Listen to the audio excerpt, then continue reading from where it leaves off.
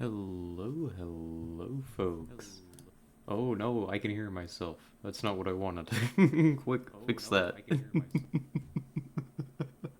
That's no good. Oh god. How'd that happen? I mean, well, I know how it happened. But how did I let that happen? What kind of unprofessional,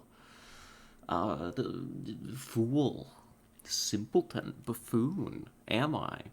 The mod view was unmuted. How dare I? It's okay. We're chill. We're killing it. We're living life. I hope that everybody's doing well today. I know I am. Having a good time. I'm feeling energized. I know. We just got done over on Meizu's stream playing some wonderful games of the finals. Got to hang out with her and Tet. I'm pleased. We killed it. We won. And you know what? That put me in a mood. A mood to kill people. So that's right. We're playing some Hunt Showdown today.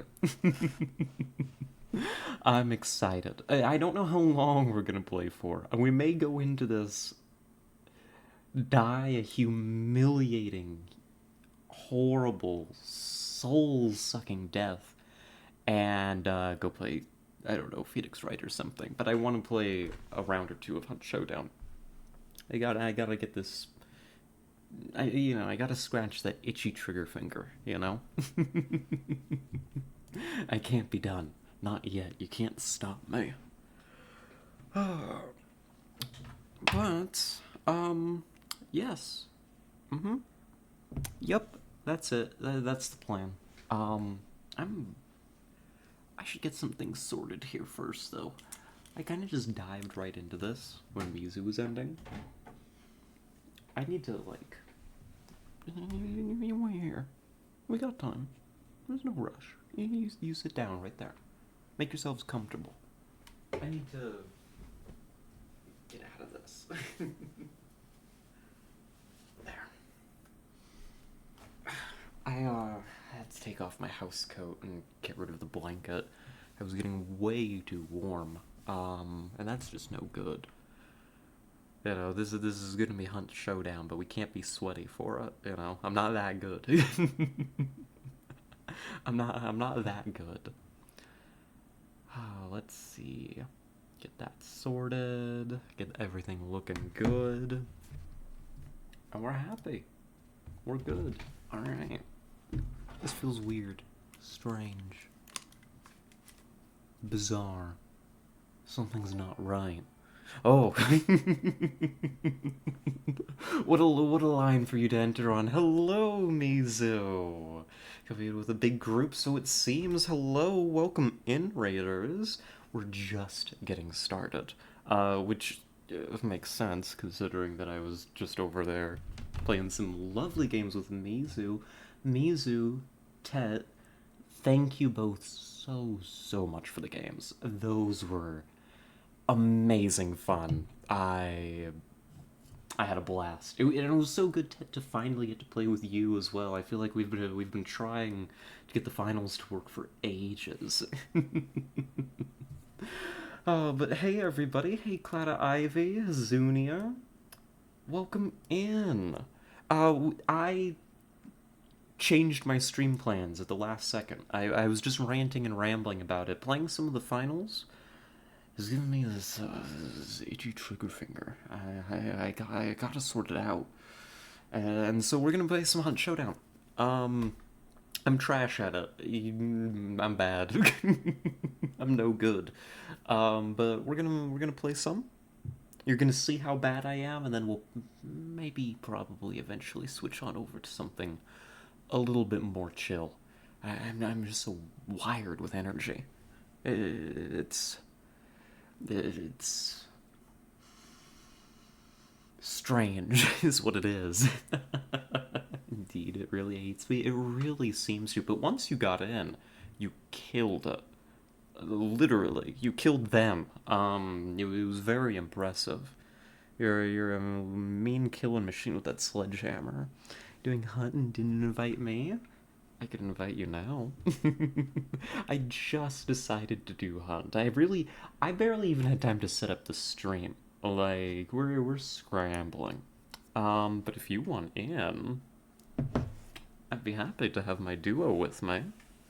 I mean, I think my best games of hunt still have been with you, Tessa.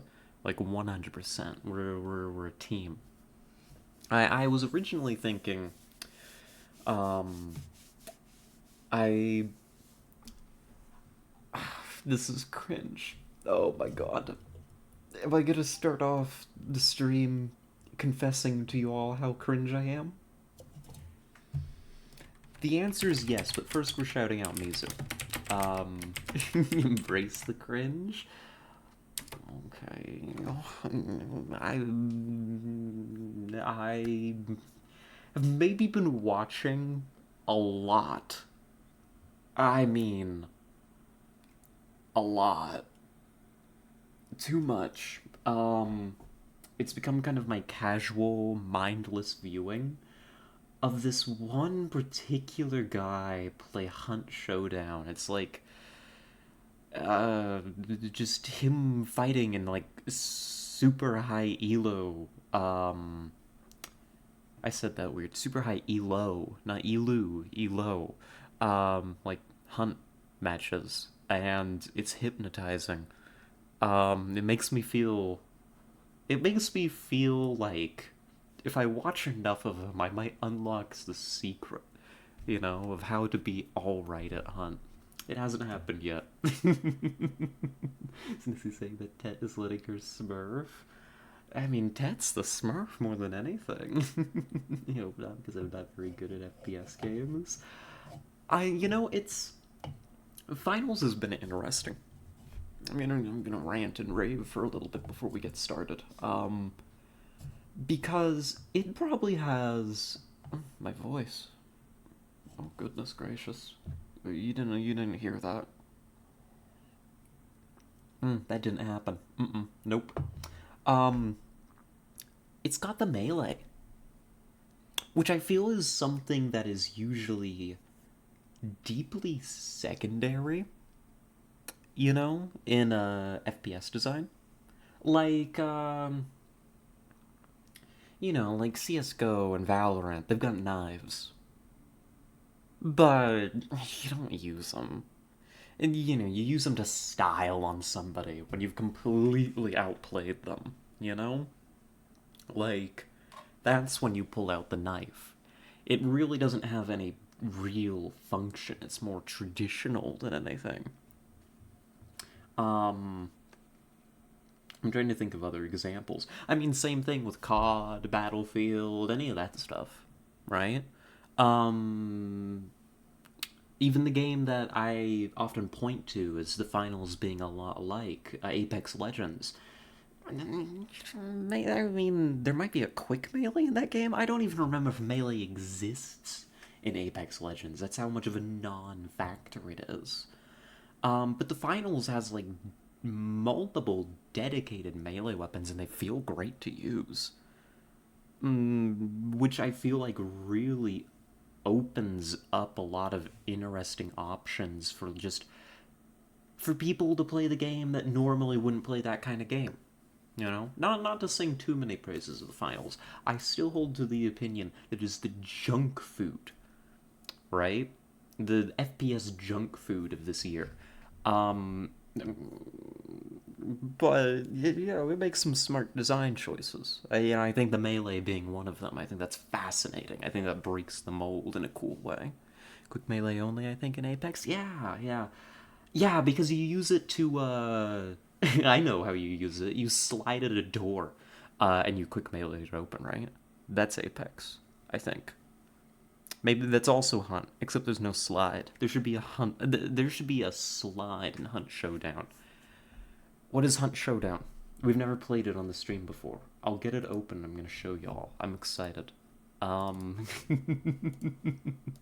you tell I'm a little full of energy today? I realize, we might not have a couple new people in with the raid because Mizu, you got that big raid before from Boom, right? Very cool of Boom. I should introduce myself. I never introduce myself. I should take a leaf out of Mizu's book and learn that. Hello. We're Scarlet. Finger guns. Snapping my fingers. Yeah, I have no idea who you are. Me either. I'm making it up as I go. I don't know what kind of streamer are we. Actually, I've realized I've never done like a proper like introduction besides like, name, pronouns, new phone, who dis. I don't know. Tell me, who am I? Who? Hold on. Who are you? I could have voice acted Baldur's Gate 3. Literally got a last microsecond steal. Nice. Good to hear it, Tessa. Hi, hello, hi. Salutations. Marhaba. Kifak. Yeah, we play video games. Well, actually, that's not true. I just lied. That's the first thing you should know about me. I'm a liar. Second thing you should know about me, we don't actually play video games here. We pretend. You see, there's games on the screen, but usually not much is happening in them, and I'm just ranting and rambling like a crazy person. That's just the kind of girl I am. Don't worry about that. I ain't gonna hurt you. Probably. So long as you're not one of those VOD watchers. Gross. What did you call me? I said hello, how are you? That's all I said. Ow! Oh. I hit my elbow. Not gently either. That was a genuine yelp. Oh. Good. Yeah, I guess I have that one coming, huh? Sniper Tessa strikes again. Yeah, she's got the power. She's got the power. God, I need to watch out. I didn't realize she could just reach out and touch me like that.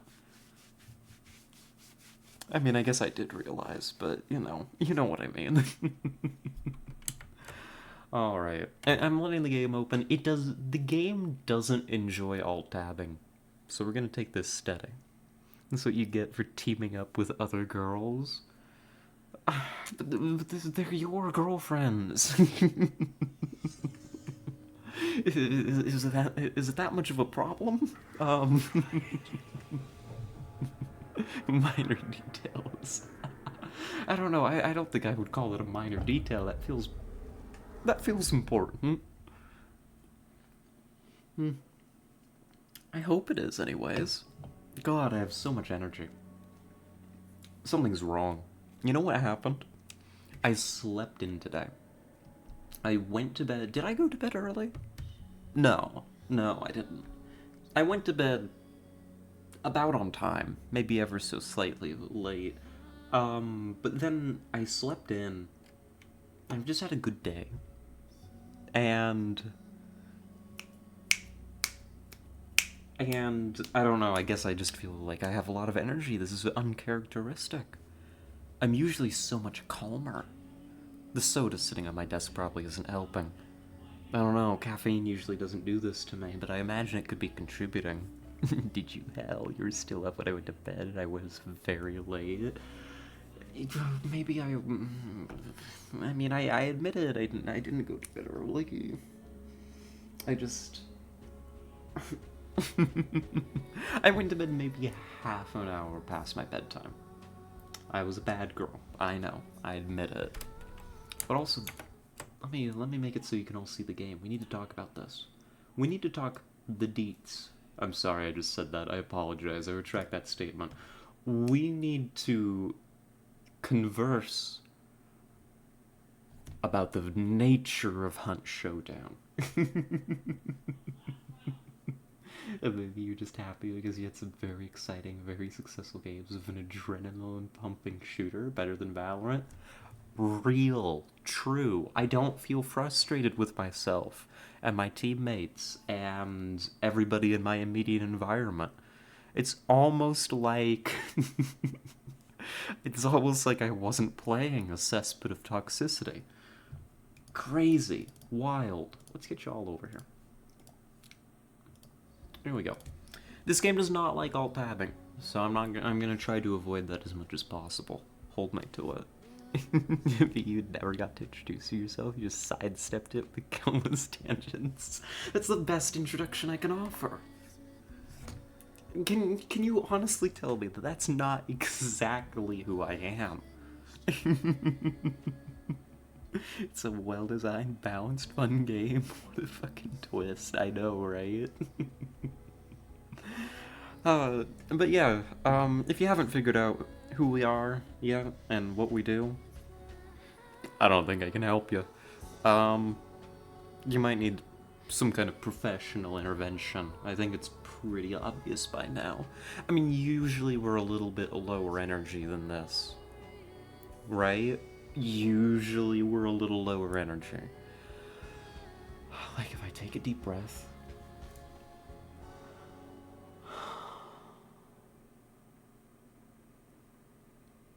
and chill, like this is about the level I think that we're usually at.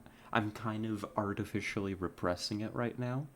Because really, I just want to be talking like this. I'm still kind of pumped up. If you haven't dropped a follow yet, you're banned. Get him out of here. Bouncer? Bounce him. But hopefully you can all see this a lovely game.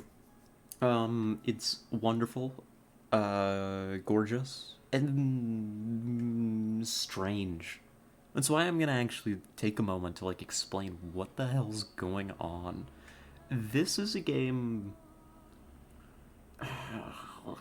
I've glanced Hunt Showdown's way for years now, I feel like. You know, I've looked over and I've been like, that kind of looks interesting. You know, thematically. Kind of sounds like it has a very fun premise, you know? And then I'd look at the store page and I'd be like, it's a battle royale that I have to pay to get into, and it's got a huge page of DLC, and that's intimidating. And so then I'd look the other way and I'd go back to whatever else I was doing. Wow, what a mistake that was. What a mistake that was. I do have to give credit where credit's due. Tessa did get this for me. It's a Christmas present. It was very, very sweet of her. But this is like... This is unique. This is a treasure of a game. It's brilliantly designed. It's... I don't even know where to begin. Fun fact, fish bars don't have bouncers. We have what we call in-throwers that do pretty much what they sound like. In-throwers. Do they throw you in something? The more concerning question is, what do they throw you into?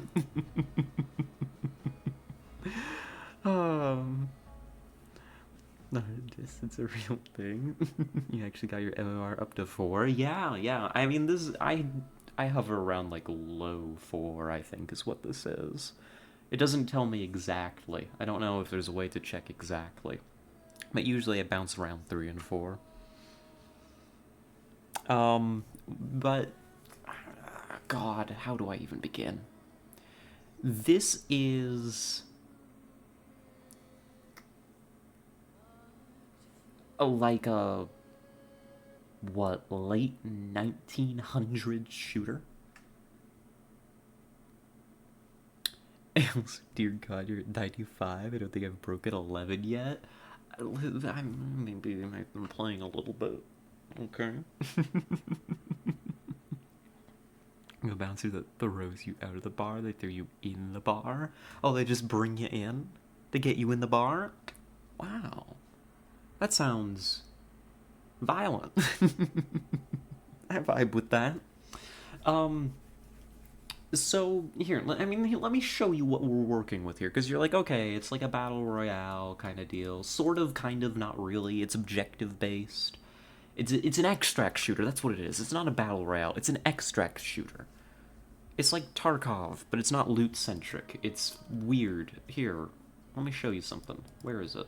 Here's my roster. Here's our guy that we've been staring at. Let me show you what we're working with. This is this guy's main weapon right now. This is a... I don't know how you pronounce that. This is a gun from 1892. A Berthier. It's a bolt-action... mouse gun.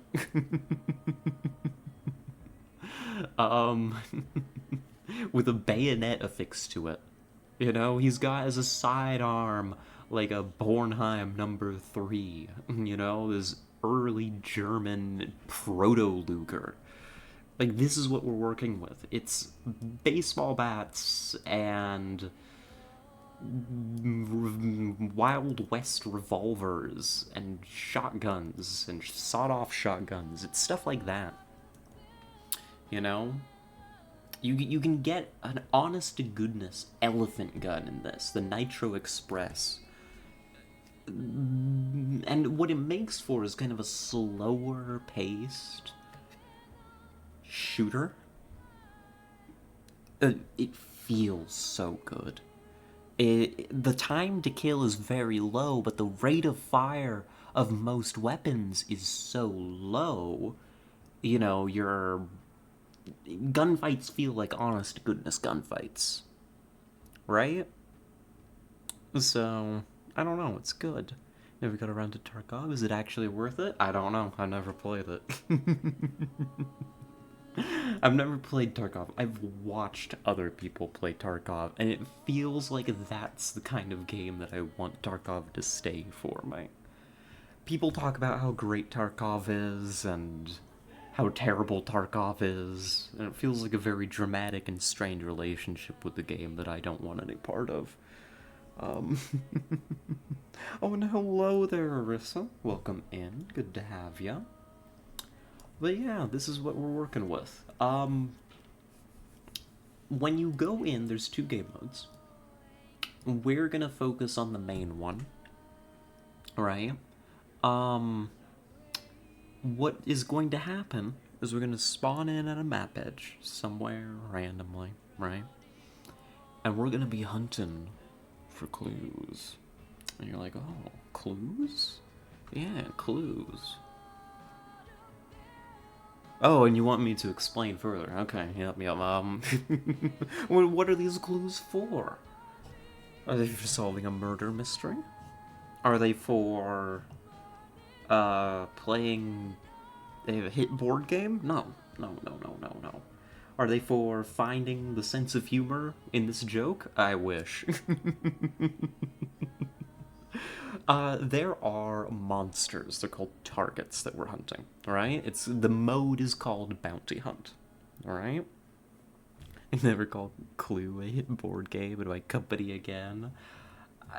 I only called it a hit because everybody knows what it is. It's a popular distraction. True.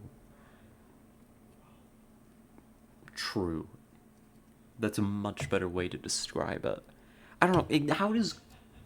I've played Clue. Hold on, we're getting sidetracked again. We've played Clue. How does Clue work? Does it? I don't know. Like as a gay lawyer, Tarkov style? Yes. Do you, but this Argus looks pretty LGBT? Yeah, canonically bi. Argus Erland here. Argus here, he's a killer. He's a proven killer. He's one of my sole survivors. We'll talk about that some other time. You go to rooms, you ask questions, you knock off a checklist, that's it? Yeah, that's what I felt like. It never felt when I played that game, because I played it years ago when I was a child. It never made any sense to me because there didn't seem to be any kind of strategy. You just went to rooms, you asked questions, you worked down a checklist, and eventually you made a guess. And there never felt like there was any game, which I guess is the popular distraction, but yeah. You're so gonna lose him now that you said it. Yeah, he's death flagged now. Every one of my characters is death flagged. Every single one of them. They're all gonna die. That's what we're here to do today, is just find out how they die. Alright? It's like Project Zomboid, you know? The best strategy for clues to go directly for the middle and just make a guess. Yeah. Like, are there even consequences for doing that? I don't know. Weird game. But, just, you know, it goes to show why I haven't played it. If you're wrong, you get to stop playing. So there are no consequences, and only rewards. I wish we could have played this together. Maybe. Honestly, I just booted this up on a whim just now. So I wouldn't rule that out, Arissa. I just got out of finals and I was like, whoa, I gotta keep shooting people. But yeah, I want to do like a round or two and see how we're feeling solo, because I haven't ever... That's a lie. That's me lying again. I'm sorry. Once upon a time, I did a solo bounty hunt. I died horribly without killing a single person, but it was incredible. I haven't gone back since. She didn't invite me either, so don't worry. I mean, I know it's a lame thing for me to be like, but, you know, when I invited you later... yeah, no, that's lame. I shouldn't even say that.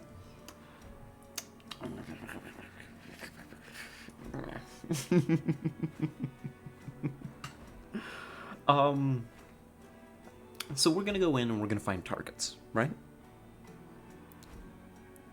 We're gonna go in, we're gonna find targets. These targets are great, horrible monsters that stalk the bayou. And by the bayou, I mean like one house. But they're a menace to society, let me assure you. We're gonna go in there and we're gonna kill them. Or rather, somebody else is probably gonna go in there and kill them, and gonna start banishing them. When they're done banishing, which essentially broadcasts to the whole map, yo, people are trying to banish here. When the banishment is done, there will be two, they're called something. We'll call them bounty tokens that drop from the monster, right? You can pick one of these up and extract with it, and you get the big bucks. That's what we're here for, folks. You get the big bucks if you get out with one of those. It only drops two, though. Right? You will call them bounty tokens, because that's what they're called. Listen, I had to hazard a guess, okay? Won't cover because of that voice clip. I gotta keep shooting people in a trial. I'm not sure how we're supposed to defend you, Nessie. It's okay. I was undefendable to begin with. I'd need an ace attorney for a case like that, wouldn't I? I'm sorry. I'm in a dreadful mood. But you go, you pick those up, and you try to get to an extract point and leave. You're like, oh, cool, simple.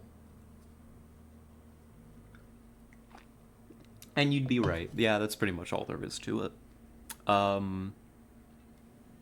It's just the whole experience, without being overly complicated, the map design, the gun design, the whole atmosphere of the game, it all comes together to create just a beautiful, wonderful, dreadful experience.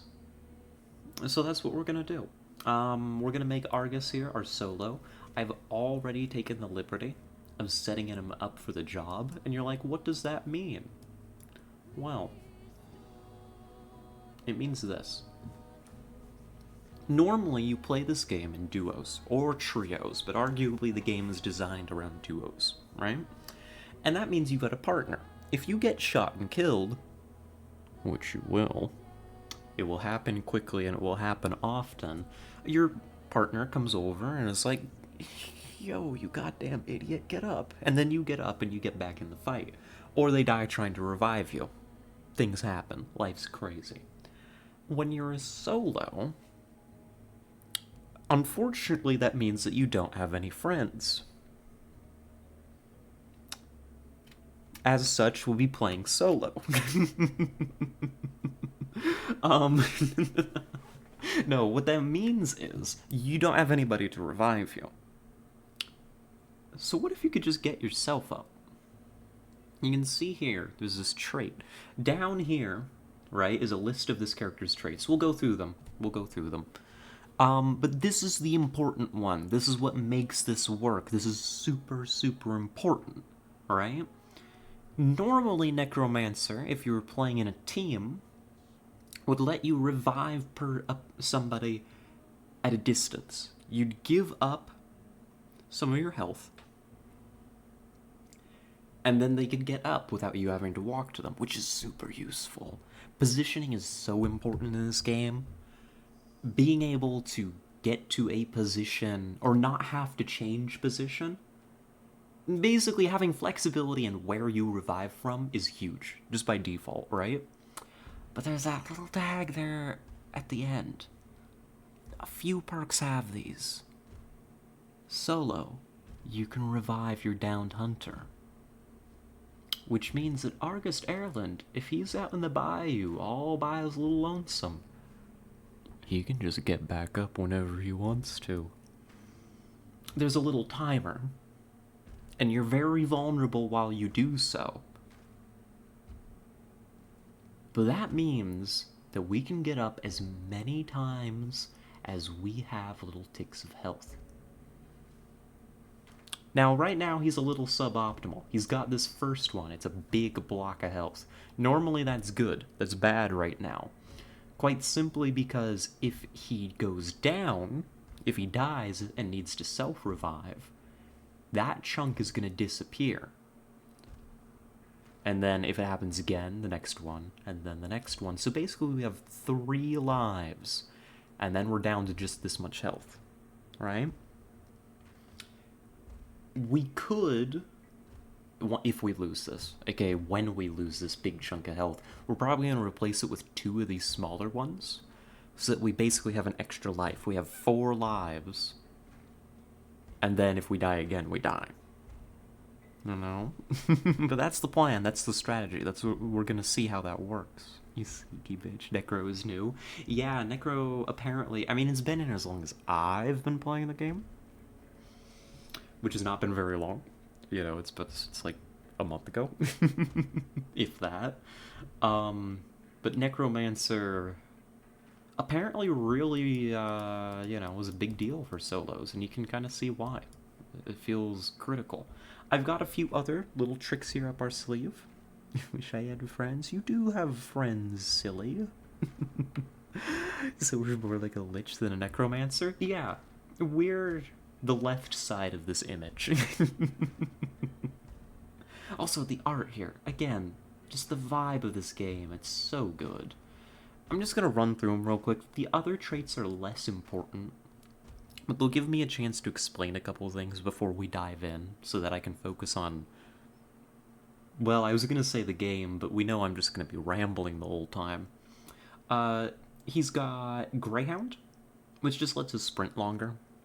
You can technically sprint as long as you want, but after a certain amount of time, full sprinting, you kind of slow down into like a half sprint. You start panting and just being like, oh god, I've been running for so long, I'm tired. And that sucks. You hate to see it. So we've got Greyhound, because it's a great perk. Did you win yet? Mizu. I got the game open. That's a win in my book. We've got a doctor here. Doubles the amount of health restored by first aid kits. What I learned, right? What I learned from watching this one guy, his name's Hornet on YouTube, by the way. Absolutely cracked out of his goddamn mind. Like, it's therapeutic content to watch. I recommend it wholeheartedly. Is that if you want to win gunfights, you want to keep your health topped up, and you hear me say that, and you're like, you goddamn idiot, that's a rule for, like, all FPSs. Well, I'm just learning it now. Doctor is going to help us do that in a resource and time-efficient manner.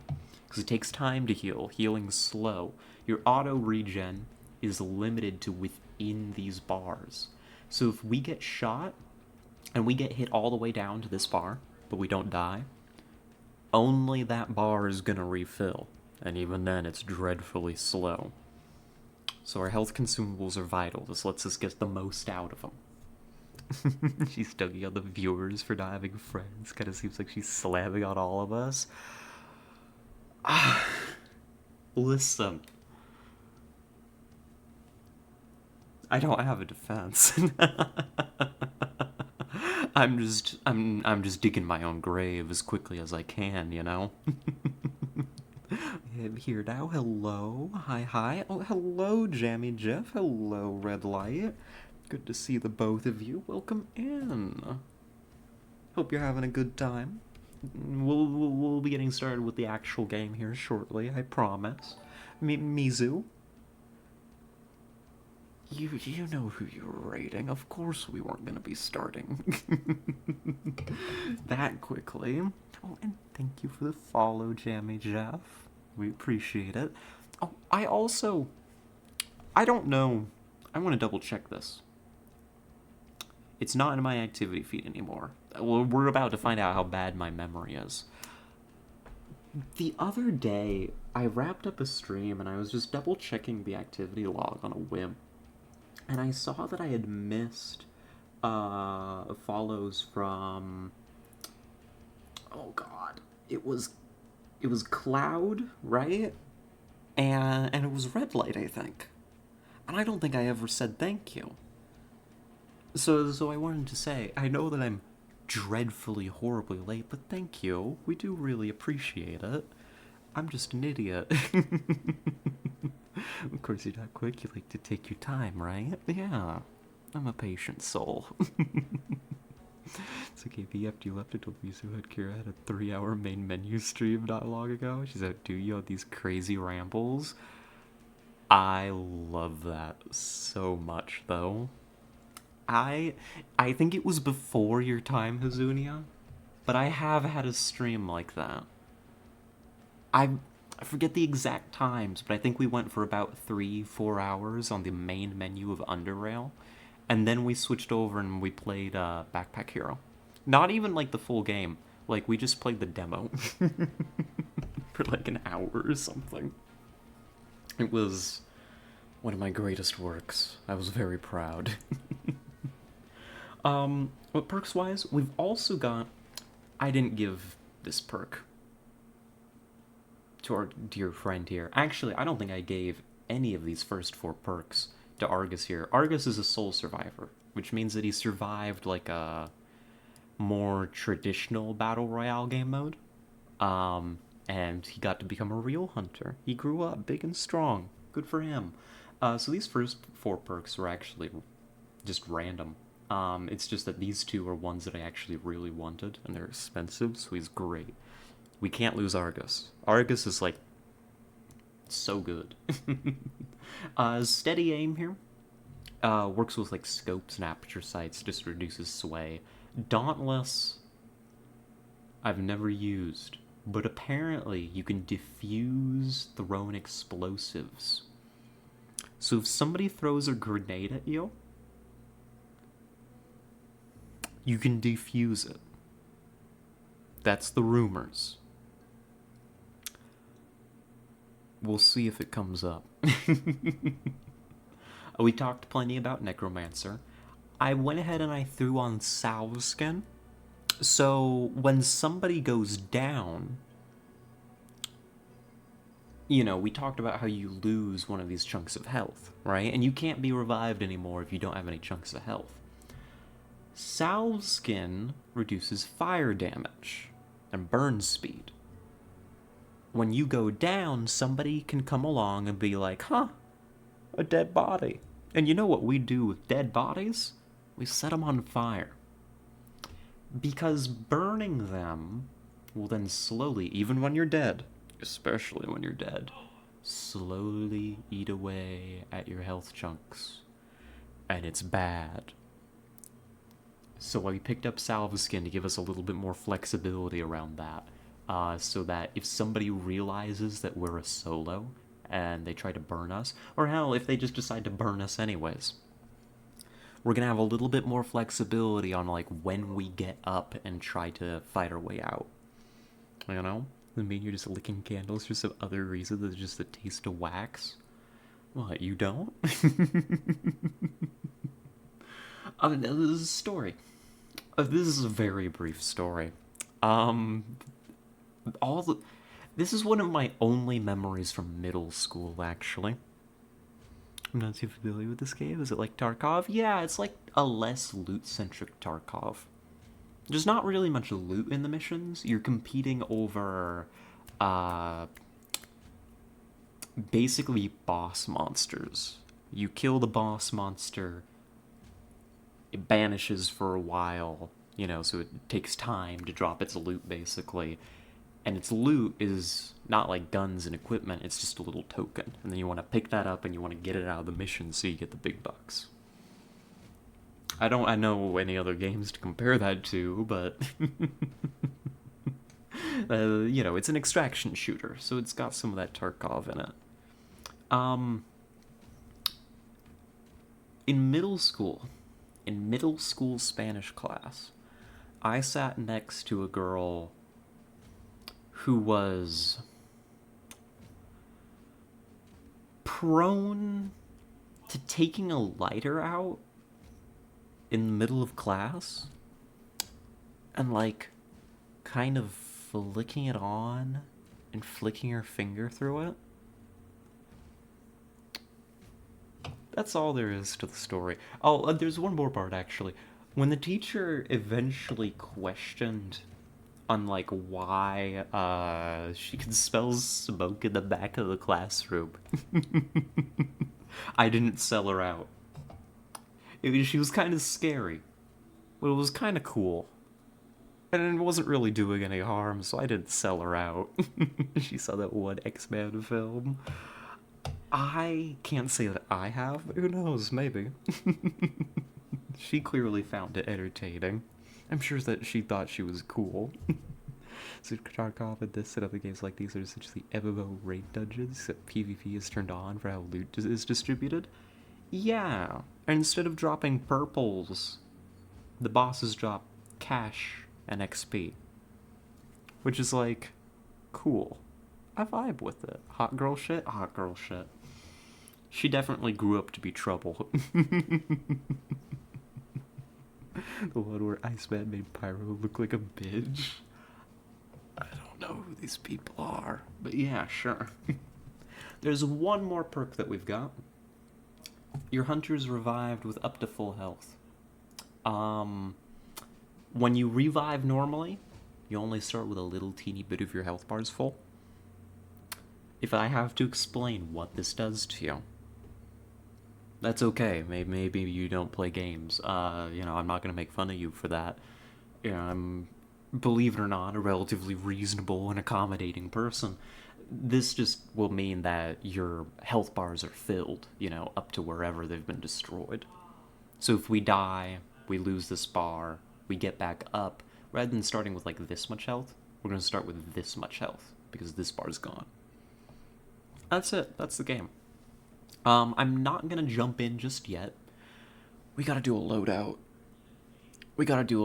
And so we gotta talk business here. All this stuff is stuff that Argus stole. He picked it up in the Bayou while he was fighting for his goddamn life. So it's all marked as contraband. That's fine, I don't care that it's contraband. That just means we can't sell it back to the shop.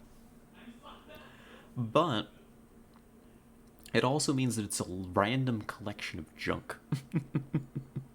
You know, Iceman 1, 2 increases a card's cost by 1. Oh, Iceman!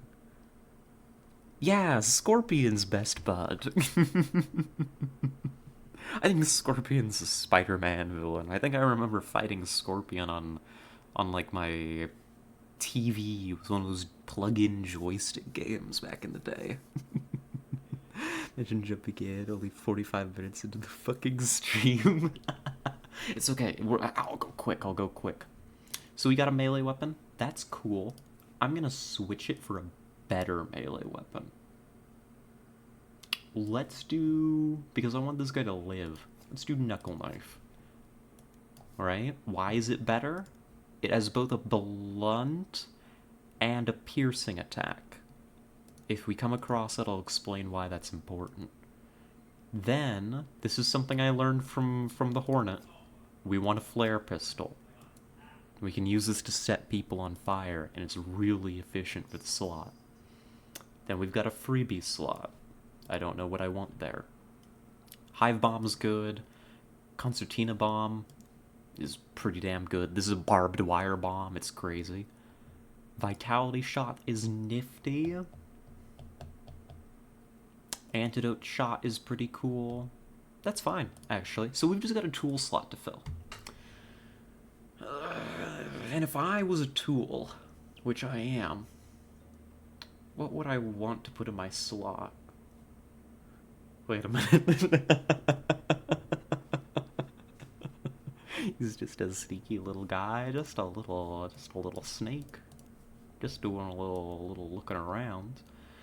I'm regularly prone to, like, traps.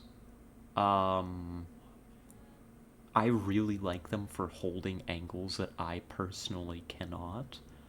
But that's usually, like, in team play where, like, we're likely to push in and be the ones to take out a bounty target. I don't know if that's gonna be us.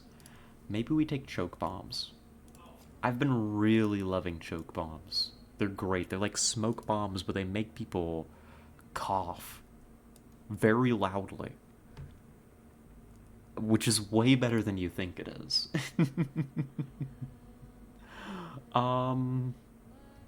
We could take the Bornheim out. The Bornheim Extended is pretty good. We could also grab a Lamat. The Lamat is both a revolver and a shotgun. Do poison traps to safeguard your back. Maybe. If this guy survives, we may swap it out for that. To watch our back. We're gonna play it by ear. I feel like the choke bomb is flexible. And then... he's got a thing that makes scopes better. But honestly, who cares? We'll take the Berthier. It's a nice gun. I don't think that I want any of the alternative ammo that we have unlocked, so we're not going to even talk about them. And that's how we're gonna do it. That's us. If we play against teams of 2, I'm not good enough to play against teams of 3. Oh, incendiary ammo. It wants me to deal damage using incendiary ammo. No. Dumb game, I'm not doing it. Not worth it. We'll get out there. We're gonna go kill it. When we play against anyone competent, I'm screwed. That's the story of this. If we play against anybody that knows what they're doing, we're gonna die horribly. Because there's no, like, solo queue. If you want to play against, like, 1v1, v1, v1, right? Everybody's on their own. You play Soul Survivor. It's a different game mode, right? That's not what we're doing. We are going to be pitted against teams of 2. Probably some other solos. There's a lot of solos out in the Bayou these days, right? On account of the Necromancer thing, I believe. So there might be other solos out there, but the game is totally allowed to and encouraged to pit us against teams of 2, which means double the guns against us. They're able to revive each other, play around each other's moves. We've got to be good. And I'm not. think is anyone incompetent, she's screwed. She's have some faith in her. No, no, no. Jabby Jeff, it's okay. I am incompetent. I am. I'm not that good. But we're gonna do our best. And I feel like, I feel like it'll be fun to stream a match or two with me dying horribly. You know, and so I can kind of explain the thought process here, and then I can look back on it and be like, what the hell was I thinking? Glass half full, you're better than I am, hopefully. Maybe. Alright, but here we are. The map is broken up into 2 chunks right now. You know, this is different every time. Of course, it's Fort goddamn fucking Bolden. I swear, it's every single time. We are in Zone 2, which means that we are hunting the Scrapbeak, which has some implications. There are animals around the map, like those crows. If you make too much noise near them, they're gonna spook and fly off and be like, yo, hello everybody in a 20-mile radius. This is exactly where some idiot that made too much noise is. There's dogs over there. We don't like dogs. I mean, we love dogs, just not those dogs. Those dogs are very mean. Don't think we've ever lost this map, though.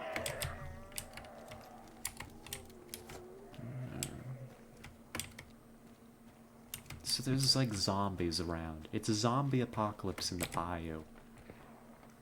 And it begins. Where's my clue?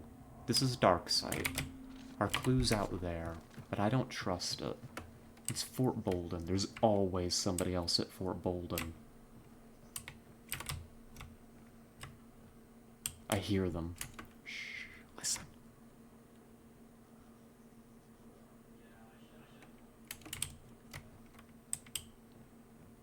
They're out that way, but I can't do anything about it. That horse is alive.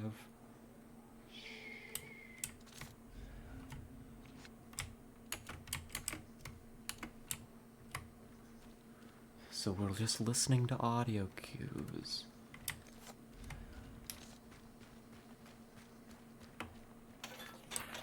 Right? Audio is mostly how you track your enemies in this. You'll hear the enemy before you see them. Which I'm realizing, given my tendency to rant and rave and ramble at literally every opportunity.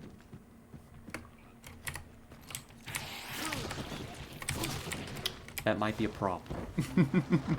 But here's our clue. You're gonna see this narrows down where the target could be. And then we leave. We move on. There's nobody else at Fort Bolden. W. We'll go on to Darren's Shipyard. Darren's Shipyard's cool. Where's that clue? Towards the back. And this is it. Somebody was nearby. Clue was red. No, clue was white. It was white, right? Stream snipe seal. Hello, Doctor.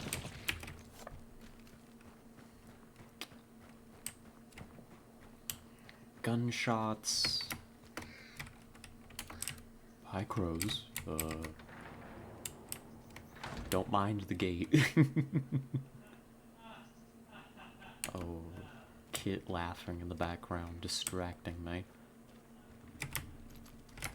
There's our clue. No, it was definitely white. The clue was definitely white. We're gonna loop around far. The clues are also very noisy, I thought, when there's somebody nearby. They're red. And that clue hadn't been touched. Its center was intact. I think it was white, too. So you're making me paranoid. You're making me think there might be bad people out here in the bayou. Ah. Somebody has been here. The center is sunk through. That's not surprising. We heard some shooting from this area. They have probably moved on. Because if that was their first clue, right? They would have realized that it's this way. We're going towards Reeves Quarry. Avoid the horse. You're doing it intentionally, Tessa. Goodness gracious. That's not close. That's probably around here. I'm trying to get better at judging what guns are and where they're coming from. That sounded like a shotgun or maybe a high caliber rifle. One shot. Follow-up shot, smaller. Maybe very far. Let's go to Lower DeSalle. That's my favorite place in the whole wide world. It was certainly a gun. What monster's the second silhouette? Oh, we're in the wrong zone. That's the scrap beak. That's what I thought we were hunting. Cash. Cha-ching. That's the scrap beak. It's like a bird, but it hoards everything in its environment. So the dogs. The grunts aren't a threat. I just don't want to attract dogs. Don't worry about me, Doc. If I ran after you, the dogs would find me for sure. Dogs are dangerous enough that I'd have to shoot them. That's why we're not engaging them. Never had it come up? Gotta play more. The scrap beak is cool, but now we're hunting the butcher. Kit, be quiet. Yeah, what the fuck is right? Yeah, what the fuck is the butcher? We'll find out. Where's our clue? Right in there. Right in that building.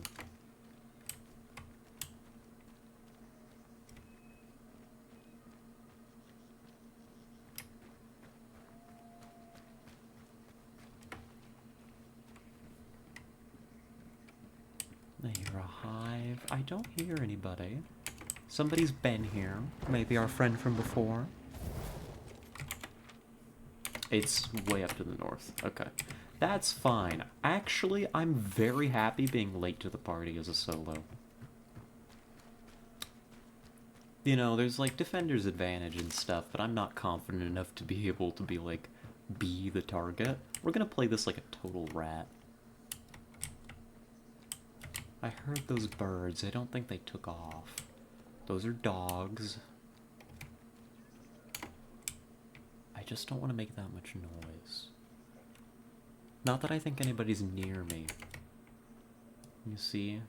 Those puppies. Those are nice puppies, except for the fact that they'll bark if I get too close to them or make too much noise. Shot northwest, maybe by 3:30. Second gun. Different gun from a different position, 345. High crows. I fucked up. I was looking at the map. Which means we're changing our heading.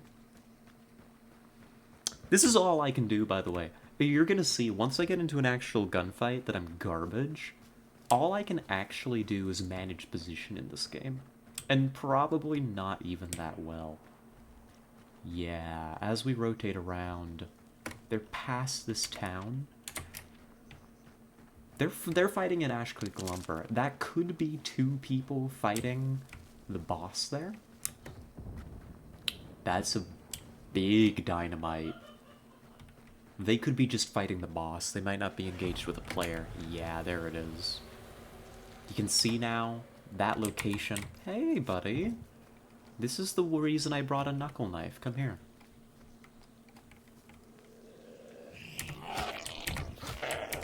That's an immolator. That was an immolator. If you hit them with a piercing weapon or shoot them, they get super mad and they like explode in flames. Really putting those ears to work. Thank you. You're great at positioning, Spy. So we got the 75 win rate together. See, you bring the shooting and the actual competence. I just find people. So up here, this is Ash Creek and Lumber. In that complex over there is our target. It's in the center. And they're engaged. That's good. We take advantage of that. Let's get the lay of the land. Armored. Let's move there. The fighting's on the other side. Let's clear some of this out.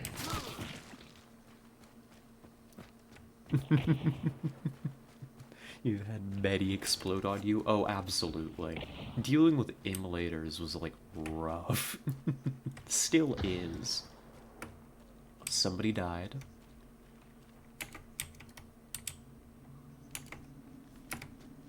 Let's go die ourselves, shall we?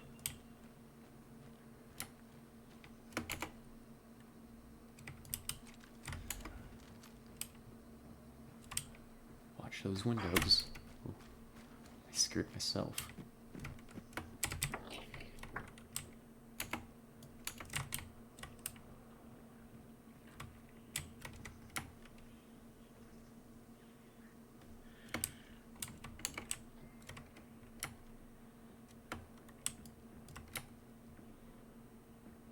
There's a door.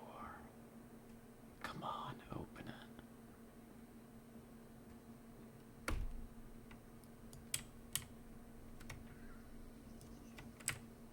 Oh, that's up. He's gonna spot me. Great.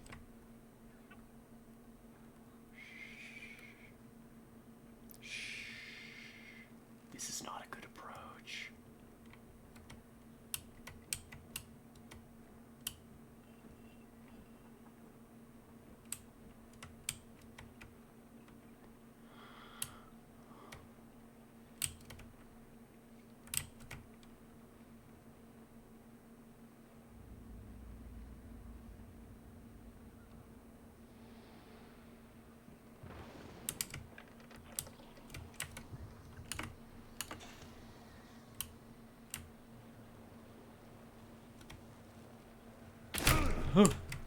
I saw him. I saw him.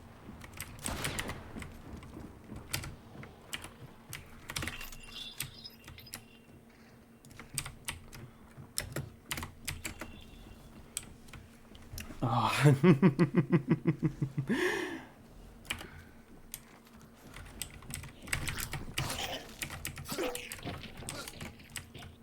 panicking. I'm no good. That's okay. They know where I was. Now I can track them. Once you pick up bounties... Yep. Can find out what they're up to. I play like a coward. Which isn't good, you know? They're deeper in the building. I gotta listen.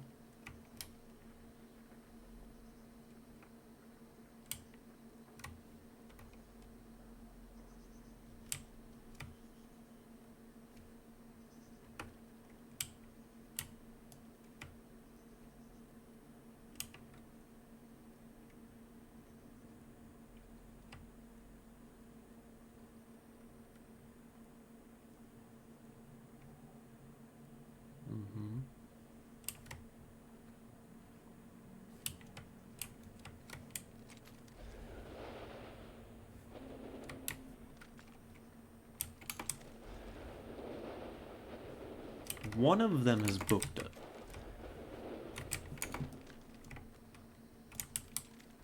Is that both? Oh well. This is where they killed 2 people. And we live to fight another day, folks. That's how we do it. We loot their kills. Yep, that's both of them. They just ran. Sneaky stealth time. That's right. And I can chase them, right? We know where their extract is. They're going for this. They're gonna have to go through a whole other hunt area. Which means I just have to follow in their wake. They're playing split. I just need to follow in their wake and maybe get them. They run into another team or something nasty. I shoot them in the back. That's the idea, anyway. It ain't gonna go down like that. Give me the second monster, but solo. I'm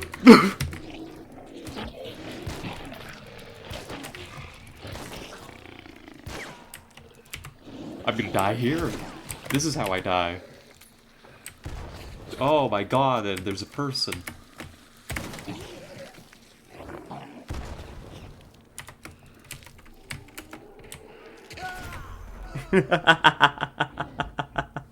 Play smart, let them do the hard work. I did the hard work myself.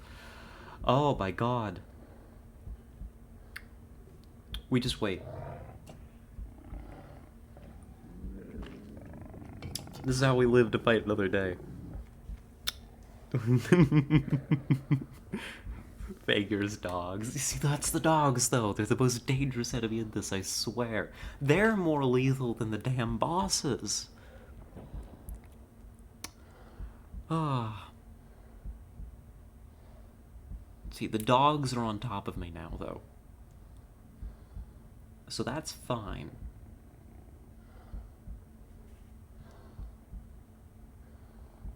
So yeah, that's the game. That's how we do it. Revive time? I mean, we could revive whenever. I ain't going nowhere fast. Because when we get up, we've got to fight the dogs. Which means when we get up, it's not going to be quiet. So I want to give them... I want to give our killers some time to, like, move off and probably hunt those other people. Yeah, so you noticed there was more than one dog was priceless. You see, I saw one dog kind of off on the road, and then I saw one dog around a corner, and I was like, oh god, I don't want to have to shoot a dog here. And then I saw 4 dogs, and it was like, what the fuck?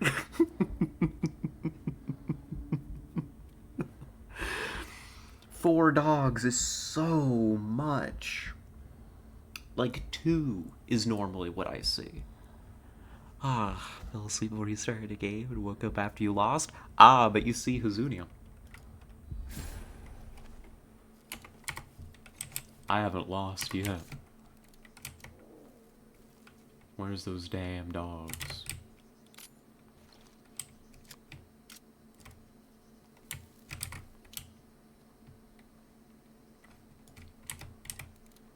Listen. It's bad news out here in the Bayou, I'm telling you. They got zombie dogs. They got zombie people. They got zombie bees. I just want to go home.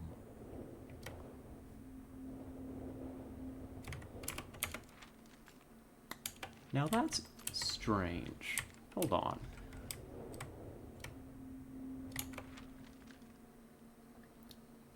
They're down there. Have they changed course? Or are they going for another bounty? Oh my god, they're going for another bounty. There is an argument for us to just leave at this point. But we got 2 lives left. Not the zombies. Yeah, I know. Literally, they've got zombies. I'll show you when we find one. I mean, there was one around, but we never really got a good look at her. They're these hives. They're horrible looking. I used to think that they were very dangerous, and then I learned how to actually deal with them. Funny. Ah! That is... that way. That's bad. We don't like that. I didn't get a good read on him.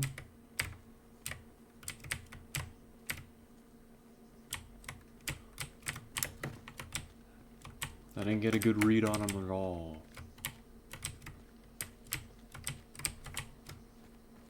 I don't like that.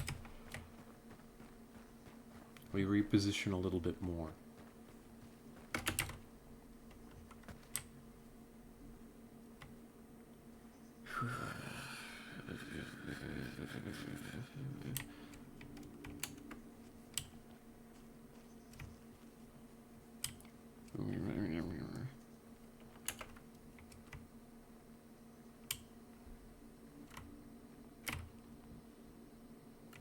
Now, I hear dogs again. God. Now, here's the thing.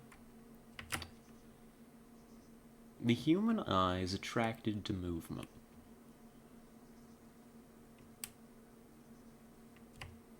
But you never know when somebody's drawing a bead on you. And when somebody's drawing a bead on you, you want to be moving so that they have a harder time hitting you.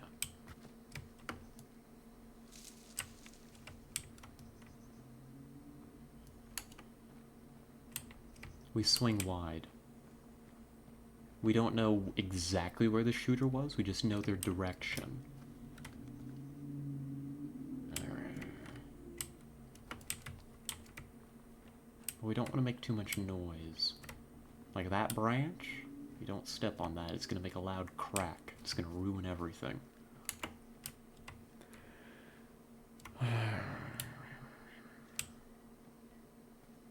Now, they've probably had the same thought and they've repositioned. But sometimes you just hope that you outplay them.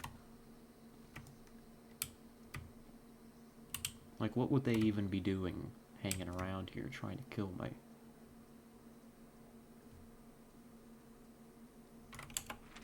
Who knows?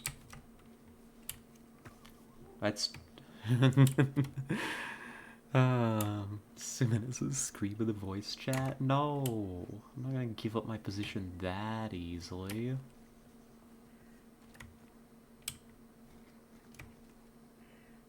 Oh god, I just never got it. Birds. I never got a good bead on where they were, and now I've completely lost them. I'm circled around. Their original position was probably somewhere here. They're gone. They got out of here. That's fine. Where? Hey! Guess what's back on the menu? Guess who came north?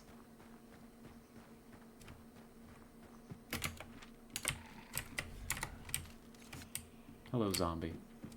I'm gonna kill you. Hello, zombie. I'm also gonna have...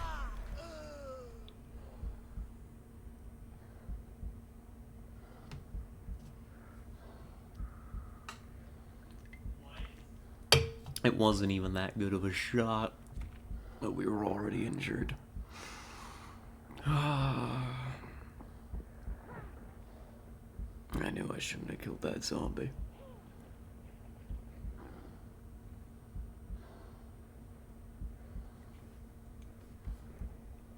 We got one life left.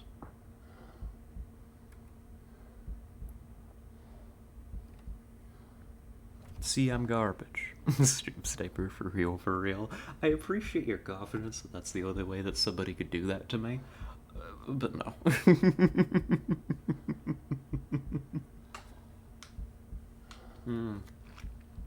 So they killed me with a contraband 1886 Talon. Label 1886 Talon. We just gotta listen.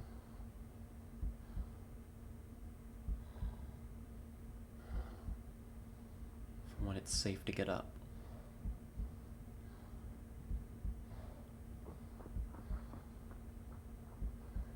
You see, it's not safe to get up. That was the zombie that killed you. I'm not that bad. We were mid-swing against a zombie.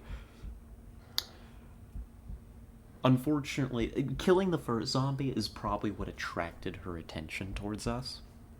And then we just got shot in the back.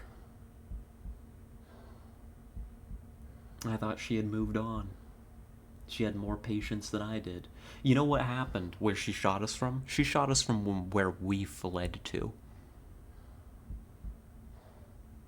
That's a lesson learned. She shot us from where we fled to. She pushed our old position like we originally waited for.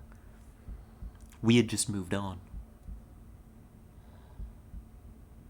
Essentially the same case where we defended Bayou in.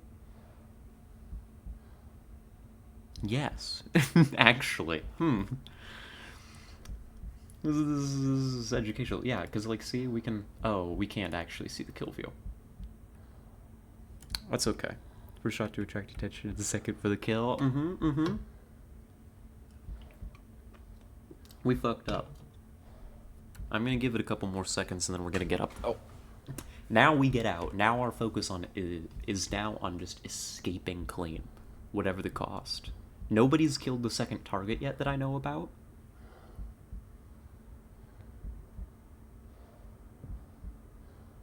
What the fuck? Something was making a lot of noise out there. Get up, I need to see what's up.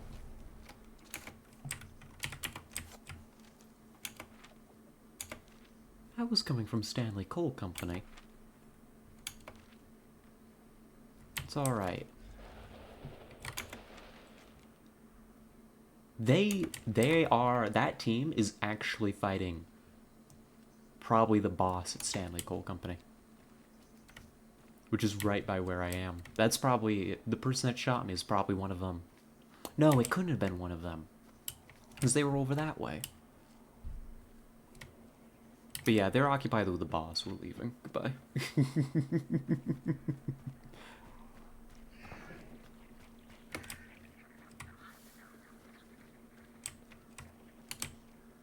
It ain't worth dying for. It ain't worth dying for. Shh, don't do it. You don't wanna. Don't worry about it. Stanley Coal Company, where the Stanley Parable is based on? Yes. Actually, canonically, that's where the game happens, is that building. It would explain a lot. Alright, our extract is due north. You can see it, it's that steamboat right over there. Nobody should be after us. We'll be fine. That was a rough run, but we're alive, and that's what matters. Extract, you've done nothing. I've done nothing but die twice. You're right. We just gotta live now. I'm a coward, okay? It's in my nature. But then we get out, we restore our health pool, and we go in for another attempt. Right? We've established this guy's death flagged. You know? He's busy being bi out here in the Bayou. Which, you know, is only a side character trait, but still. We can't let him die that easy.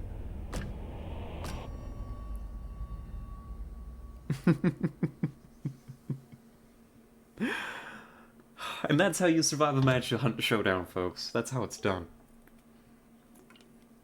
That went even better than I expected. That's how the pros do it, you know? Oh, that was terrible. I saw one person.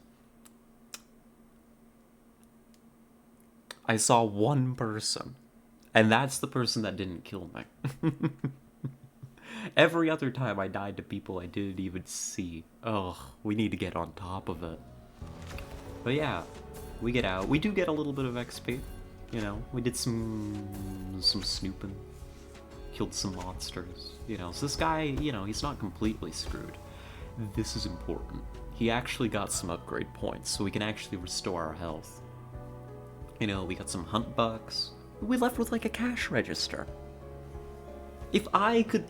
Listen, if I could go to the Louisiana Bayou, and I could leave with a cash register full of money, I'd call that a successful mission. I'd call that a W. Oh, but poor Argus. Oh, you poor guy. Listen, we gotta help you out. So, 1, 2, 3. Now we got 4 lives. Now we're ready. Nothing else has changed. We didn't go through any of our utility. We expended 1 round of ammunition. Let's just get back in there. You know, maybe this game won't have any of those stream snipers that were after us last time. I mean, that's how it happened, right? You all said it, not me.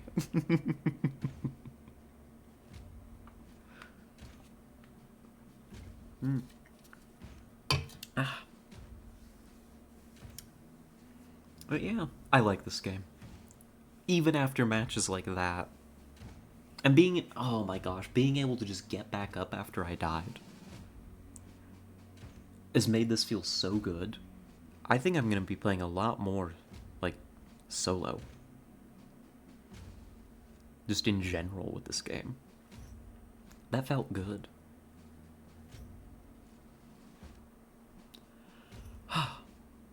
So let's think. How did we die? How did we die? We died because we engaged monsters without checking our surroundings, and then somebody else shot us while we were fighting the monsters. That's bad. Even when I don't get to play the game, I love it. I mean, yes, I like it. That felt good. Girl who got a tiny amount of money. Hey, it was profitable, though. I mean, well, not really. Their character leveled up a few times, but we had to spend every bit of that level up on health, restoration. But we made $150. I think it was a fun match. Thank you, Arissa. See, somebody's got my back. What are we dealing with? Another 2-target mission. Not all of them are like this, but this is kind of similar to the first. It's a different map. Different map. This is the other map. We're starting at Salter's Pork, and we are hunting... This is Zone 1. We're hunting the spider. There's no time limit, so let's stop her. Look at this. Contract expires in 45 minutes. I can hold you people here hostage. God, for so long. Well, that's what I... Pony, horse... Yeehaw. No, that's not the that's not the sound that a horse makes. What sound do horses make? Yeah. That's immediate engagement at Salter's Pork. Let's get in on this. That's close. They're here. Sorry, I'm gonna shut up about horse sounds.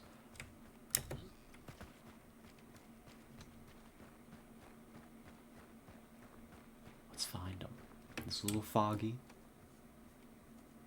Visibility could be better. There's a horse right by me. What am I working with? Was that seriously... That's at Golden Acres. Never mind. That's way past us. Never mind. That's further out. I thought Salter's Pork was way further away.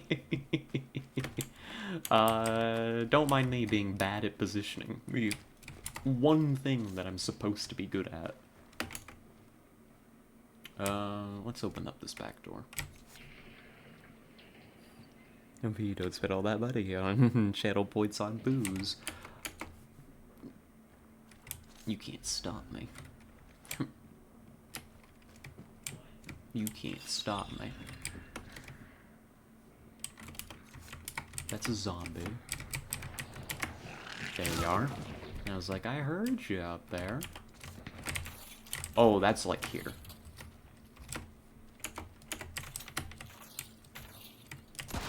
Gotcha. There you are. That's not a human being. God damn it. I was like, I know there's people in the area. Quick, shoot through the walls at the first thing you see. Goddamn idiot, V. Now you've let them know that you exist.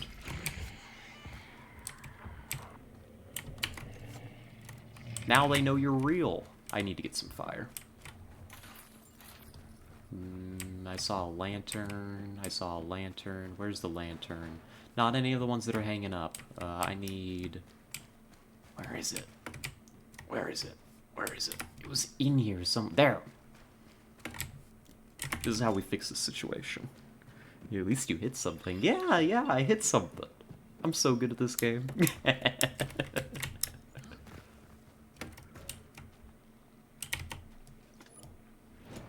This is how we fix the situation.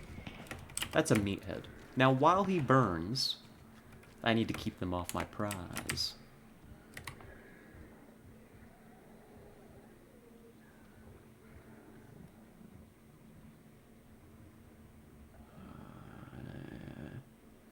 They're out there. I heard them shooting to the west. He's dead. He's not dead. Fuck. Do it again. The problem is he's like right on top of the damn clue. Where was that? It's an axe. That's helpful if I need to finish the job. Where is this? Why can I... Got it. I'm gonna go set somebody on fire. Let's do it. Wait a minute. This isn't a...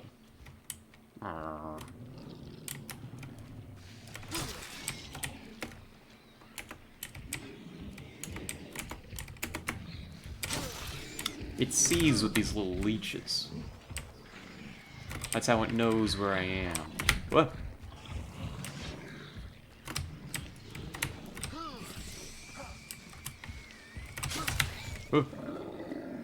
That's how it knows. It's blind otherwise. You saw it doesn't have eyeballs. It's silly like that. Ew! God, disgusting. Don't do that. Ah! In the time that I took to not even get that clue, somebody's already banishing the spider on the other side of the goddamn map. I'm retiring. I'm going into an early retirement. I'm ashamed. Was the lantern even lit? Yeah, it set it on fire. I thought that would kill it. See me playing worse than usual? So Smog, I would have guessed, we're located in LA. True. Real talk. I used to live, like, in the LA smog. I didn't even have the benefits of living in LA. I lived downwind. Down the valley. We're changing plans. The spider, so last night, crawling into your mouth. We're going to go hunt the butcher because that went so well last time. Very, very well. Hey. Dub. I can't say dub when I kill a zombie. Not a chump like that. That doesn't deserve a dub. That's a smattering of them. You know what I need to remember also? Is that I do have a bayonet. I don't need to be weapon switching. Streamer brain going on overdrive. What do you mean by that? Are you insulting me? Are you saying I'm bad at video games?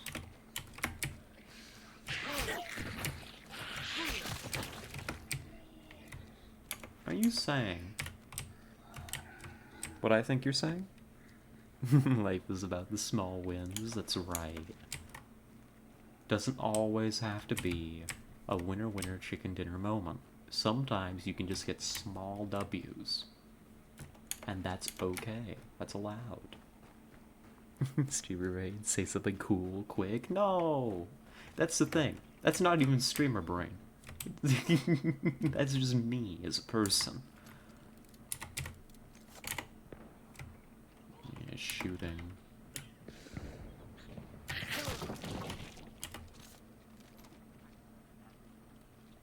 You having a good meal there? They didn't even notice. Hey.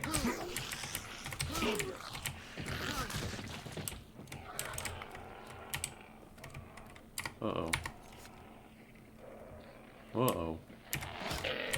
Uh-oh. Uh-oh.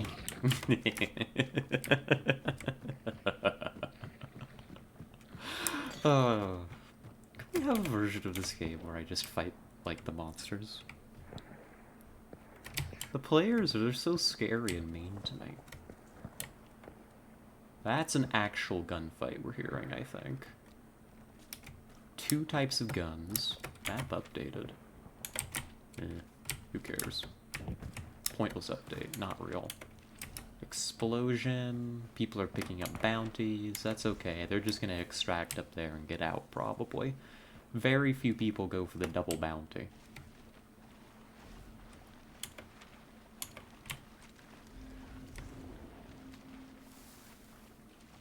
We're gonna be fine. Did you just beat up Ghost Rider? Yes, and I'd do it again. This is the trial step where you fight monsters in environment, traps and stuff. Yeah. That's close. But how close is close? Outside the fort. We're talking south. Towards Wolf's Head, maybe? I'm not gonna bet my life on it. I can't get up here. Darn it. Of course, people have been through here. That's fine. That's normal behavior.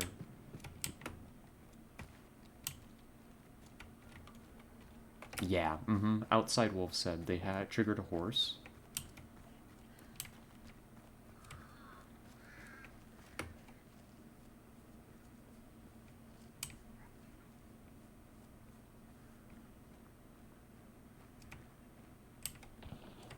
Directly ahead. Keep in mind, 210, Wolf's Head Arsenal.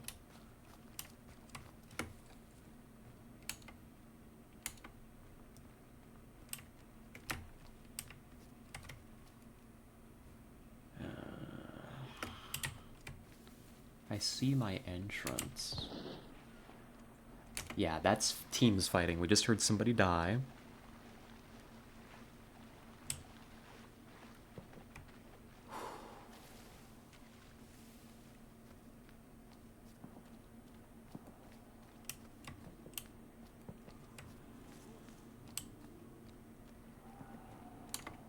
Yeah. Chickens. We're not going in that way. That's gonna broadcast to everybody here exactly where I am. So we gotta go around a little bit. It's all good. There's another meathead. Hey, big guy, don't worry about me. I'm not real. Never mind, we gotta worry about you. This is inconvenient. No, dogs, don't get mad.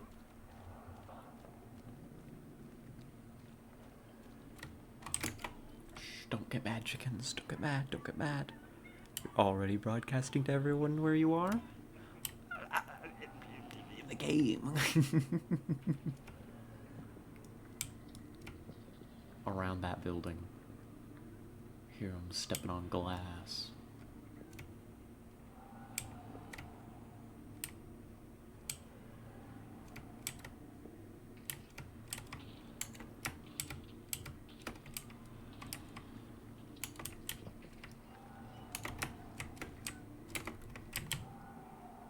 Unless it was that zombie.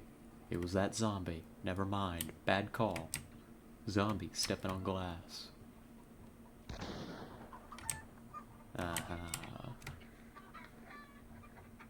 Yep, but they are in that building. That's where the shot came from.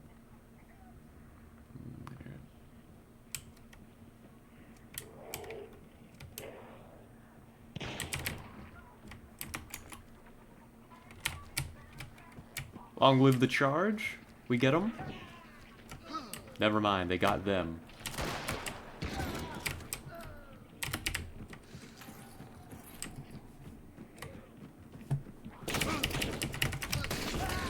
I unselected my bayonet.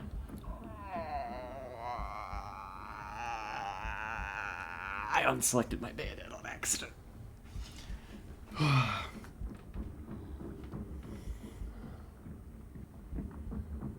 Oh, they hit me with poison ammo. So now my screen's all messed up.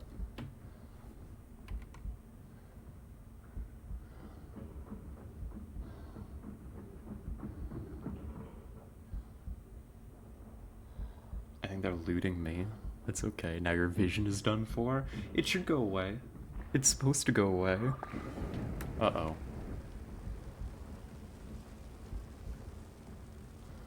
But you see, this is where the salve skin comes in.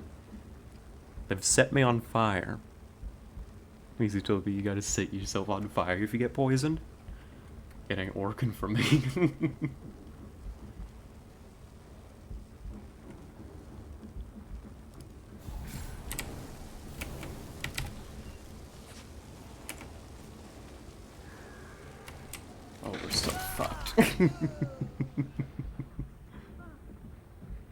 They're totally gonna burn me again for that. They know I'm a solo necromancer now.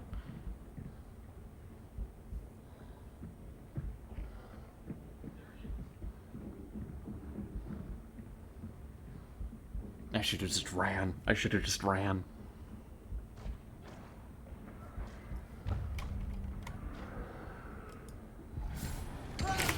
Nope. Yep, no, they know. They're just gonna watch me. Hope you got the bug I got. I did not. I'm just built different. I'm better. I say, I should have had them dead to rights. If I had not just accidentally tapped my mouse wheel. If I had not accidentally tapped my mouse wheel and selected something else, that bayonet was going right into them and that would have been a kill. That would have been perfect. I'll not use the kill view. If I do, I can't revive anymore.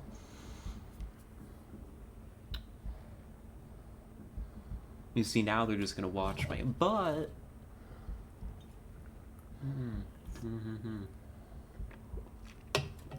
They don't know how many lives I've got left. Plus, they've got to get bored eventually, right? You see, unlike me, who can simply hold you all hostage here. Uh-oh.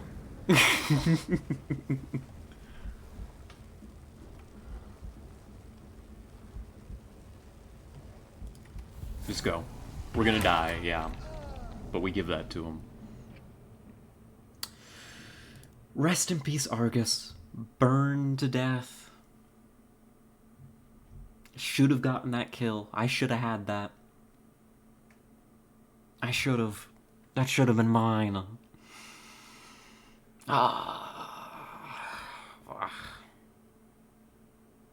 You getting so much points for doubting someone so many times? No, maybe, probably. That's a shame. That's how our first hunter dies. Pathetically.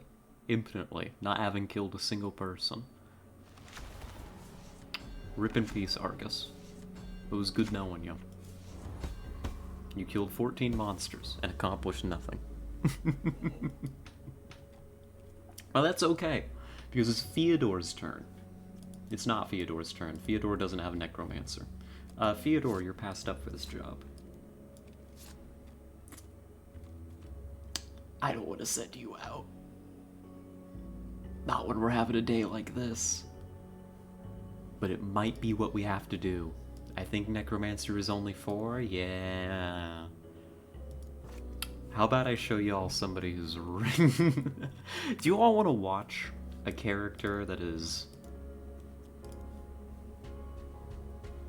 a little bit more heavily invested in die? Do you want to watch somebody that I'm rather invested into die horribly? Of course you do. Of course. Now, I'm supposed to, for a mission, damage people with incendiary ammo. So we'll bring it along, even though I think it's actually going to put us at a disadvantage. We're going to swap one of these traps for a flare pistol. I mean, we've got so much fire.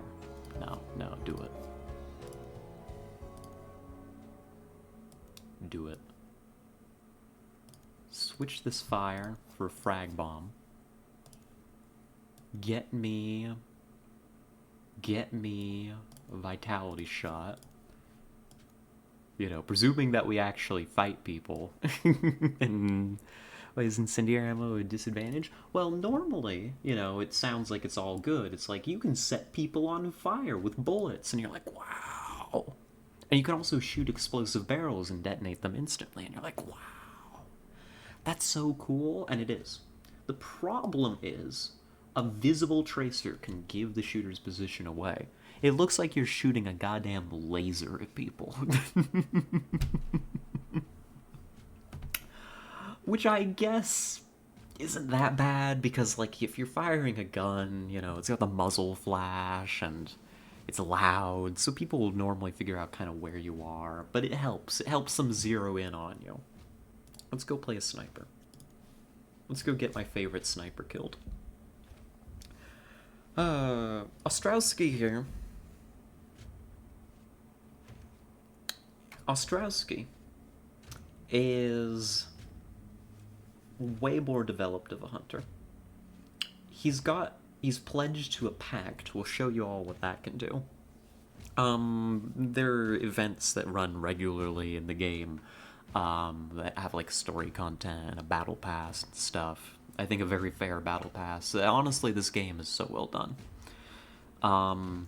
But there's always, I've gathered 3 different packs that you can pledge yourself to that have like different traits you can get.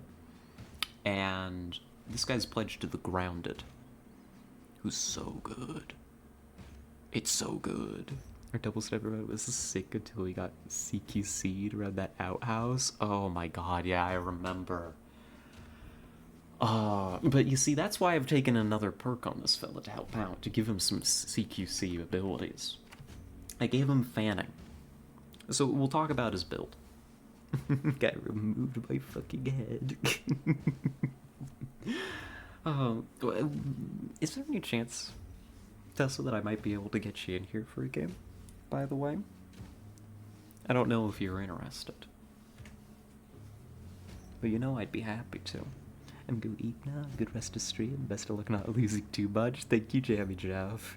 A bit too late now, I'm afraid. Aww. That's a shame. But I'll have to catch you for hunt sometime soon. I want to play more with you.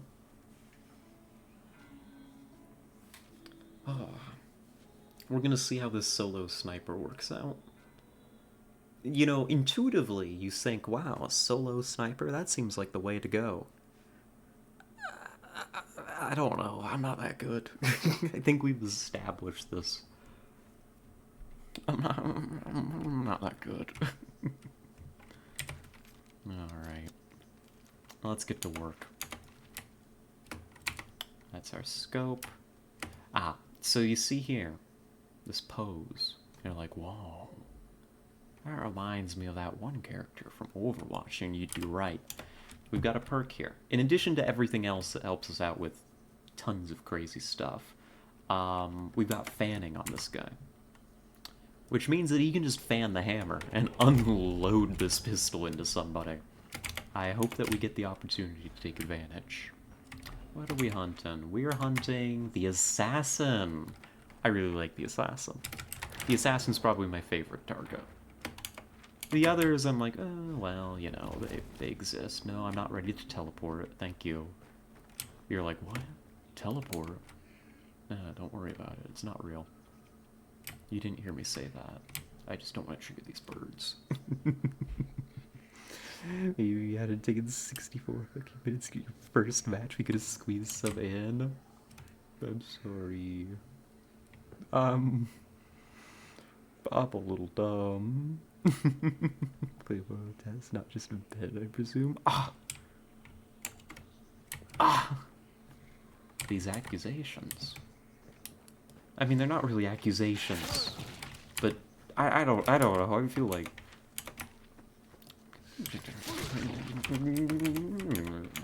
you just say that to me. All right, here's how we're gonna do this. You see that lady up there? Now you don't. That is what I get for my pact. That's Shadow Leap. And it is exactly what I just did. You teleport into some poor motherfucker. Only monsters. And you telefrag them. It's perfect. It's the ideal way to play the game. It's great for getting around. I like putting on my snipers because if I understand one principle of sniping... Ooh, good job, game. Why did it do that? It's that repositioning is critical, and sometimes repositioning needs to be done into another person's body. Alright, it's down here. There's a shocking lack of AI in that building.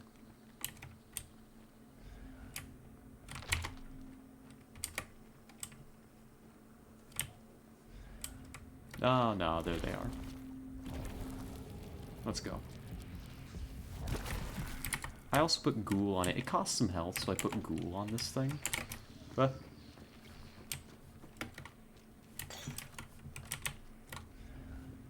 I put ghoul on it so that we would get some of the health back when we kill. We already have that trait. Damn it. I think we're also full on traits. Oh.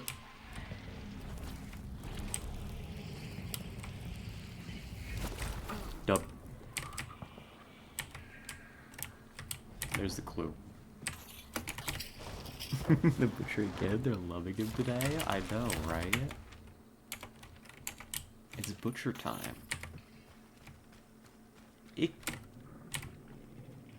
Is it actually here? Hold on. That can't be right. Go around to that side of the house. Another one. Sometimes they drop traits when you kill those big guys. No, the butcher's not here. Which means that it's gotta be at Weeping Stone Mill. It's a very small zone. It's not the butcher we're after. We're after the assassin. You're throwing me off.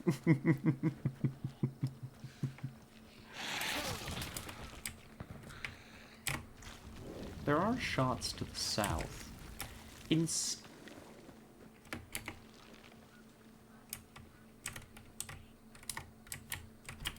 Tell you what, instead of going straight for the assassin, let's make sure that we're going to be safe doing so.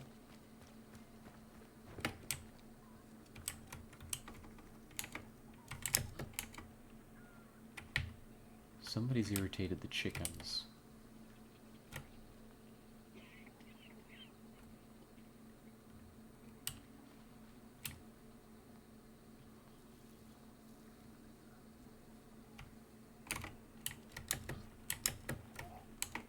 I don't think we're alone right now. Hold on. Yeah, no, I just swapped places with somebody. There's somebody in there now. Hold on. Which means they'll be going for the clue in the back, and then they'll head out that way. I want to catch them as they're moving in the open. Let's go hang out. Let's vibe. Welcome to my new sniper's nest. We got all the amenities. We got door, we got barrel, and barrel.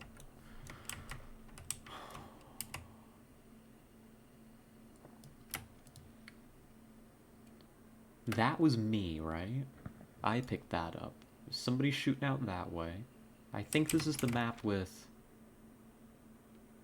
No, I'm not sure. It could be the map with the big tower. So there might be a sniper hold up in that. Shall we one-shot telefrags meatheads? Yeah. Honestly, if that's all it did was instantly kill meatheads, it would be worth it.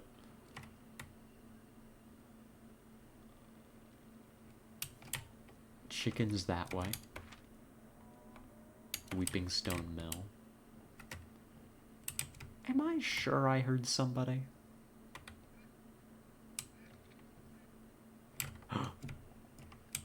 No, that's a zombie that stepped on something.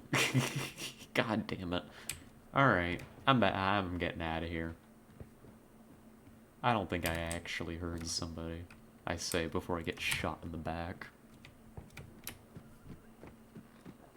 Let's go put a watch over the Weeping Stone Mill.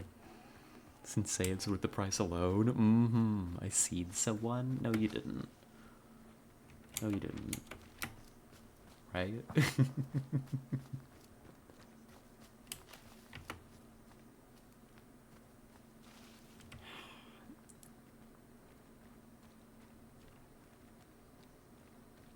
This thing is, I don't really want to be the one to kill the assassin. I mean, I could do it. Oh, no, I didn't mean it. Hello. Get fucked.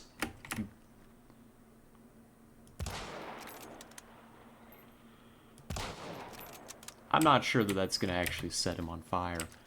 That's how you kill somebody.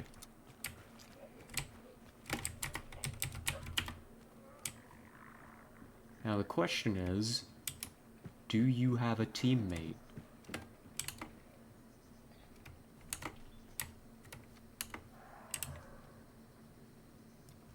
Or are you another filthy solo like me?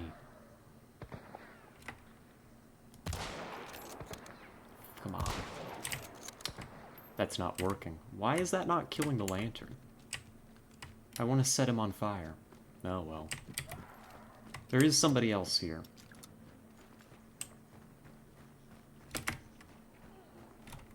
In there. Oh, ho ho ho, hello.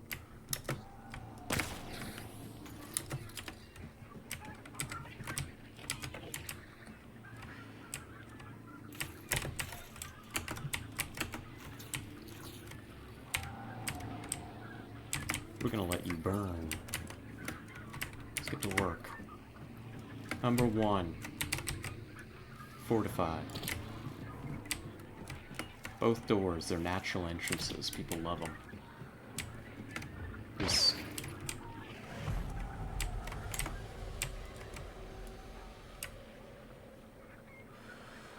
Oh, have you covered with no grenades? Nope, I've got 2.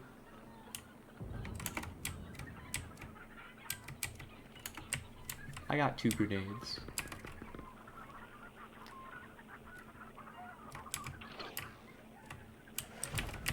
So they've managed their target, or are working on it at least. They're not very good shots, whoever's left out here. Gotcha. Come on, re-peek it. Burn! Alright, let's get to work.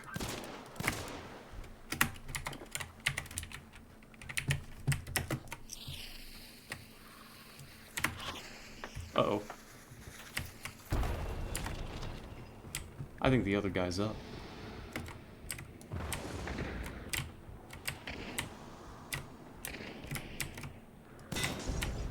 That's what I wanted to do before.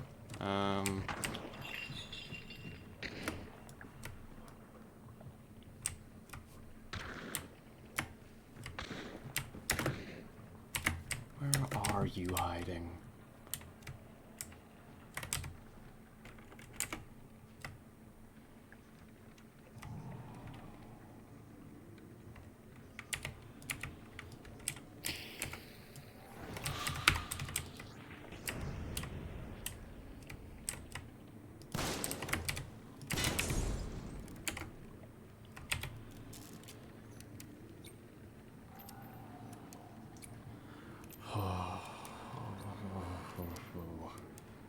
The uppercut will do work, I just gotta get to him.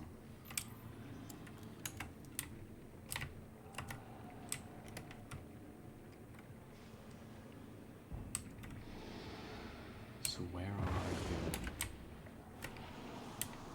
Where did you run? Because I know for a fact I didn't kill you.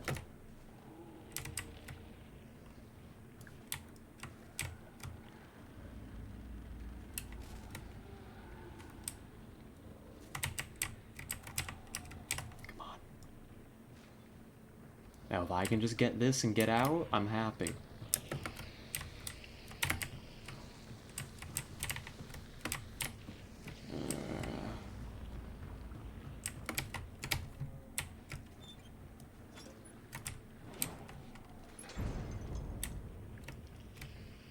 That's all I need to be happy here. What's my extract? North. That's another shot.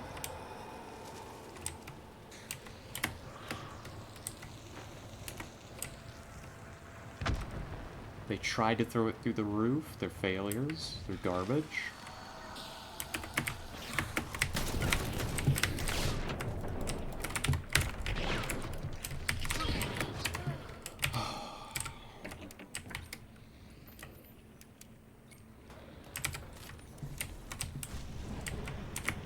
Two. Begin the burn.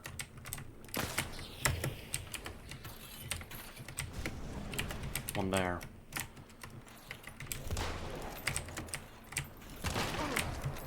Move.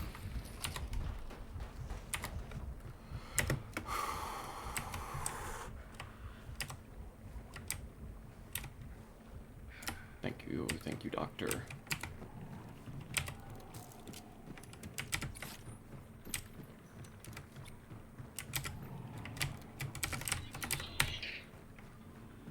Now, I am not so brave as the legendary Hornet. I'm leaving.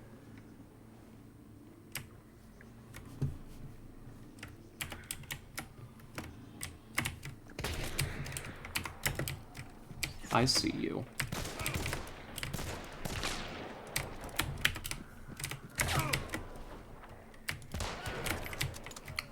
But I am okay. I'm fine at the game. Oh, but so are they. I was too, yep. Go revive your friend. Give me a moment. Let's see, we got a long bar here. We got some time to play with. The important thing is that we live. But also, that was pretty damn cool.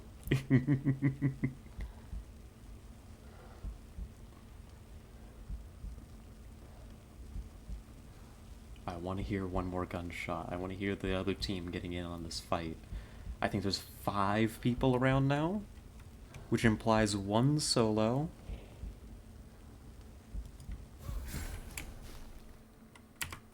I'm so low on ammo is the problem.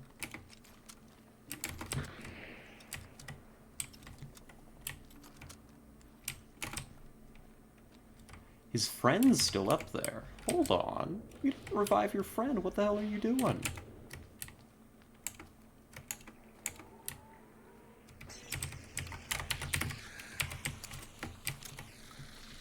Give me a sec. I'm so bad. Oh, he knew fully well.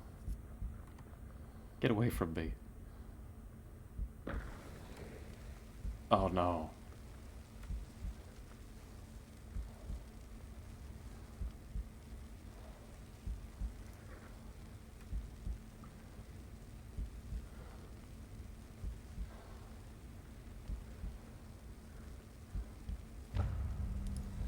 He's watching, but run.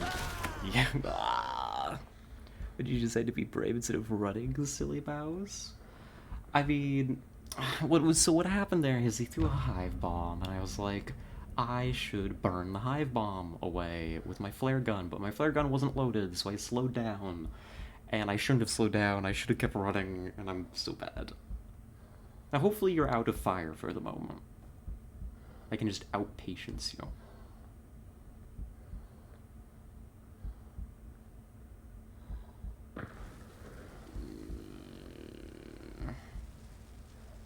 So much fire.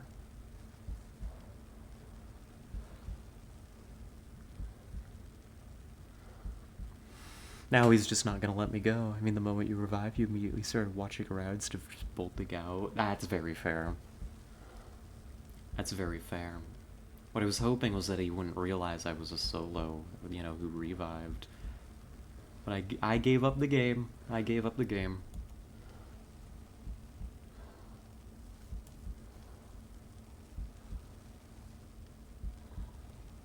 Now I'm dead. There's no way I get out of this. But I've gotta give it the college try.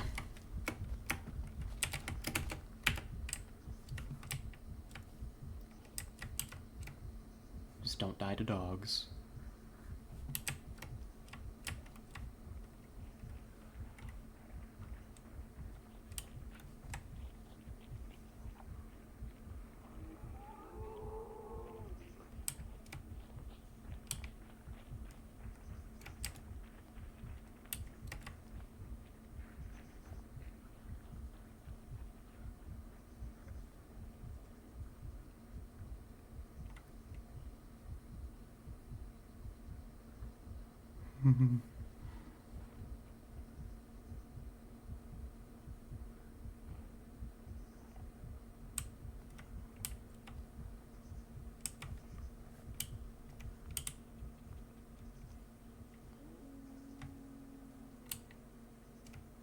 Where's my exit? That way.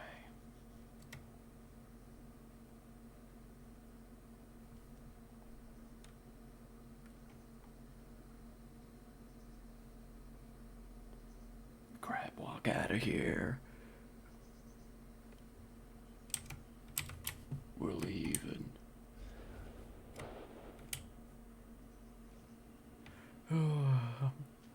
Loot is better than life? No. Here's the thing. Where's that bounty? It's still in the Weeping Stone Mill. Did you ever get your friend up?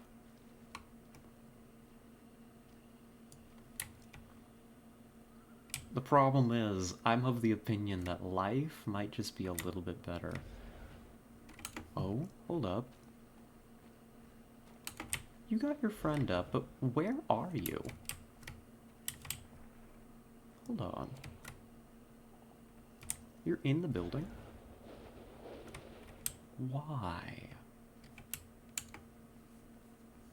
Hold on. Something's weird here.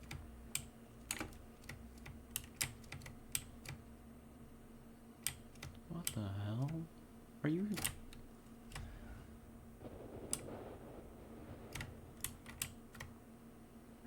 What is...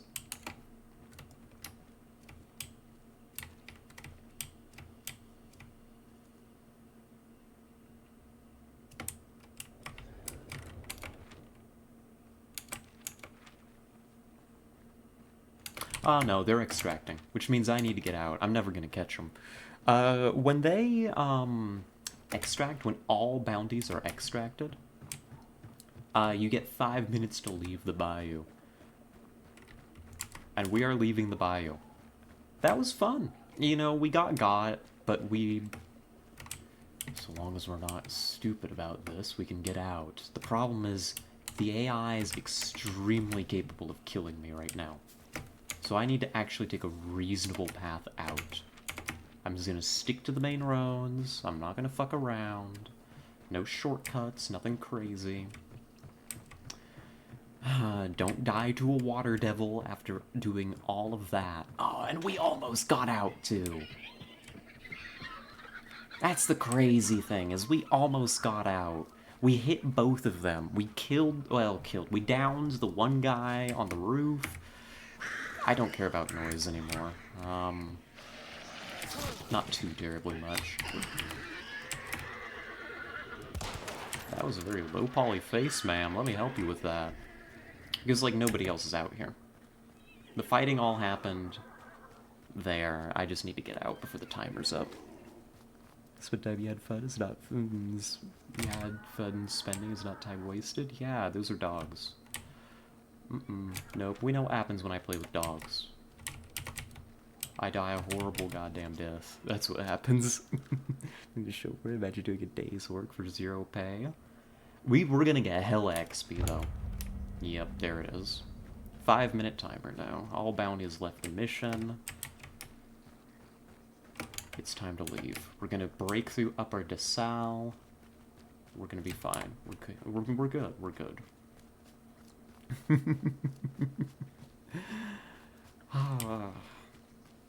But you see, I showed you all that I can actually kind of sort of play the game. We killed how many people? 1, 2... We wiped 1 team on our own.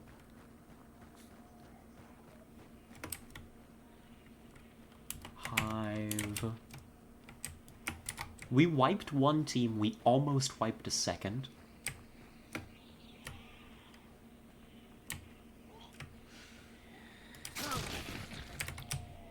We didn't do half bad. And we're gonna get out. We don't have a whole lot to show for it. But I'm happy. Didn't loot the bodies? I didn't have time to loot the bodies. But I killed them. You see why I like this game? You see why I enjoy this? Now, yeah, I've got plenty of time. Got plenty of time. I'm just gonna walk on out. Uh-oh. Uh-oh. Ruh-roh, Raggy. That's an immolator. Go around. Sometimes I fuck up my engagements with immolators. Hey, 17 bucks. That's what we got to show for it. Is not to be tolerated. See me after stream? Oh no. Oh no.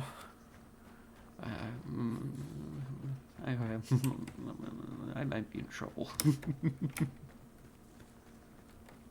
Hey, if there's anybody here, you're legally allowed. No, not allowed. You're legally required to tell me. No? Alright.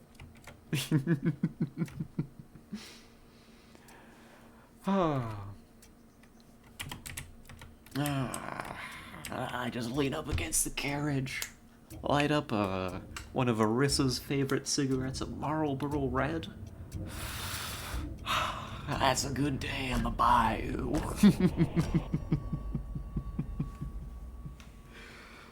Another day on the Bayou, folks. So you're giving Nessie a pay cut or next pay review? Yeah, something's getting cut. That was fun, though. Oh, I liked that. We did encounter one of the disadvantages of bringing special ammo, actually. I had forgotten to mention it. But you'll note, you may have seen when we were, like, in the building where the assassin was vanishing, I went up to an ammo container, and I wasn't able to get ammo out of it. The reason for that is special ammo has to be refilled from special ammo boxes, which are rare, which sucks. So we blew through all of our uppercut ammo. Every single bit of it. How many people did it say we killed? I wasn't paying attention. I want to see the number. I think I counted right. I think we got 3? I think we got 3. Yeah! I know how to count. Oh, we got 17 bucks. Ah, that's good stuff. Alright. We've properly unlocked a marksman variant for this. That's okay. That's fine. I like the current scope. We're gonna re-add so we have more lives to play around with. Now here's the thing. There are some perks here that I don't need on this character. Like Bullet Grubber. I love Bullet Grubber. Your MMR dropped. That's what I said, though, is that we hover around, like, high 3, low 4. You see, this character doesn't need perks like Bullet Grubber, right? Bullet Grubber is like you recover unfired rounds when performing partial reloads, but both of these guns, you don't lose unfired rounds when you reload them anyways. So we could remove Bullet Grubber, right? We can just get rid of that. We can get the points back. We can respec them into something cool, like Beast Face. So we trigger fewer things. Is an MMR dropping a good thing? Because you get easier batches. But it's a mark of shame. It's a mark of shame is what it is. But I suppose you're right. I suppose you're right. So I'm thinking Beast Face is good. If we're playing solo, I really don't want to let people know where I live. Higher MMR kills are worth more XP. That's also true. The game does keep track of that. Conduit. Health and stamina boost when your team picks up a clue, closes a rift. That's kind of cool. What are some of the other solo-centric perks? Serpent, actually. Really, really good. Not necessarily the most incredible thing to ever be on the planet, but if we're playing a sniper, Serpent's actually really worthwhile. This lets you grab things like clues, bounty tokens from a distance. It's kind of like when I was teleporting, you do it the exact same way. Now, that I can teleport slightly reduces how good that is. Magpie. Really, really good, actually, on a solo. Because you get double Dark Sight boost. We don't want easier matches, we want challenging, fun matches, not bloodbaths. Yes, you get mad. Yeah, but like, the thing is, we want fun, challenging matches. So I want to be whatever MMR I belong in, if that makes sense. And I think I'm about where I belong in, like, high 3, low 4, you know? I want to eventually belong higher. But we're working on it. So Serpent is something we could grab. Serpent is pretty cool. There's also... The thing is, we've got tokens. I also want to pick up some of the Grounded Pack special consumable perk. So I probably want to actually get rid of more things. Like Vulture. Screw Vulture. We don't want Vulture. Kite Skin is okay. Pack Mule.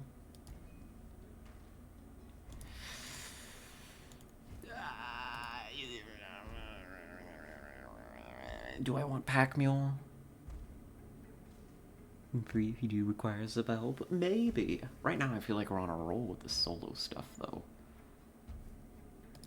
Maybe we ditch Pack Mule. And we grab Magpie. Do I want Serpent? Greyhound, does it feel useful? Necromancer, you're trying to get rid of zombies? Tessa. Greyhound, I think, is really good. Just because I like to run around a lot.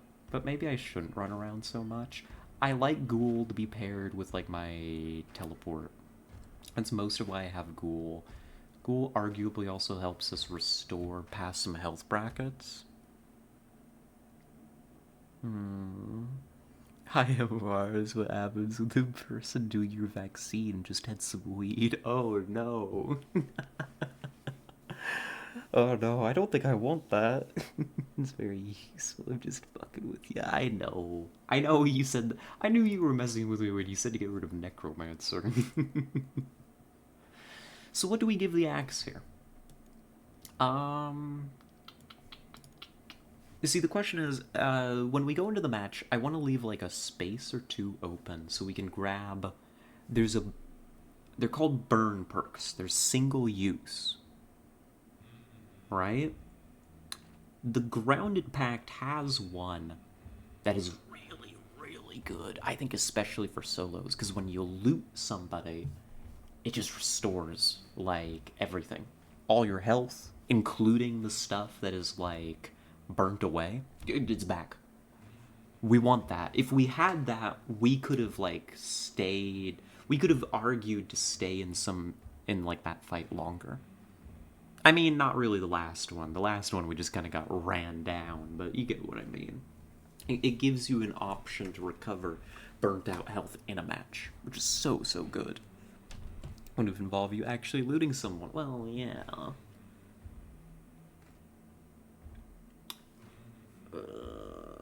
Let's get...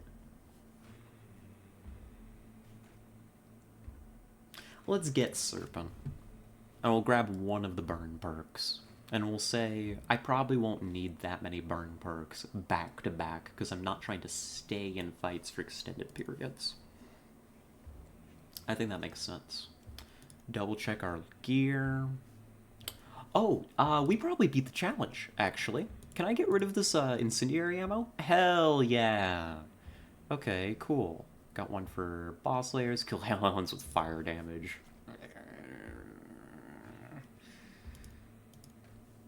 I mean, we could. Hear me out. I kind of liked having the incendiary on the sniper. I wasn't able to burn bodies with it from far away, but it would allow me some play around, instead of targeting people, targeting distant barrels and using them as kind of traps. I did not like having it so much on the uppercut. On one hand, it's like, oh, well, you hit someone, you set them on fire. Well, no, actually, that actually seems really good, now that I say it out loud.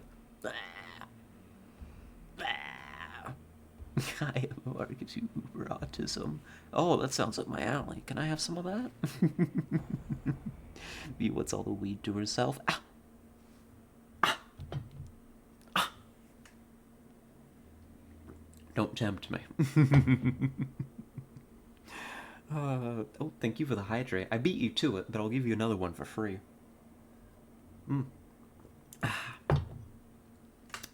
I don't know. Do we actually still want the incendiary? Because I think I don't. Explosive? What's this do?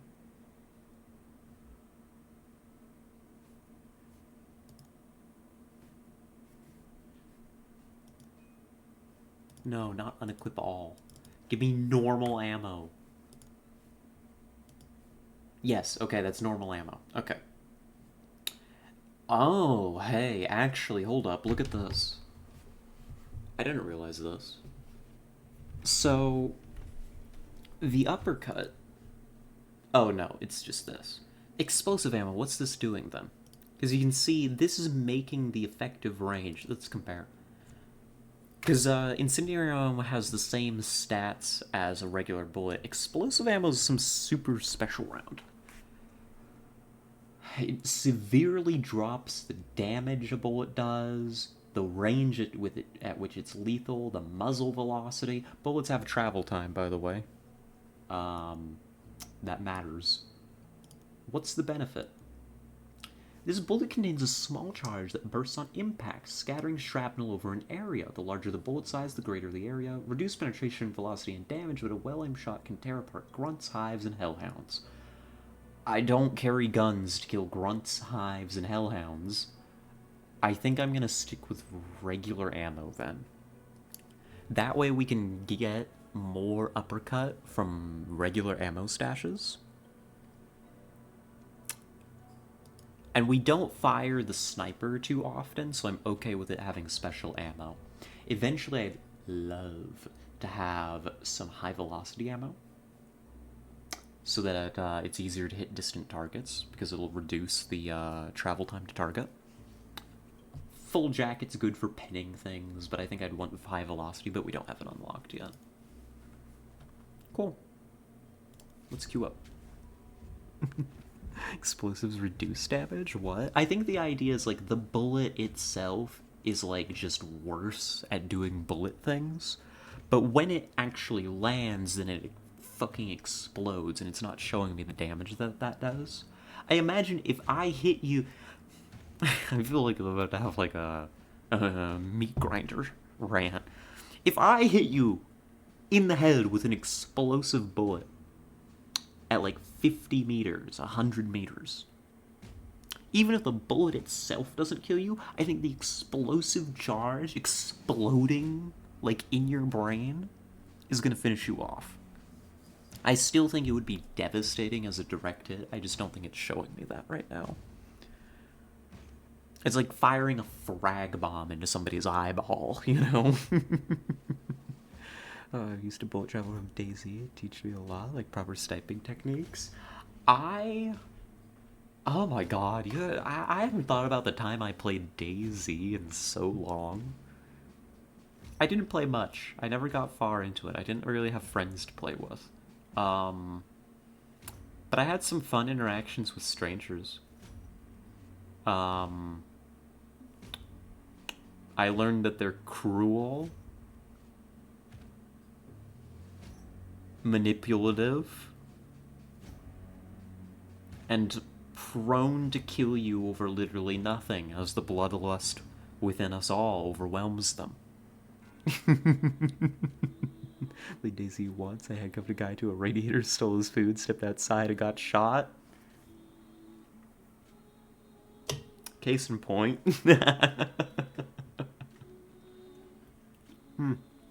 But at least he had food, you know? I didn't even have that much. I'd spawn in and get shot by a sniper. Or when I didn't get shot by a sniper, I'd run along the road trying to get to a town to find something, run into the town, and some other poor schmuck that had just spawned in but happened to have like a fire axe on them shot my head off. Oh, let's try Daisy together. Nah, I don't think Daisy's my speed. But I appreciate the offer. Alright. Another day in the Bayou. And just so you all know, that's why I named the stream this. Is because pretty much every time I load into a match of this, that's what I say. Another day in the Bayou. It just feels like what you should say when you join this game. People never really did the co-op part. It was just PvP simulator. Like, way to miss the point. Yeah, it's like... But that's the thing. Daisy... Sure, there's a lot of room to blame the players for that. Because Daisy definitely attracted a player base that was deeply prone to not being cooperative, right? Town seems busy today, by the way. That's a lot of AI hanging out here. Where's my clue? It's ahead. Let's not teleport to it. It's like right around... There we go. Right around here. Fuck.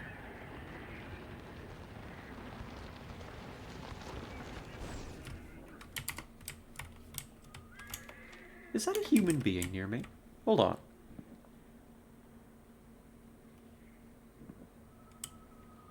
I thought that because I kicked those cans, like, everything was, like, triggering, like, the birds and then the horse. But the horse is, like... That doesn't seem right.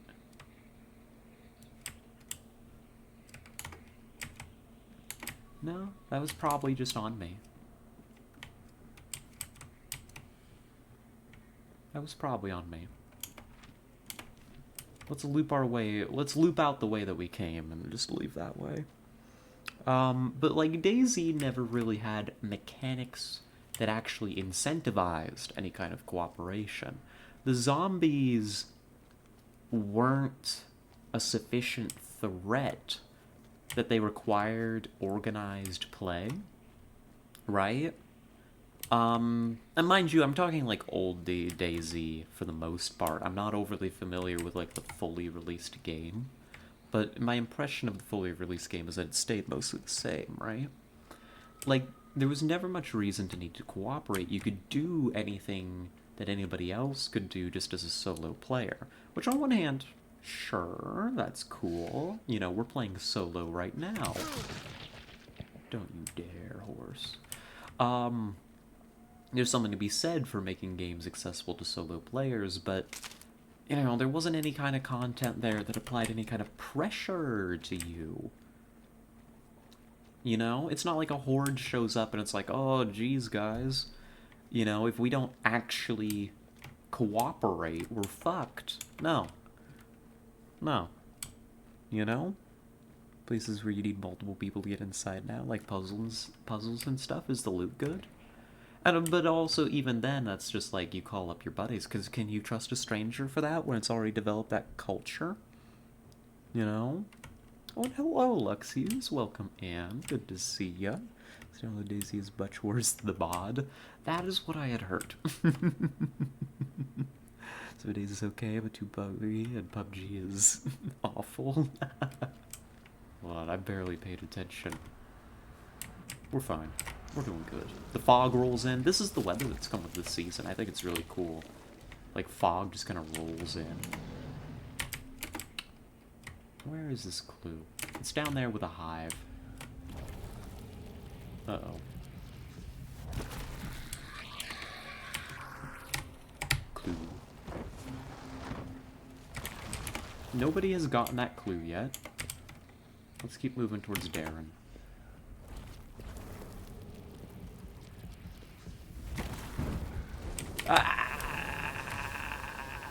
was an immolator. That's the one problem with teleporting. If it's an immolator, it goes about as well as you would expect. Oh, get fucked, I know, right? There's another one. Immolator City out here. How could I have known? How could I have known if I had actually scouted instead of just teleporting randomly into people? That's what I get. So he's just kind of tempted by full release DayZ just a bit. I've heard that it's not amazing, as Tessa has confirmed. But also, you do you know, if you find it fun. Who am I to fault you? We are on the trail of the Scrapbeak, I have just realized. If... I mean, mostly I'm just interested in hunting players who have killed the Scrapbeak. But that's important to note. There's our clue. We can grab that all the way from over here. It's not like XCOM? It's not like XCOM. What, DayZ? I mean, yes.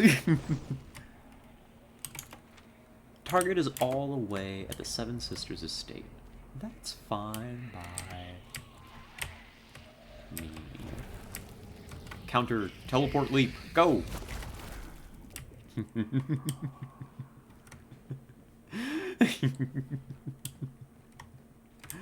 I went down, though. I don't want to be here right now. Now, the thing is, this is very loud, what I'm doing, teleports. But I also don't know that... Oh, this is also very loud. Shut up. Go nay somewhere else. I also don't think there's anybody really around me. If anybody was touching the clues around this area, they would have been directed towards Seven Sisters. As opposed towards where I'm coming from. Like, I started in the far corner, far away from the target. It works.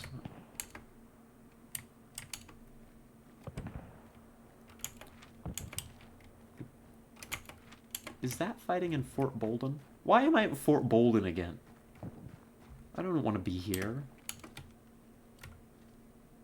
The dogs aren't irritated. It might be all the way at Seven Sisters. So here's the problem with the Scrapbeak, right? You're like, what's the problem with the Scrapbeak? The Scrapbeak is a hoarder. It's this big bird. It hoards everything.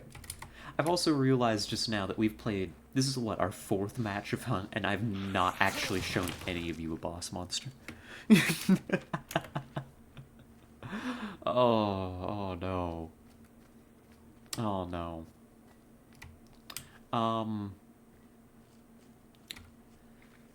Maybe it'll be alive by the time we get there. Here. This is our burn trait. Final gasp. Eluding a hunter while at least one health chunk is empty or missing will trigger restoration, which is gonna actually let us get our burnt out health back. Very, very good. It just means that we gotta be good and loot some people, which usually means killing people. Which I've shown I can do. I killed 3 people last time. Actually, for this stream, our KDA is actually good. Our kill-death ratio. We've died properly twice. The fog makes the dogs bark and the animals super irritable, so don't worry about those dogs. Our KD is great. We've only actually died twice, and we've killed 3 people. We're positive. We're amazing. We're good at the game.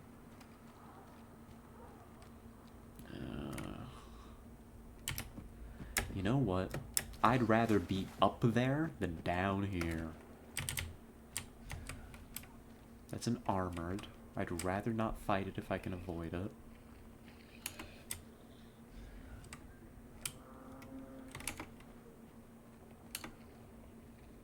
You don't see me, you don't see me, you don't see me. Let's hope nobody's here. Our friend is inside. Watch for muzzle flashes. That's how you'll know that shooting's close.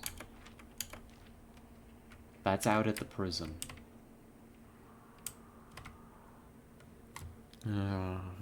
You take your HRT? I don't have to yet. It's not time. I got a little bit time left.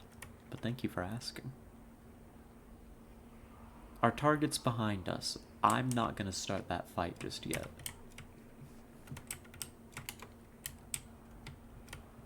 I'm willing to bet you $1 to a donut that whoever wins that prison fight is gonna try to cross right where we crossed. That's the natural path.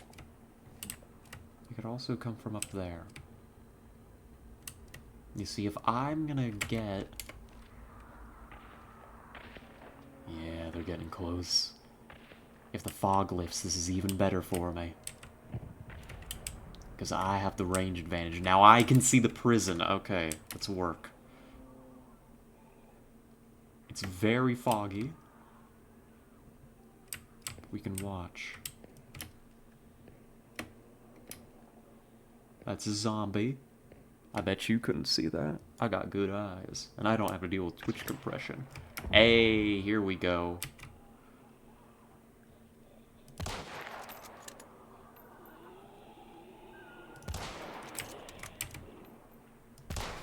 Ah, fuck.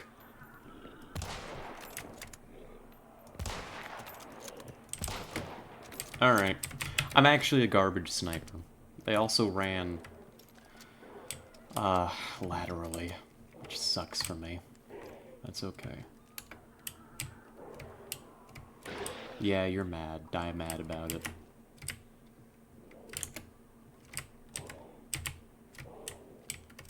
Find the runner. They were already injured from a fight with somebody in the prison. Also, I need to worry about whoever was in the prison.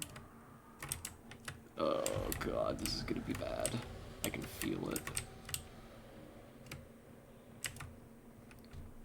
They've got hard shots to make. I just need to see them. I need to keep them away. I'm sitting on the objective. They may not know that I'm sitting on the objective, but I suspect they'll figure it out pretty shortly. If you see them, you yell at me. You let me know, okay, folks? I need your eyes. What was that?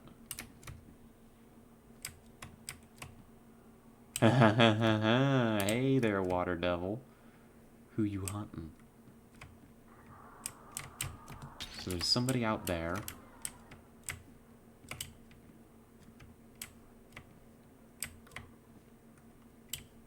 I got my eyes turned on. Where are you?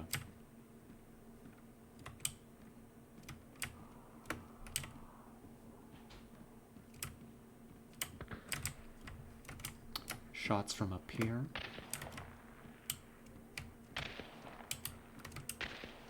Very close. I need a better position.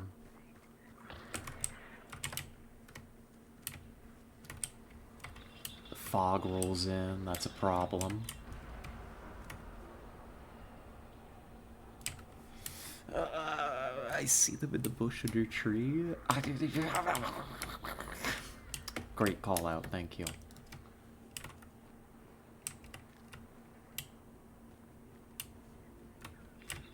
Yes, I'm playing out of cover. I'm just trying to get eyes. I think in the fog, I think if I get eyes first, I've got the advantage. The elevator is up here. If anybody tries to take it, I will know. They'd also have to kill that armored from earlier. Somebody's here.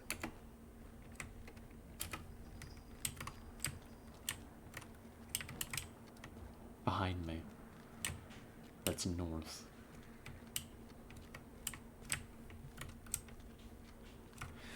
Oh, this is nerve-wracking. Oh, the hairdryer. Evil. Pure evil.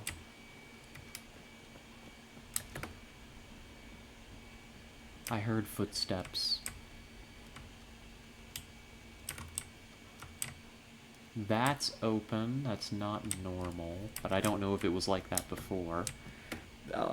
Kid going on a date. Hey, that's what the hairdryer means. It's the only time he bothers to fucking take care of himself. I'm just... In this time, I could have killed the scrap beak by now.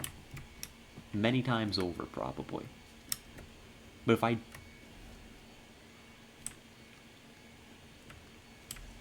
if I kill the scrap beak, everybody's gonna know where I am and want to come here. They're gonna be like, yo, scrap beak's there? Loot? I swear the hairdryer just got louder.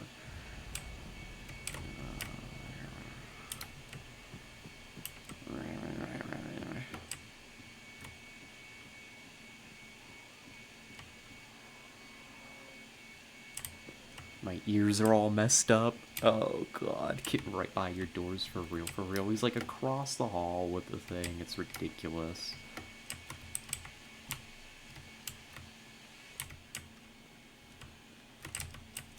I've at least got a horse behind me,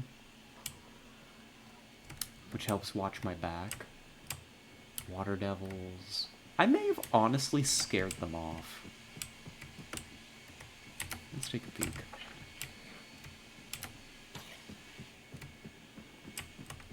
It's gonna be in this big building over here. You see where that barbed wire is? Well, it's nesting, but, you know. You get me.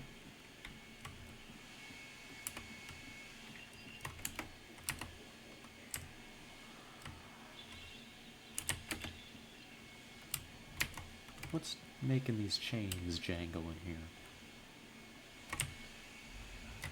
Monsters. We're good. Let's get killing. Now, the problem with the scrap beak is that it gathers up everything in its environment.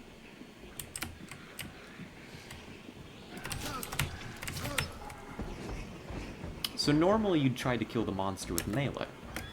And you'd get a big two-handed melee weapon from the environment. At least that's what I've learned is a really good trick, right? Unfortunately, because it's gathered up all of it, it ain't an option. Oh, the hairdryer's done, thank God. I can hear again. Where are you? Good, I can get in 3 swipes. And then we reset. I'm just gonna play this super safe. When we banish, we get a restoration, which is cool.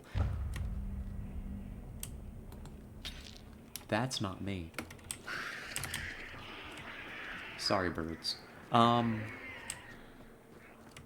Somebody rolled through here, took that, realized the scrap beak was actually here, and just left. Didn't do the scrap beak. How weird. Didn't even damage it. No. Go away. I don't want any. Let's see, I think I can actually stay down here. That'll help.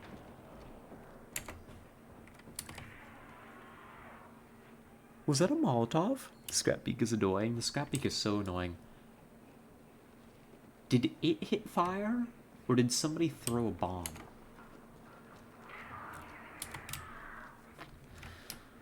Only one way to find out, I'm afraid.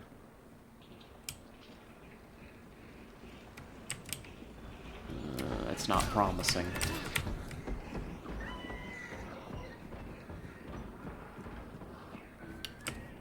It's not promising. Awoo, awoo. Awoo.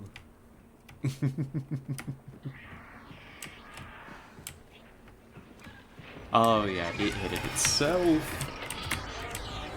Ow. I'm out. Goodbye. It's rampaging. It took a lot of damage all at once, probably from the fire.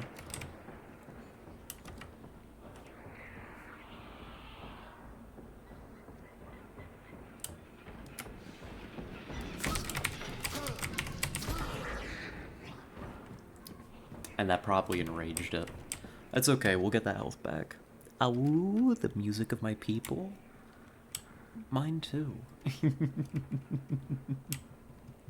I mean, you know, we're a rat girl, but, you know, close enough, right?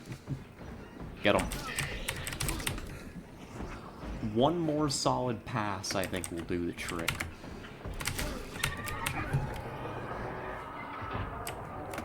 See, it throws barbed wire around and stuff, you know. It really throws a hell of a fit. Alright, shut up. Awoo! Get a wood on. So then it drops a bunch of stuff. What do we got here? This is the only boss monster that actually drops tons of things. Yeah, see, like, it gathered up a shovel from its environment. A bear trap. Ugh, God. Ow! It left some barbed wire for me to step in. Thank you. Appreciate it.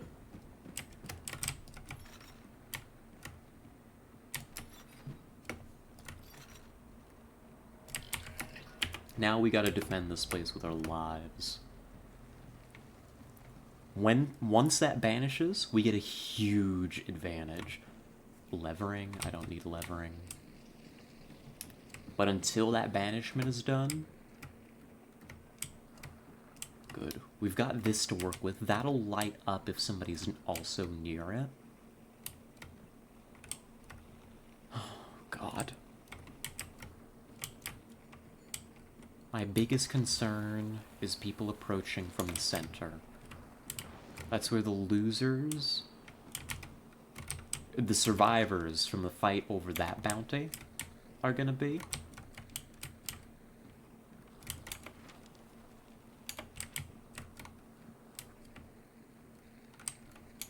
I don't think anybody's gonna approach from the Fort Bolden direction. They're allowed to. I don't know why on earth they would.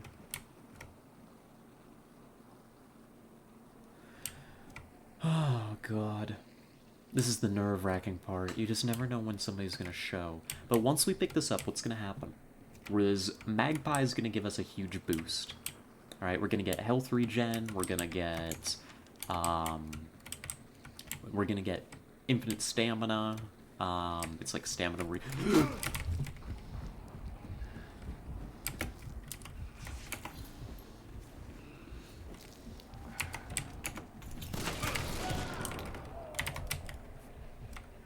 I'm not that easy.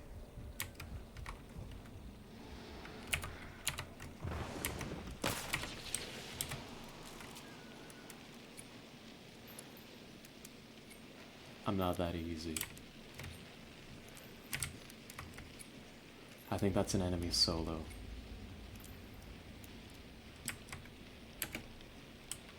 I think that's an enemy solo. I didn't see any friends. Some bow fucker. Now I can watch both those entrances. Yeah. I know what your deal is.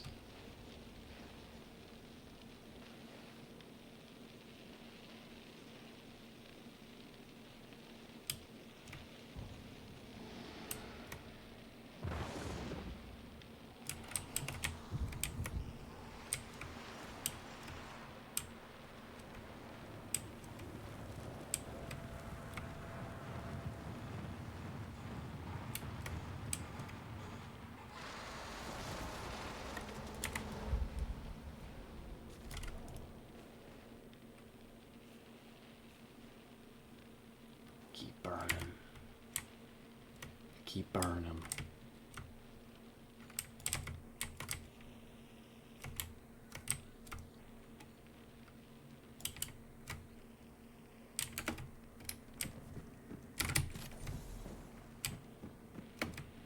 Keep burning.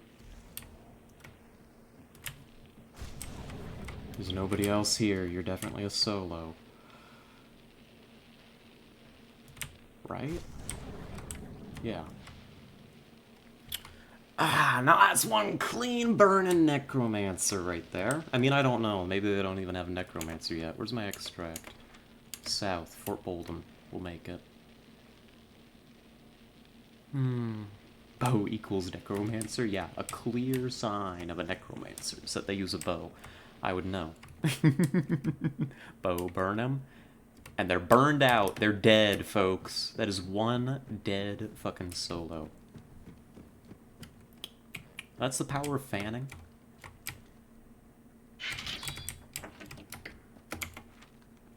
No, we go south.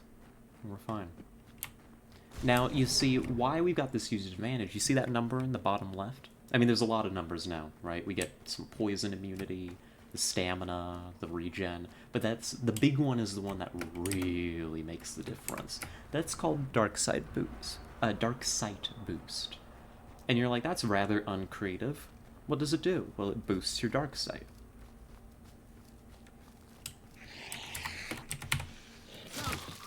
And you're like, well, you can't just leave us hanging there. I mean, I could. I'm allowed. But no, what it does, why I'm so confident there's nobody around, is because it reveals other players.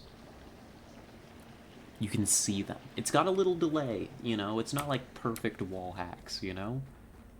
It kind of gives you a silhouette, and like if they're moving around, it's kind of indistinct. You kind of see where they were, it's a blur. But what that ends up meaning is that you can get an idea on how you're doing. Oh, this is so good. There's my carriage out. The fog's rolled in. Oh, it's wonderful. Hey.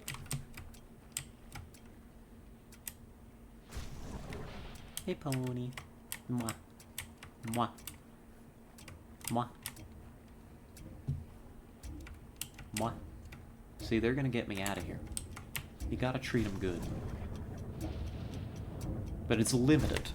Magpie doubles what you get. Normally, if you're playing in duos or you're playing solo and you don't have Magpie, you get 5 seconds.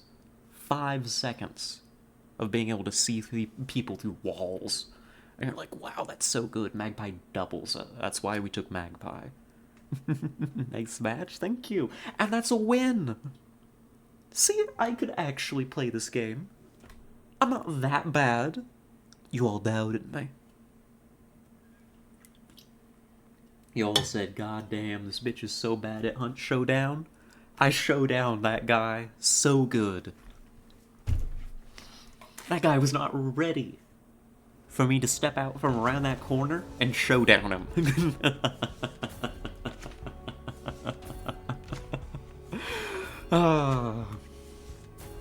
This is why we play this game. This is why we're here, folks. So you see, it's coming in here, right? Oh, we'll look at the breakdown for like what you get, because there we go, that's our kill. We only actually killed one person. Back, did you die? Oh well, maybe next time. No, we won, Tessa. We killed him. This might actually max out this character. Let's see. Oh, so close. Ostrowski, you are 1 day away from retirement, my friend. No, you didn't. We did. Look at this. This is the proof. The proof is in the pudding and the aftermatch readout. So you see, first bounty extraction of the day is going to give us a boost for this character, for this particular match. It's 5,000. Contract, we got 425 from completing that. Give me the mission details. Solo kill bonus. Extra 100 because we were up against duos. That took us... Oh, I was about to say, that only took us 18 minutes and 45 seconds? No, the other way around. This was how much was left. You see, for finding all the clues, we get 150 XP. Finding the layers, 25, so 175. We kill it for 100. We banish it for 350. We fulfill the contract for 425. Just getting the token out on its own is 425 before any other bonuses, before any of this. 425 for just one. Clean sweep because we did the whole thing. A little 25 bonus. Beautiful. Wonderful. And we killed a man. Oh, that feels good. That feels good. Oh, a stretch. Thank you. We unlock some lore for the event. Who cares? I mean, I do. I read them. But I'm not going to torture you all with that. I think the lore in this game is really cool. I think the whole what's going on thing and how it's kind of vague kind of makes me happy. Oh, and a hydrate. Thank you. So we hunted and we showdowned. Beautiful. Amazing. Exactly what we wanted. I feel like this worked out. I feel like I think that we made good use of our traits here.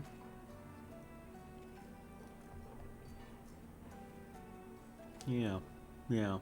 The only one that I'd kind of be willing to part with is Kite Skin. On one hand, because we've got here's a trait. We haven't talked about this guy's traits. I'm not going to talk about all of them. It's too much. But we've got Lightfoot, so we can vault, climb, and climb. Vault.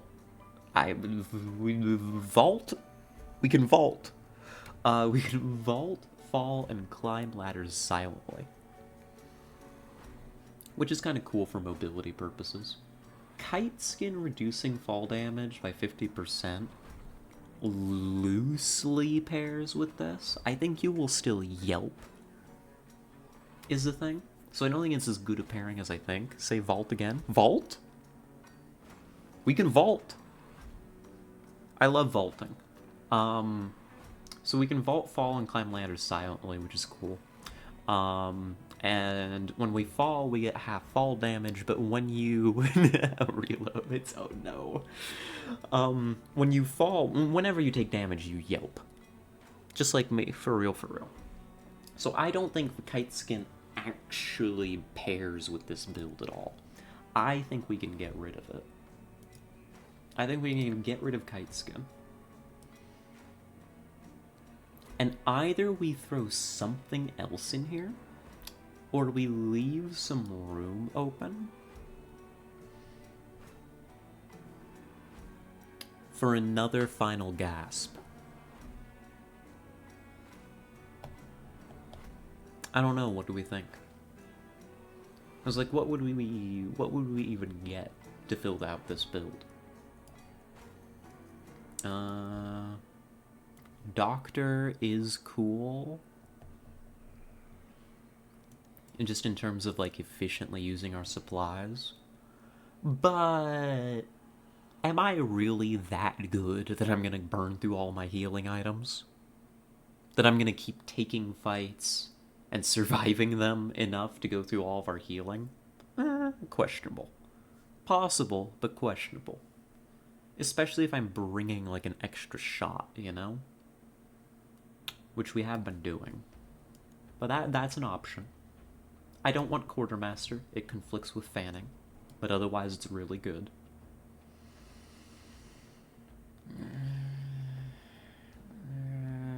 I feel like Beastface is eh. I mean, it's good, it's solid. I just think it's eh in this build. I don't think we need it. We're not really using many carried tools. We don't need Frontiersman. Funnily enough, Dauntless. It feels like one of those perks that's like, this is gonna come up one time. And you're gonna be like, God, I wish I had Dauntless. Oh golly gee, how I wish I had Dauntless.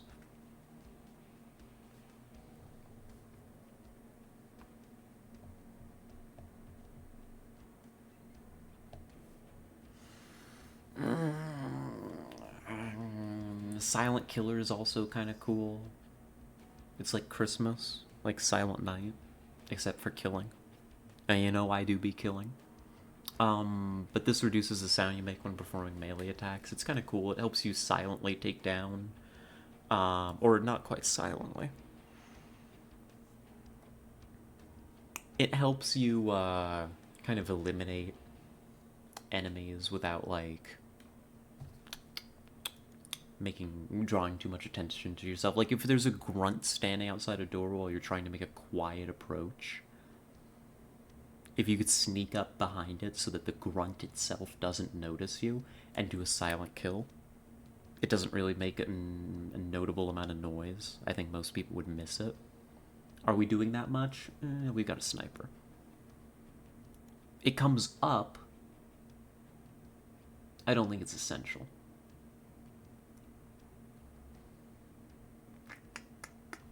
Usually takes too long to find it. I mean, I feel like this comes up in the situation where, like, somebody has thrown a bomb at you. And you're like, well, I will either... It's run or die. And sometimes it's just die, you know? If the bomb lands right on you and they've cooked it a little bit. Dauntless feels like it saves your life in that situation if you're good at the game. Which I think informs my decision. So, Ostrowski's a day from retirement. And we also burned through some of our consumables as well. We gotta replace these. What do we want? Frag bomb's good.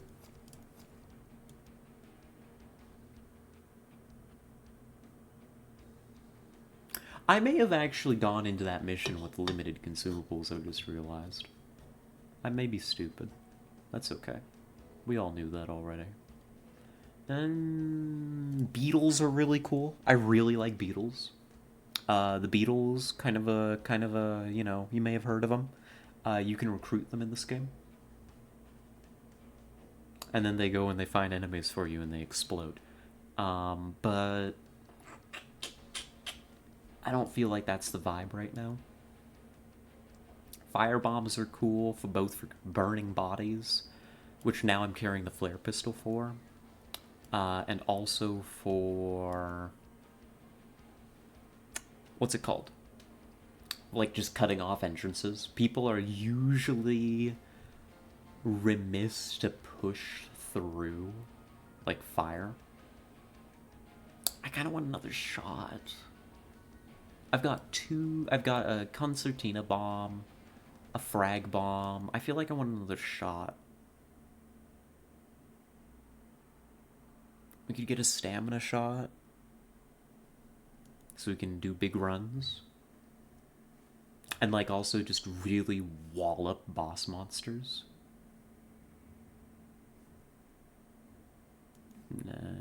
Maybe.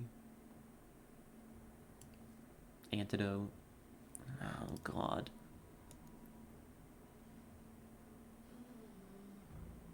Oh, God, I don't know. I don't know.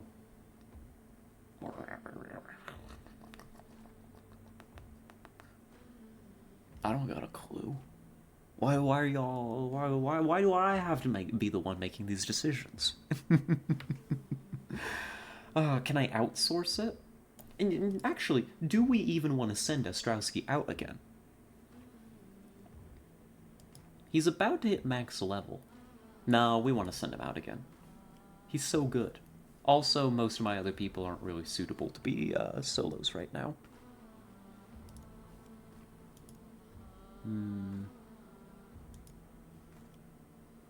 So what do you want to carry? What's your tool?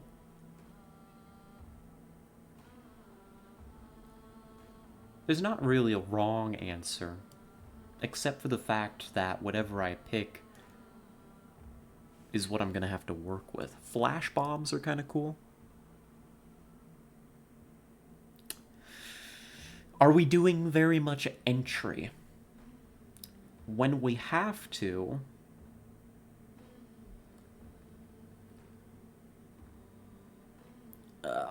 God. I'm trying to think through all the situations that I could possibly be in.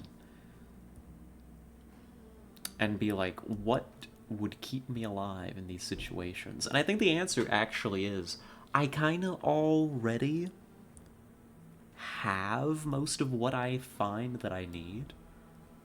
You know?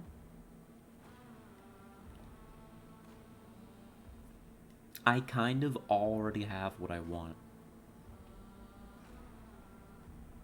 So maybe we just grab something like, you know, grab a firebomb. Who cares? Why think this hard about it? You know? It ain't that deep. It doesn't have to be a big deal. We didn't end up remembering to use the poison trip mines. I mean, we would have eventually used them, except for the fact that we had to showdown some guy, you know, before it really came up.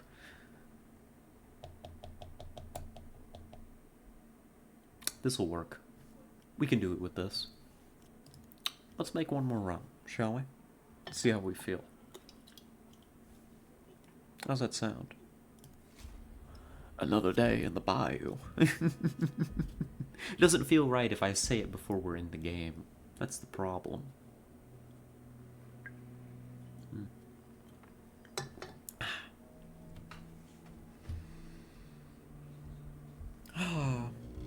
Yeah, this is the FPS that I've been spending my time with here recently. This is what stole me away from Valorant.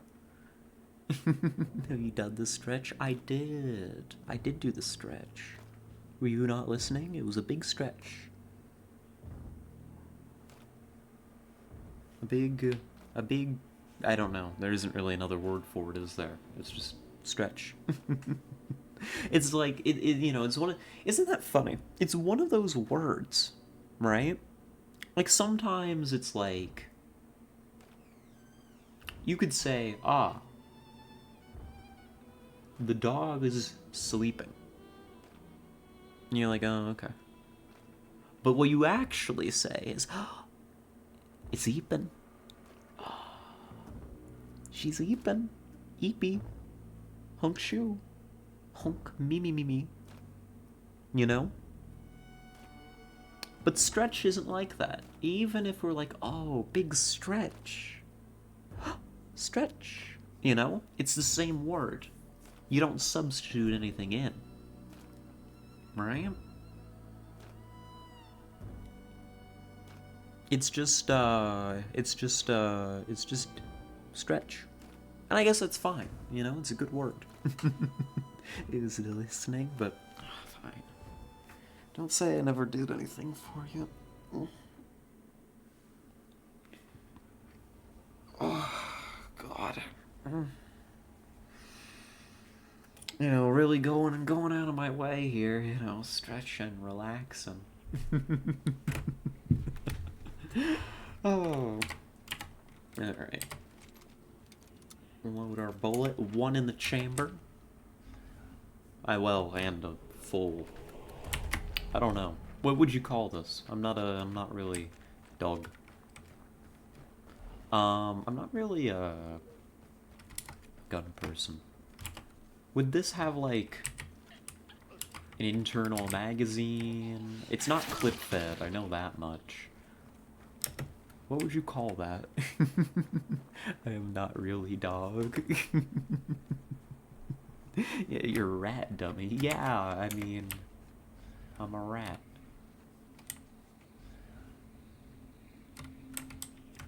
There's a hive, not far off. What are our challenges? Kill meatheads.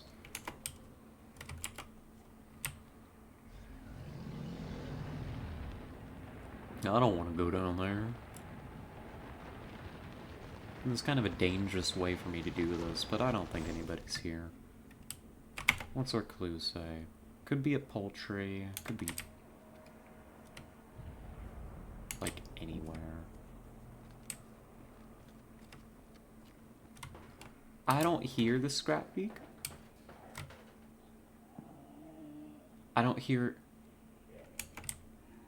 any signs of scrap beak. I'm gonna say this place is clear. Let's go south. It might not be south. But it could be south. There's more clues south. And you know me, I'm always on the lookout for clues.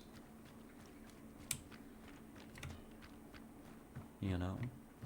It also means I don't have to push through poultry right this moment, which doesn't sound entertaining to me.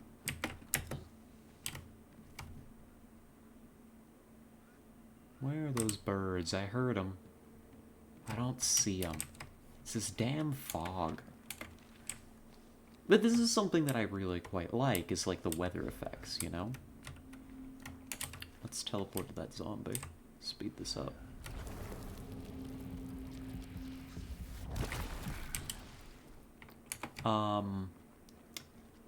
What was I saying? Oh yeah, I was talking about the weather, because I'm a great conversationalist. But that's the thing, is like, the way all the little elements of this game come together. Hey, we chose the right way. It's towards Fort Bolden, isn't it? I'm gonna bet it's Fort Bolden. I mean, it's gotta be. Ooh. Hello, what was that? Shoot again. Do it, I dare you.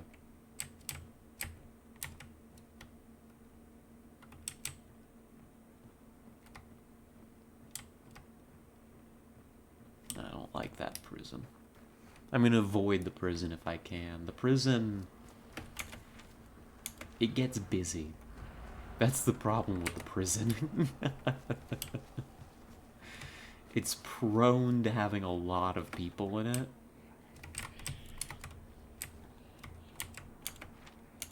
Fort Bolden too, but you know how it be. Duck.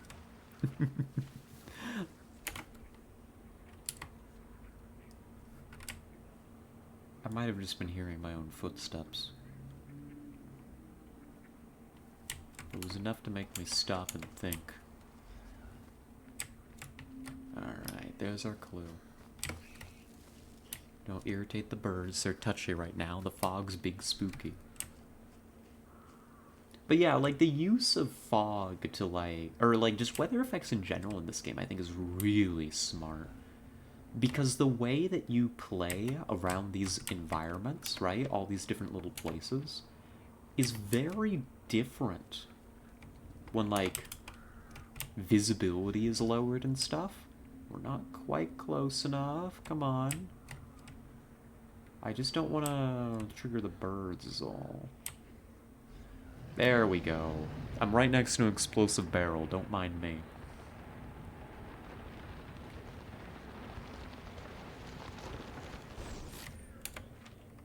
It's in Darren's shipyard. Okay.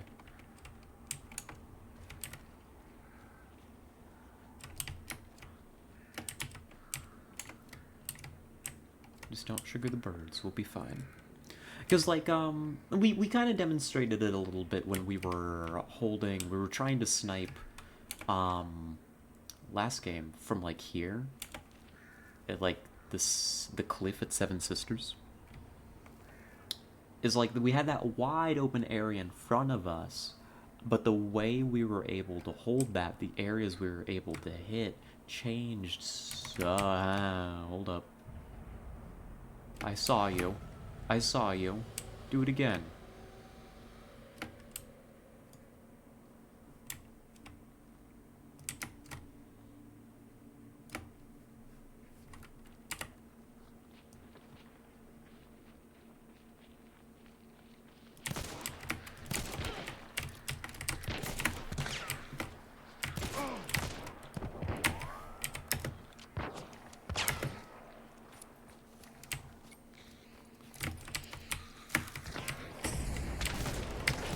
Oh, we're all so bad. Oh, we're all so actually terrible. At least they use some of their fire. Oh,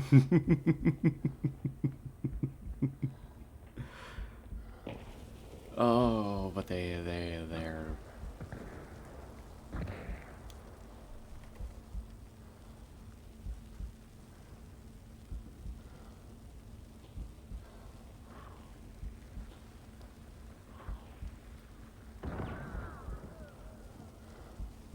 Get excited.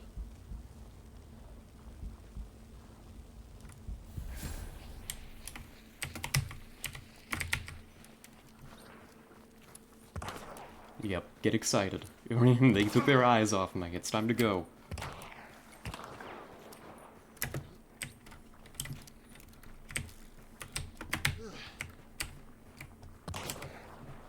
Come on.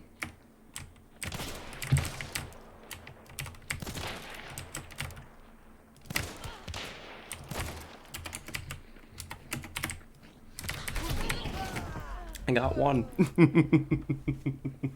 The other's wounded.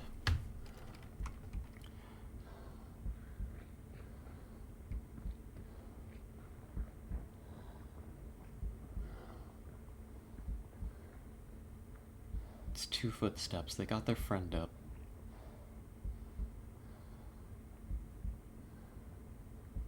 They're probably finding more fire for me is the problem.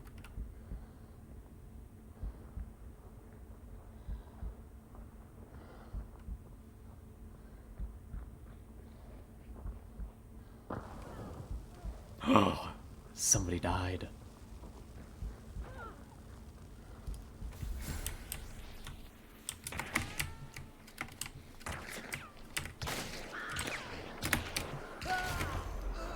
Oh my god, this is so bad.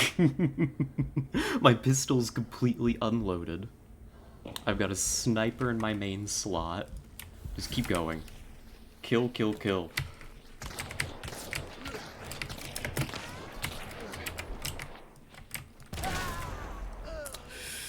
No, I'm throwing this so badly. Just be out of fire already. I have no stamina either when I'm getting up. I'm not used to this at all.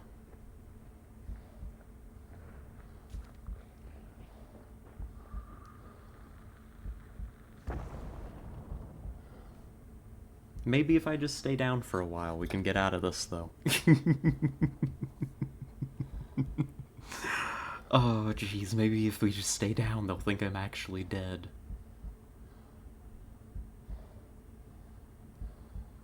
Why did I not switch to my rifle?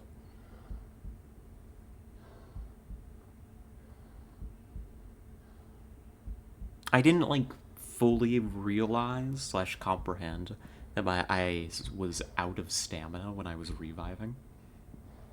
I'm not sure if that's always the case.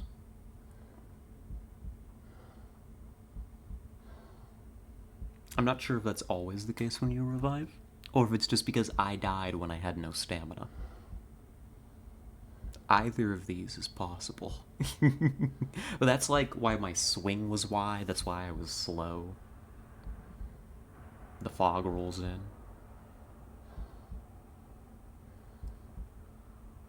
Now if we can loot somebody, we get all of that lost health back.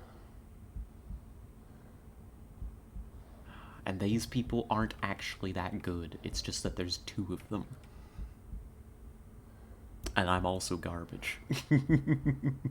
If I had just been principled, I could have won this. Deep breath.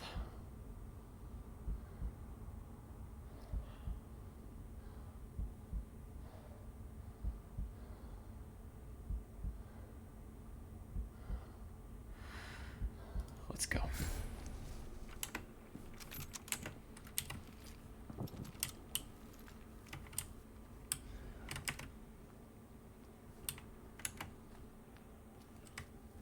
Now, there was a lot of fighting in the area. We also still know where our target is.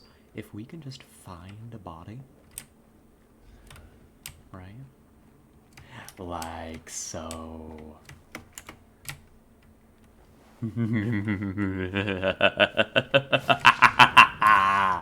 Oh, we're so back. Oh, we're so back. You all thought I was done. You all thought I was done. I'm so fucking done. This is a different person.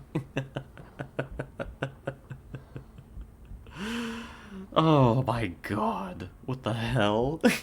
What were they doing sitting there?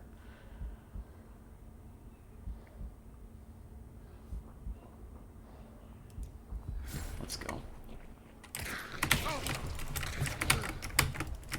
Ah, and the no stamina thing, and they're right on top of me, and I'm poisoned. Oh, God. And there's two of them, and I just revealed that I'm a necromancer. I thought their back was turned, and we're right back in the same loop again.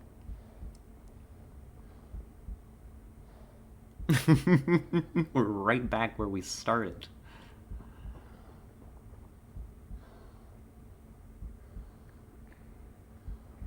Yep. Now they know. They're like, ah, well, we gotta burn them. How's she gonna get out of this one, you may be asking yourself.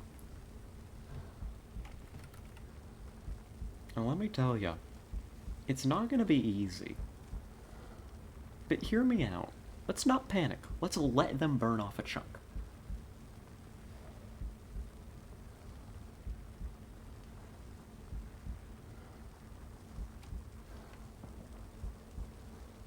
Because they're watching.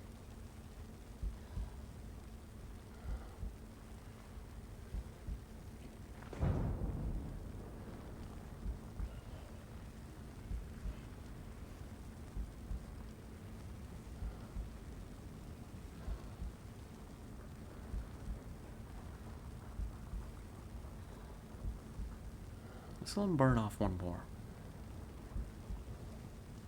Let's let them get way closer than they have any right to be.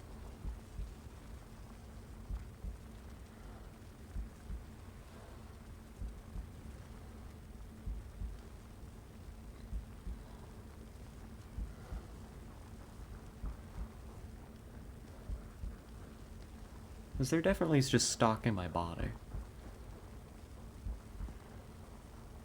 This could be the end.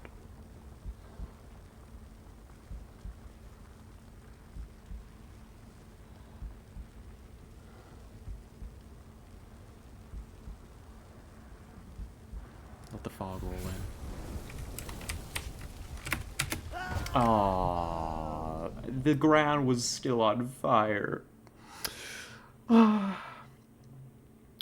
was so we burned too fast and we just died outright. We may have played it a little too close. Rip. And that's Ostrowski, who was one day from retirement.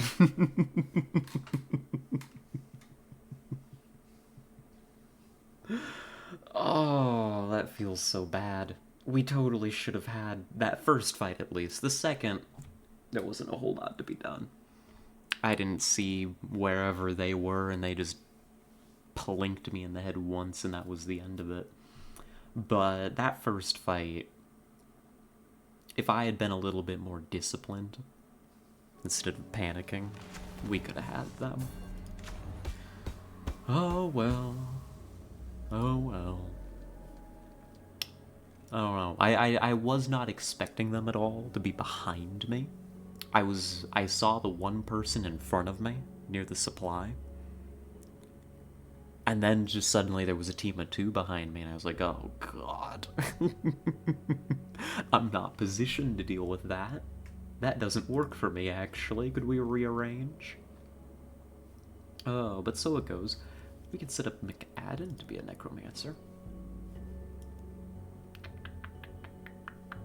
Where is it? There it is. Congratulations.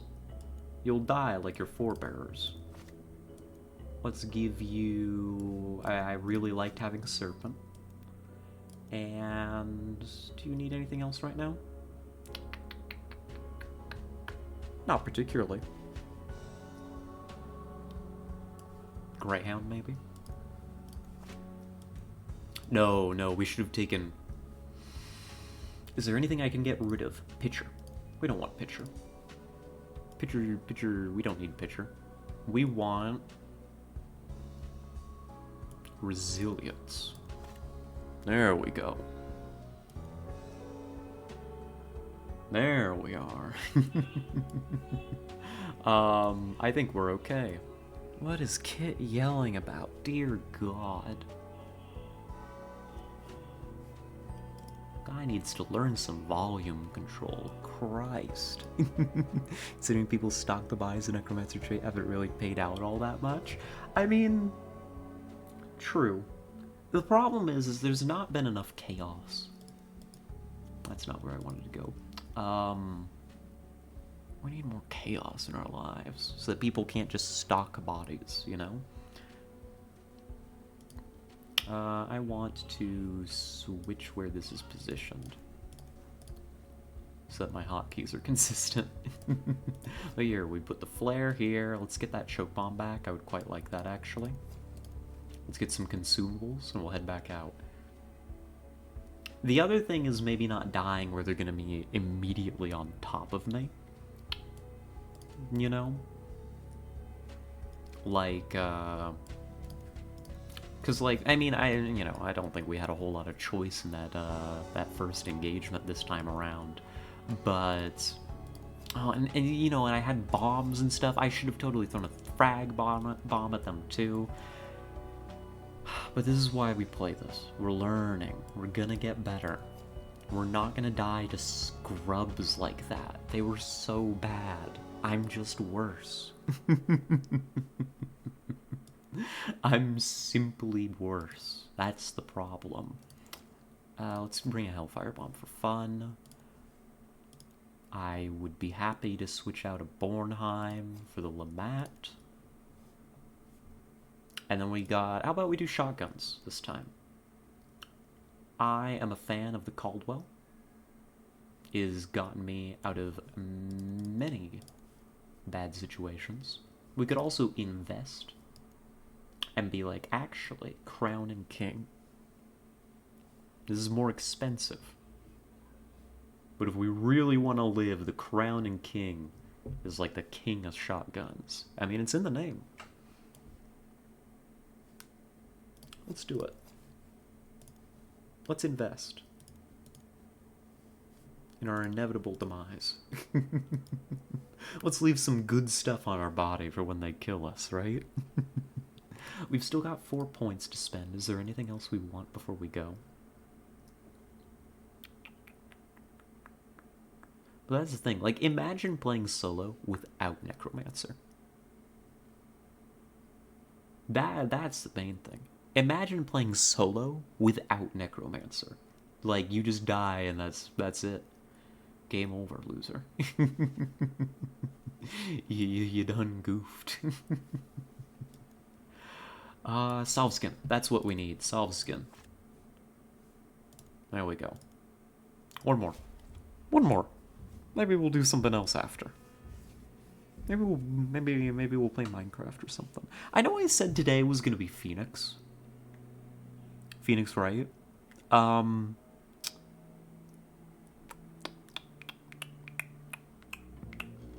However, I'm just having too good of a time with this. Learn not to goof. That's the thing. Honestly, you say that in jest, but it's true. Right? Just learn to calm down, keep appraised of your available resources, shoot when you've got a shot, manage, because look at how slow the reload time on that pistol is that we had, right? The uppercut. Yeah, I can dump 6 rounds really quick with fanning, but if I'm gonna fan the hammer, I better know that I'm gonna kill them. I need to be on target, and I was not. And then I had an empty gun in my hands, and all I could do was slowly, painstakingly reload, while they're whiffing 1.5 million shots around me. Right? That's a goof. The next goof is not using any of my other available resources. My primary weapon, any of my consumables. We had options and we didn't use them.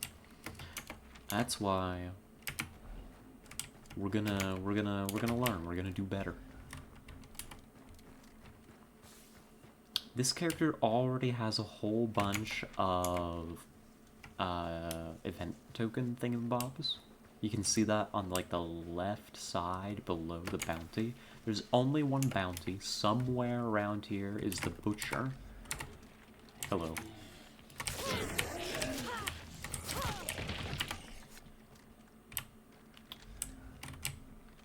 I hear birds. Caw-caw. I don't see birds. I can't easily kill that meathead anymore. It may be actually worth it to try to kill the meathead if, like, nobody is, like, putting any pressure on me. We've both got a mission for it. Uh-oh. We've both got a mission to kill the meathead, and they drop traits, and this is a pretty young character. 3 traits could help. What are we working with? It's not here. We've narrowed things down quite a bit. Hi. How do I kill you?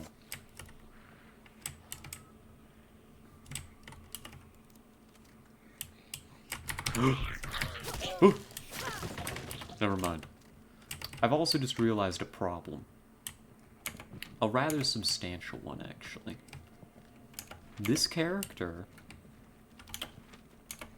you can't see it now. She's only got 3 health bars. Which means we've got 2 lives before we're on our last stand. I guess it's time to get good. We want to pledge ourselves to a pact. Let's think about what kind of pact do we want. The teleport was cool, but if we don't build this lady to be a sniper, the others are also pretty nifty.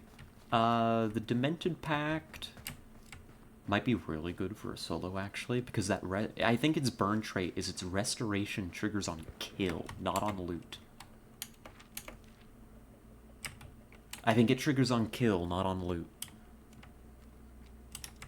And its default perk is like double melee damage, so if you're like a solo trying to kill bosses, could be cool. That could be pretty cool. Shots, Lawson Station. Let's go make that our problem after we get this perk. It's fine. Life goes on.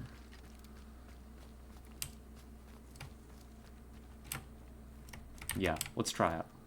Let's see if this works the way I think it does. So, Berserker, or as they say, Berserker, is going to double our melee damage, and Rampage, yep, it triggers on kill. It's the same as the Grounded perk, except rather than looting, it's on kill. Did I mention that it's on kill? It's on kill. That would have actually saved our lives before, by the way. If you recall when we got up and we meleeed that one lady last round, that would have triggered restoration. That's full health, stamina, regen, the whole bit.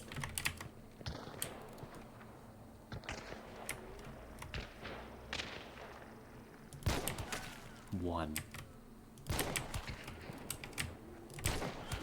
2. That's a team.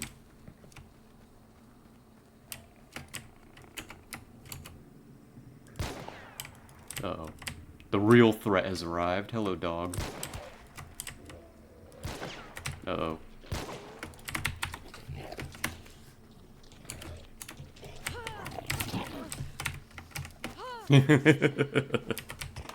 Ooh.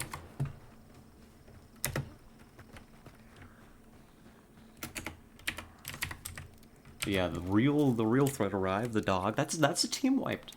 Okay. We just did that. There's still people. We're only queued against duos, so I don't have to worry about that being a third team member.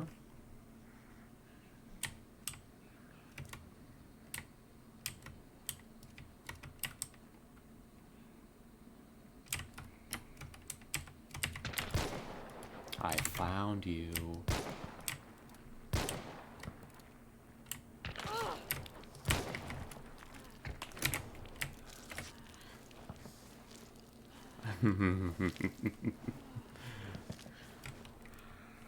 Let's let some natural regen do its thing.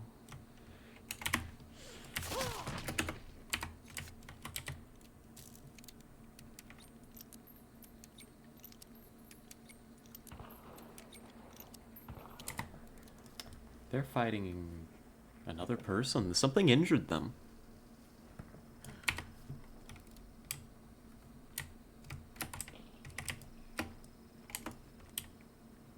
Well, where have they gone off to?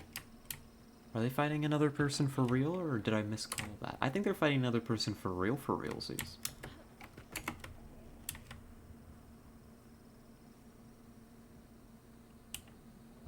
Most of our strength is in our shotgun. Yeah.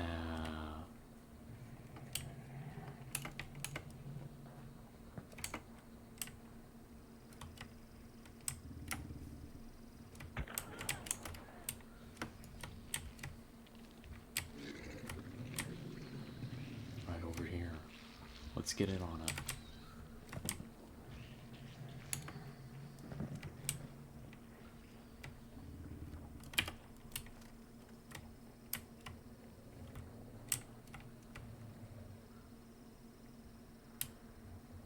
There's space up on top of this bridge. That's what I'm mostly worried about, but I'm watching through this crack to see if they're coming that way. We're ready to crown and king someone, if it comes to it.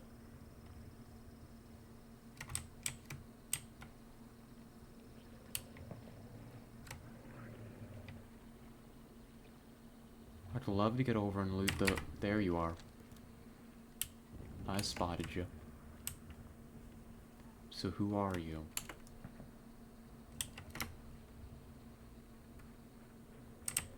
You probably spotted me. You're hit. But you're also bad. Why did you even... Oh, you were engaging them. I see. You didn't even see me. Another hit. Put the pressure on. Let's get this...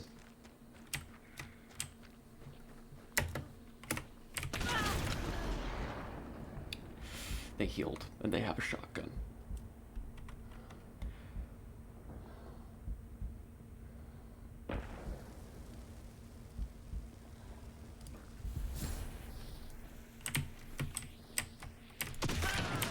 But I'm better. They might be a solo as well. We keep an eye on this. That's, what, 3 people? It's 3 people.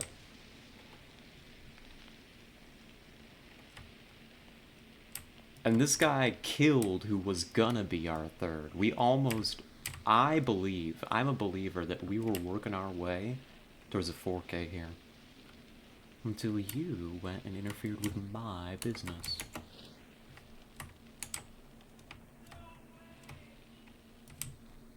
I want to see if this meathead had anything. Now, there's no guarantee that this guy's playing with Necromancer. But it is a constant and unending fucking threat. Free Gator Lakes.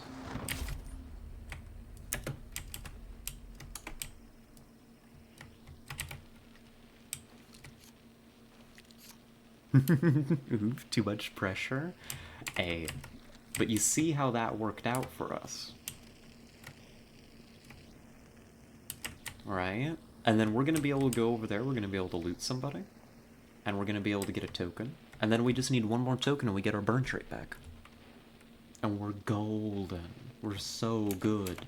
We're full on health. We've wiped out what's probably... We can confirm the death of 2 solos. 1 team. That's a good chunk of the lobby right there. I don't think he's getting up.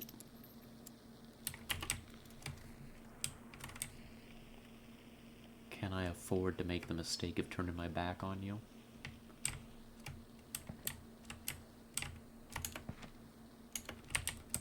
What am I even working with here? I've got 2 clues in Lawson.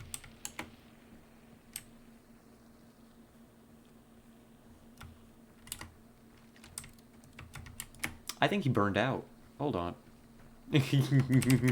That's a dead solo. Confirmed. Here's the team that we wiped earlier. They were busy engaging something out that way, probably a monster. Where's the other body? I killed 2 of you, I know I did. Where's the other one? Got a spark sniper. Where's the other one? I know there was another one of you.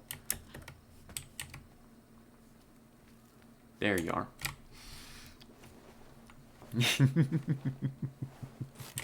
I call this a successful hunt already, jeez. I'm curious, mostly just for my own sake, so that the loot would be cool to see too. Where did this other one die? What did she try to do? I felt like I heard her death scream over this way. So she ran away from me. Right? Where did she end up? Here. This is the person. And she burned out as well. So the lady that was engaging us from that tower, right? That we were having our little gunfight with, ran, tried to reposition into here, was probably going to try to get up there to get an angle on me, and the other guy killed him. Good stuff. Oh, just good stuff. Now, this is our stomping ground. This is our corner of the bayou. I can just walk in here. What am I doing? This is my corner of the bayou. I don't have to worry about these kinds of things. Okay, we're going south.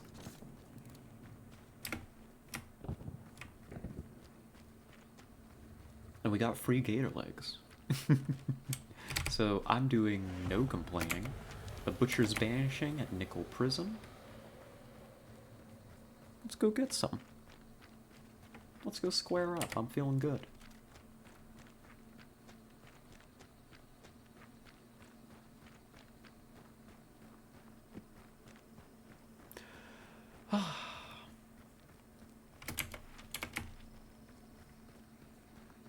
I know. First aid kits let you get a health bar back? No, not a health bar. Just filling out the health. So they'll refill, like... How do I describe this? They will refill health that is, like, lost to damage. They won't refill health that is lost to, like, death or being burned. And when a full bar gets burned, it's lost. Same as when you die. That's why that restoration is so powerful. Is because it lets you... This is a... I saw somebody up there, I think. On that catwalk? Or maybe I'm crazy. Maybe it was a pop-in. Oh well. Target's on the 2nd level. How do I want to do this? This is a tough approach, is the problem.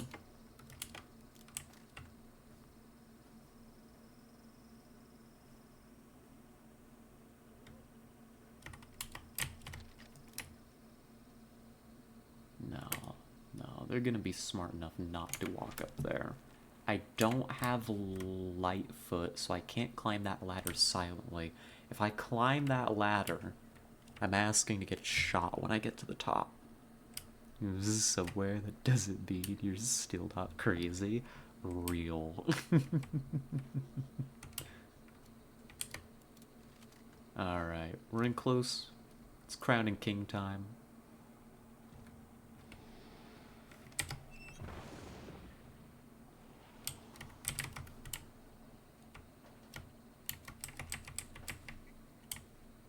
There's no way for me to get up here, like, perfectly silently.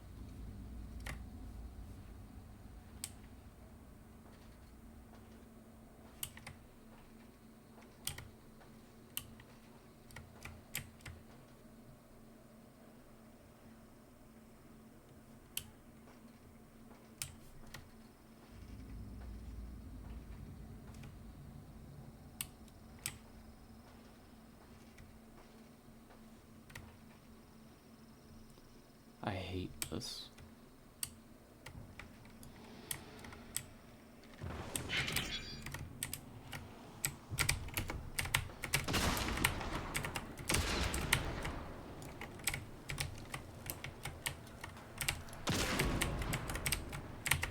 That's a zombie.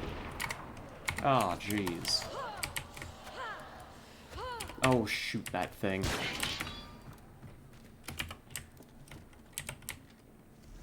I was like, that's a guy down there. Ooh.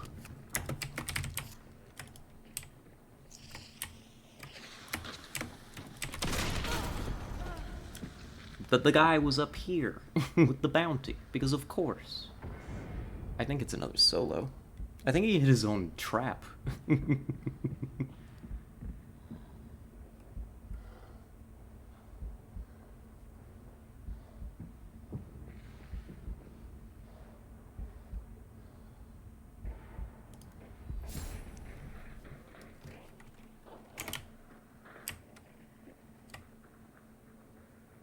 Hey, it was a solo though. They were kind enough not to burn me. To leave this for me.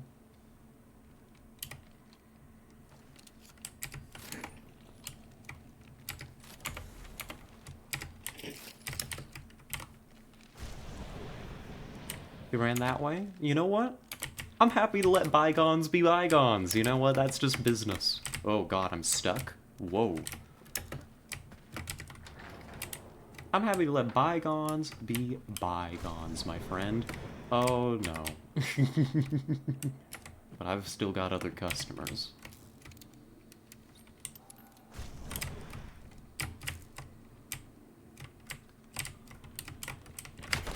Fuck. They were just waiting. Totally different person. They're gonna be moving.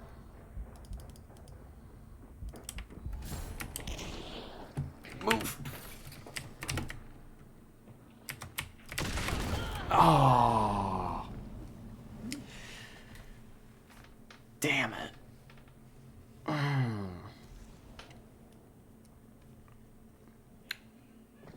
It didn't connect. Ah, I thought that would be on target, but we barely clipped him.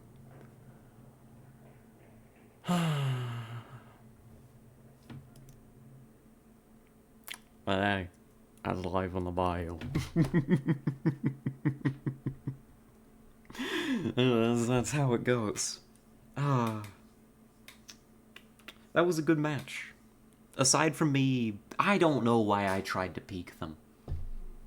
I had the thought, they're holding this angle. I don't know why I tried to peek it. I don't get it. Of course they were sitting there with a sniper. I had the thought, and I peeked it anyways. I thought I could be better. You live by the you live by the bayou, you die by the bayou. That's right. The bayou giveth, the bayou taketh away. Oh, but hey, that's 3 kills, some good fights. I'm satisfied. I'm happy. We can take a look.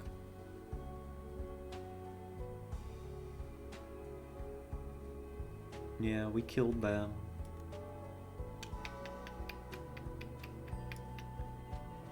Yep. That's them. And then I followed it up with, I bet that I could just get up and get away. No cheaters and hackers in this game? Not that I've ever encountered. It seems to be... there's some remarkable tech in this game. I am not executing it here. I'm nowhere near so good. There's some things that you can do that to the uninitiated will feel like there's somebody in your lobby with wall hacks. Right? A lot of the walls have like spacing in them that you can kind of see through.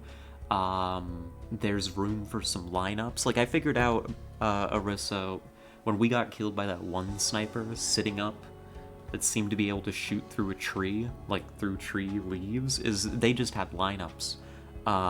They killed you with normal vision, and then they were just lined up waiting to see the mark disappear when we revived you, and then they were just peppering the area.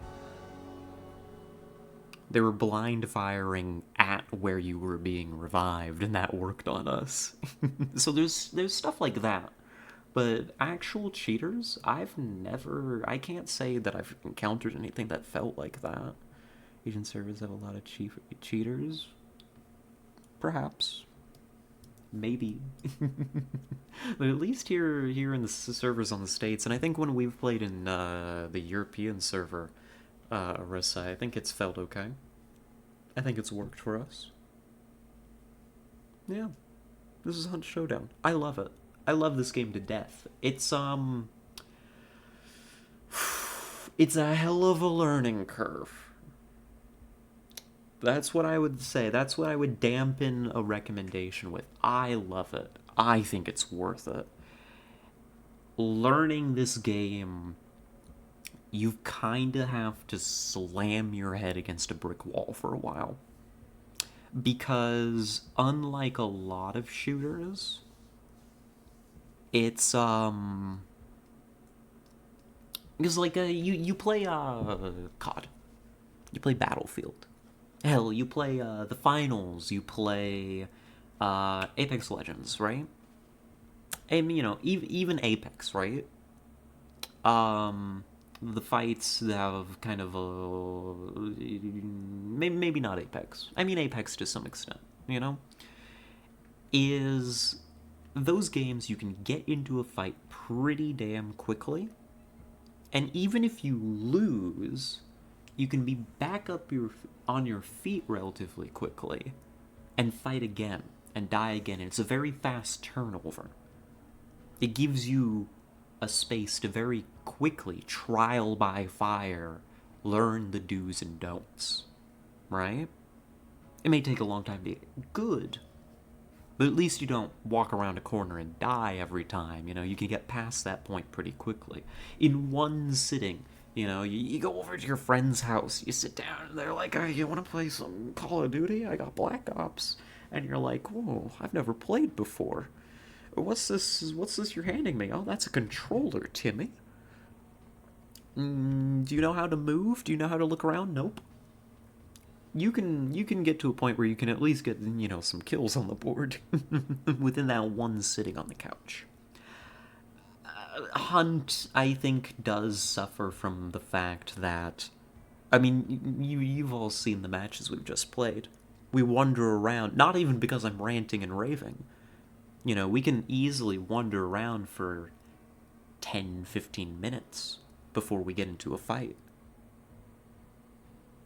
Now, we're playing solo, so we can self-revive, but even then, you know, you saw sometimes our body just got reasonably, that, you know, this is the counter, camped, so we just got killed, without a whole lot of opportunity to learn. But if you're playing duos, sometimes you wander for a bit. You know, you're out there, you're hunting with your friend, you're looking over the fences, and you're like, we're being so tactical, and then you die. Like I just did to those two schmucks that were firing out across the road out in the open. Did they have an opportunity to learn? Yeah, a little bit. They learned in a brief moment of extreme, extraordinary violence that the position that they were in was bad. But that's a lot less than you normally would in a game. And then they're gonna re-queue, and they're gonna spend 10-15 minutes wandering around, maybe having learned a little bit from that mistake, and then they're probably gonna get into another fight, and they're gonna die again without doing very much. And that's the learning cliff of this game. That's honestly my biggest point against it, is the new player experience can be rough. When I first started playing this game, there's another mode. It's not Bounty Hunt, it's Soul Survivor. And you see, you start with like a random weapon. It's like low grade, it's not very good.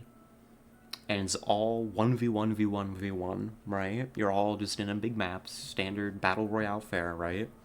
And you try to find 4 clues first, and then survive like a countdown timer that becomes King of the Hill, right? And this is the faster game mode. And even still,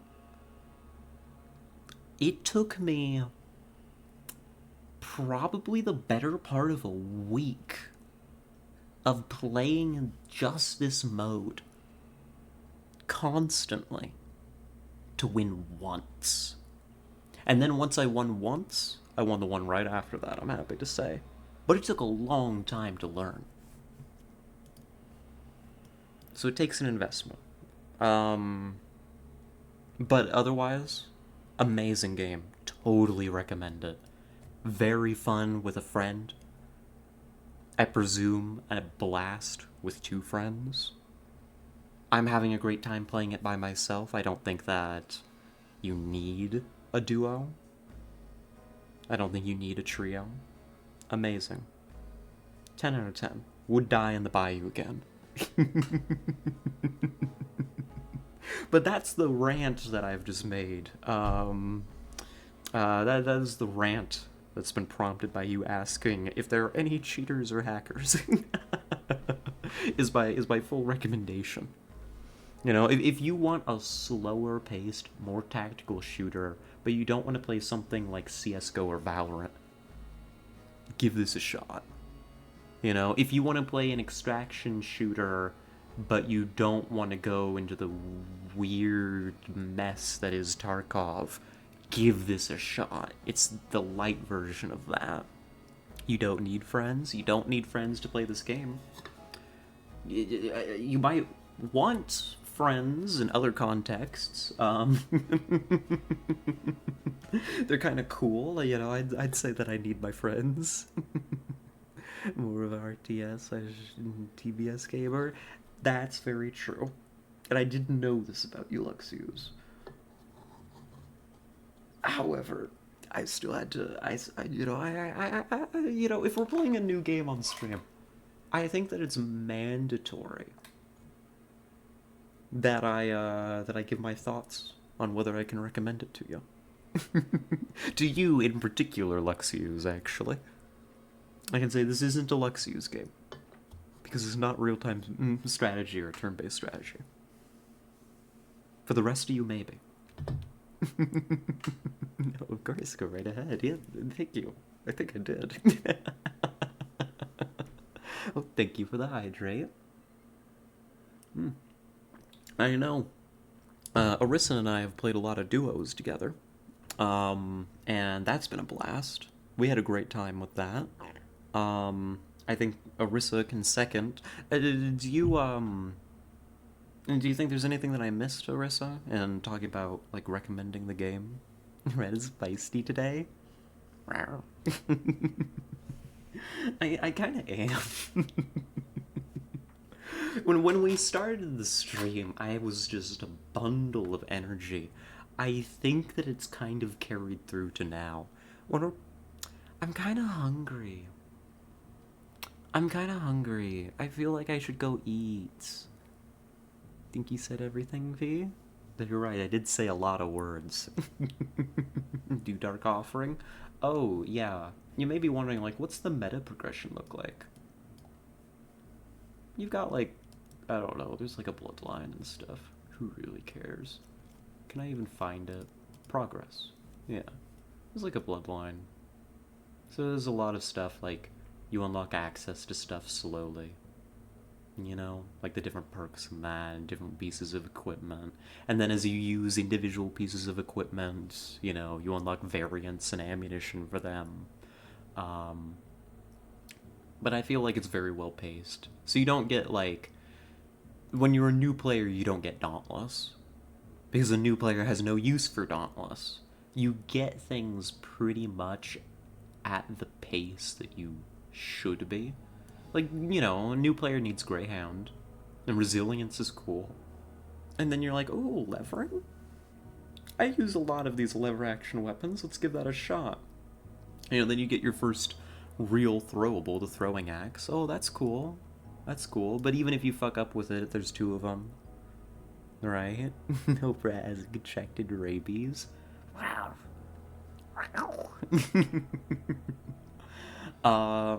And you're like, oh, I wish with some weapons I could stay in my iron sights. Iron Eye, you know. And this is all pretty new, you know, when you're a new player and that. Then you get fanning, and you're like, oh, fanning. And then you start thinking of like loadouts. And you get serpent, and you're like, oh, I can grab stuff from far away. That's so cool. You know? And then you start moving forward and you get into some more advanced stuff. It's like the game teaches you the rules, and then it starts letting you break them a little bit. You get bullet grubber. And you're like, oh, that's kind of fun. Because some of the guns I've been using have been teaching me don't partial reload. Unless you've got a damn good reason to be doing a partial reload. That's true even with bullet grubber. You've seen how long the reload times on some of these guns can be. You're vulnerable. When you get bullet grubber, you're allowed to kind of break the rule a little bit. You know, it's honestly, I'm just sitting here, I am admiring the design of how this is laid out. You know, you go forward and then it's like, oh, you get some stealth options. Poacher. The game up till now has kind of encouraged you, you know, you get like throwing knives and stuff, but it's like, you're eventually gonna have to make some noise and do an assault. Poacher. Conduit. Beast face, a little less punishment, for being loud near animals. By this time, you have an idea of what their activation ranges are. This plays around with it. Beetles.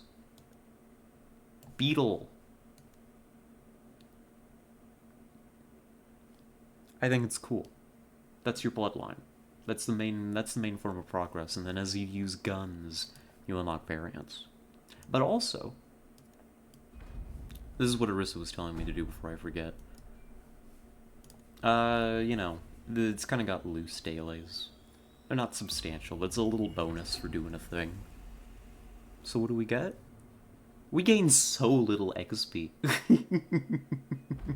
For the amount that we played today, we've been going for 4 hours. Keep in mind, I mean, it did take us, like an hour to get through our first match, including the time to set up. See, and then that just gives us a random gun. That wasn't very impressive, ignore that. We did not actually get very much XP today. Maybe that goes to show that I'm not very good. But I already showed that by playing the game. There was one more thing I wanted to talk about.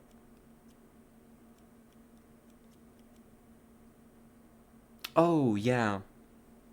This is the other thing. We talked about this at the very beginning. Of, like, what intimidated me away from this game. It wasn't the learning curve. I didn't know a thing about it until I got into playing the game. It's like, if you go to buy this game, you hop on that Steam page, and you're like, I'm gonna get the game. You're gonna see a wall of DLC. And if you're like me, you see that, you see that for a game that you have to pay for, and you're like, what the fuck? And you're like, this has gotta be bad. It's all like cosmetics. It's literally all cosmetics. And like, it's like skins and stuff, It's pretty stuff. That's it. That's all it is. It's normal Paradox experience. I mean, well, that's the thing. This isn't a Paradox game. And frankly, it makes Paradox games a hard recommend. When you've got to pay $100 to make... Or more than that. Hold on. Wait here. Wait here for a moment. How much does it cost? I'm curious. For EU4 to be a complete and playable game. Because I'm going to tell you. You really want those DLCs for EU4? How much does it cost? The whole thing. Oh, God. The bundle, which I already have. I own the base game, I think. Which is like $40.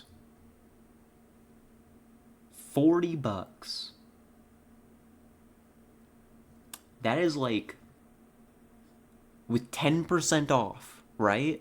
10% off. I'm just doing a little bit of math. That's over $300.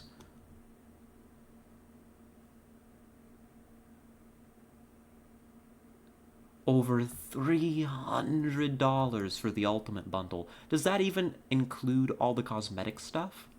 Because the cosmetic bundle... Let's see, the music pack, the sprite pack, like history lessons, which, I mean, who cares about those? But, like, are those even included? Because that's $50 more. Let me see. It's not. It's literally not even.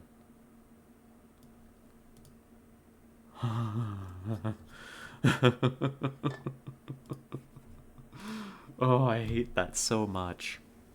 I hate that so much. But it's not that here. None of it's, like, got game impact or anything. You don't have to buy updates for this game or special guns. It just makes stuff look pretty. And frankly, look at this guy. Look at Fergal. Fergal looks like he could be the main character of, like, what are those...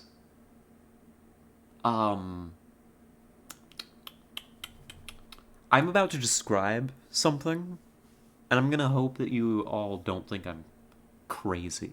But, like, I feel like there was a period where there was a whole bunch of, like, kinda edgy Monster Hunter shows that came out. Right? Like, a bunch of edgy Monster Hunter shows that were, like, you know, kind of wanted to be like Buffy and stuff, or maybe drew inspiration. Not very many of them were good or notable. I can't remember any real names, except maybe, what was the one about the... I think it was literally just called Van Helsing, which is not notable. There's so many shows called Helsing or Van Helsing. But there was this one about a lady in, like, a vampire zombie apocalypse, which I feel like fits that bill, because she, again, kind of ends up being a monster hunter. That one was kind of good. I should go back and finish that one. I kind of enjoyed that. That one, you look at it, you're like, this is such a crazy premise. It's interesting. I enjoyed it. Angel was great. Angel. I don't know much about Angel, but Angel. This guy looks like he could be, like, one of the main characters. You know, maybe the main character. This game, it looks good free. Or not free. It's not free. You have to pay for it. It looks good when you just buy the normal game and you don't buy skins. You know. I like it. It's good. Recommend. Thumbs up from me. I'm gonna stop recommending this game now. I mean, I'm still going to be recommending the game, but I'm going to stop talking about it. No, I think I overestimated the cost of it. But to be fair, it does offer thousands of hours of game time. What, EU4? Sure. It's still ridiculous for the game to not be playable without that much DLC, you know? I don't know. Paradox is an interesting beast. Because, like, on one hand, they make some pretty damn good games. I'll hand it to them. I like EU4. I would like to like Hoi. I just feel like it's not a game that will capture me unless I learn it really deeply and play multiplayer. And I don't have a crew for it. Nor do I want to lose my mind playing Hoi. Angel is really darn good. I'd say better than Buffy that it's spun off of. Oh, especially the very last season. So unfortunately they cancel it, so we never got a proper ending. That is the crime of modern television. Is the constant cancellation of shows that are perfectly fine. Here's the thing. Here's the crazy thing. It's not even because these shows are unprofitable. Right? It's not even because these shows are unprofitable. It's because if they cancel them, it's a tax write-off. It's because if they cancel them, it opens up room for the next thing. And new things sell better than old things, especially in media. Think of any YouTube series that you've ever watched, even the really good ones. You know? Why does Swampletics, any settled stuffs, or any YouTuber that you like, think of their stuff. Episode 1 versus the final episode, or any of the in-between stuff. Massive drop-off in viewership. Same for TV. Even if the sustained viewership is good enough to actually turn a profit and pay its costs, which should be enough, they give perfectly good shows, beloved shows, the axe.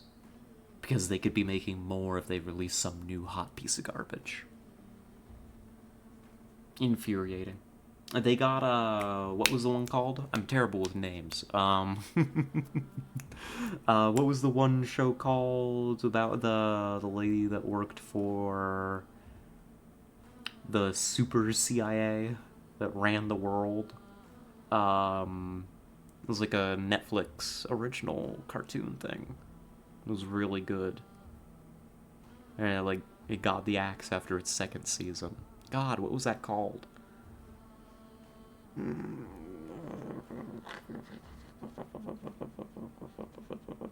bad. I'm bad at remembering things. But stuff like that. It upsets me. Always find single player, especially with mods. Equestria at War is phenomenal. I've heard that Equestria at War, the My Little Pony mod, is actually by far the best Hoi mod. I should try it sometime. Maybe that's what will get me hooked on Hoi. I used to really like My Little Pony growing up. I'll say it. I did. I feel like I'm allowed to say it now. There was a time in my life when I was still a little egg where My Little Pony was a guilty pleasure. which is wrong. It shouldn't be that way, right? People should have let me enjoy that. But any time that I offered it any praise, I was immediately on the defensive. My Little Pony, even right now, even, yeah. Solidly made show. Especially, the what they did with flash animation, a technical marvel. Right? The show looks that good in its flash animation. Crazy. That's one of the My Little Pony, fun facts I remember, so that's just flat out impressive. People put an insane amount of effort into that mod. The art, the writing, everything. You're selling it to me. I think I'm gonna have to give it a shot. Movie was just a pleasure for me. Not every episode was stellar, but the good ones were a marvel at best. Yeah, that's the thing. It is not every episode's a hit. It was a children's show, right? Some of them were just simple little lessons, like share, talk to people, communicate, apologize. But sometimes it really popped off way more than it had any right to. I mean, keep in mind, it did so to such an extent that we refer to one specific show as My Little Pony. There were My Little Pony shows before Friendship is Magic. But who cares about them? They weren't good. They were Care Bears level, right? Mid children's entertainment at best. All My Little Pony episodes downloaded. That sounds like it takes up an enormous amount of space, but I respect it. I mean, I've done that with one show, but that's because you can't watch it anywhere. The first, see, now we're just rambling. We're practically on the main menu rambling. Or I don't think we're gonna play any more Hunt tonight, just in case anybody's got their hopes up. But we're gonna ramble a little bit and hang out before we go. Um, I dare say if My Little Pony wasn't as good as it was, we would have a Barbie movie that is taken as seriously as it was. I believe that. I believe that. I see where you're coming from with that, Azunia. That's a smart take. That's a smart take. Because I do think that My Little Pony is like one of those pieces of media, maybe the piece of media, that really lends credence to the idea that programming that is targeted at children can be good, can be a quality production. It was My Little Pony and Sesame Street. Now, Sesame Street's targeted, I think, it's very different. I think it's targeted as a much younger audience than My Little Pony. They're both very young. They overlap a bit, but I think it still targets, like, even lower. Like, toddler stuff. Just above toddler. But Sesame Street also, I believe it was public programming, right? Or at the very least, like, provided as part of that, was the idea. Part of what was behind it is the idea of offering actual quality children's programming as opposed to put colors and funny creatures and people making sounds in front of children and hold their attention while the parents go and do something else. Let the TV babysit.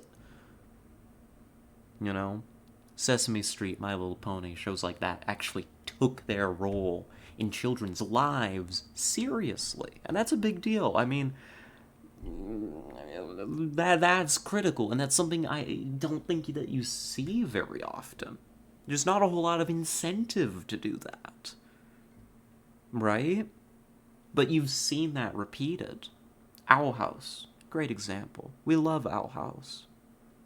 Also, a show that got the axe. That was quality children's entertainment. People love that. Children's programming sounds like brainwashing. At worst it is. Unfortunately, yes, that is true. I just mean children's programming in terms of, like, television programming. Yeah, My Little Pony definitely broke down a lot of barriers there. Very, very big deal. There's something else I was gonna ramble about. What was it?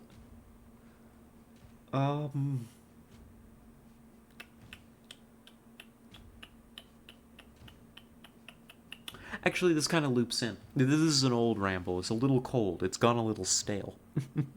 Daily Wire has made a children's cartoon, which is just propaganda and brainwashing. Yeah, that's the thing. Is like some people do intentionally make children's programming that is programming children. Right? It didn't PragerU, those absolute fucking cretins make something like that too. Like, it's powerful stuff. That's all the more reason that shows that realize their responsibility for their target audience, especially young people, and take that seriously and act in good faith, are so important. If I had a kid, I'd be making sure that, if they were watching television, that they were watching stuff like Sesame Street, that they were watching stuff like My Little Pony. Right? I'd be very choosy on the kinds of stuff that they're able to watch. Not necessarily in just like a protective, I can't let the real world interact with them, but in a, you want to put some quality stuff in front of them. I don't want them watching goddamn garbage. At the very least, I don't want them watching garbage if they don't even have the means to process that what they're watching is garbage. You can watch garbage. This is not my thing. Some people enjoy watching stuff that is objectively bad. You can do that, that's fine, but you should be able to understand that what's in front of you is trash, it's junk food, you know? I'm gonna force my child to watch My Little Pony. Well, I'm not gonna make them, but I'm gonna be like, hey, this is a show I think you might like, and recommend stuff like that. You know? Wouldn't mind have been born with a wrist as my mom. What an interesting compliment. That's twisty. I like it. But yeah, like those formative years, they're critical. You know? And especially, I think. Sorry, I'm ranting about childcare. I don't know. I've got. I mean, family stuff's complicated as always. I'm a trans woman, it comes with the territory. Um, but one side of my family is a bit bigger, and I spent a lot of time before I fell out of contact with them. I spent a lot of time with kind of the new generation of that family. You know, there was a cluster of a good deal of kids all around the same age.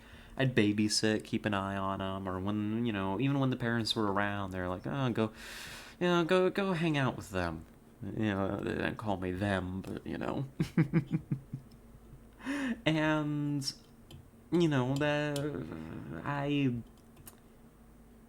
kids are smart. Kids pick up on stuff. That's one of my biggest... I knew this before then. I tutored kids regularly. I've been tutoring kids since elementary school. Gifted kid moment, right? I've been tutoring kids younger than me since elementary and continue to do so for a very long time. And they pick up on stuff that you don't even notice. Wicked damn smart. Perceptive. Right? And so, sticking a tablet in front of them, or a phone, or a screen of any kind, and just letting whatever play, I think, intuitively just screams to me that could be extremely risky. I'm not going to inherently say damaging. I feel like that's a very loaded term. But risky? You know? Everything about kids picking up stuff is it takes a lot more effort to get it out if they pick up on something bad. Yes.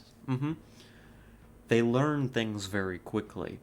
Unlearning things is the hard part. Sisters, children do I'm trans before I do it. See, they pick up on stuff.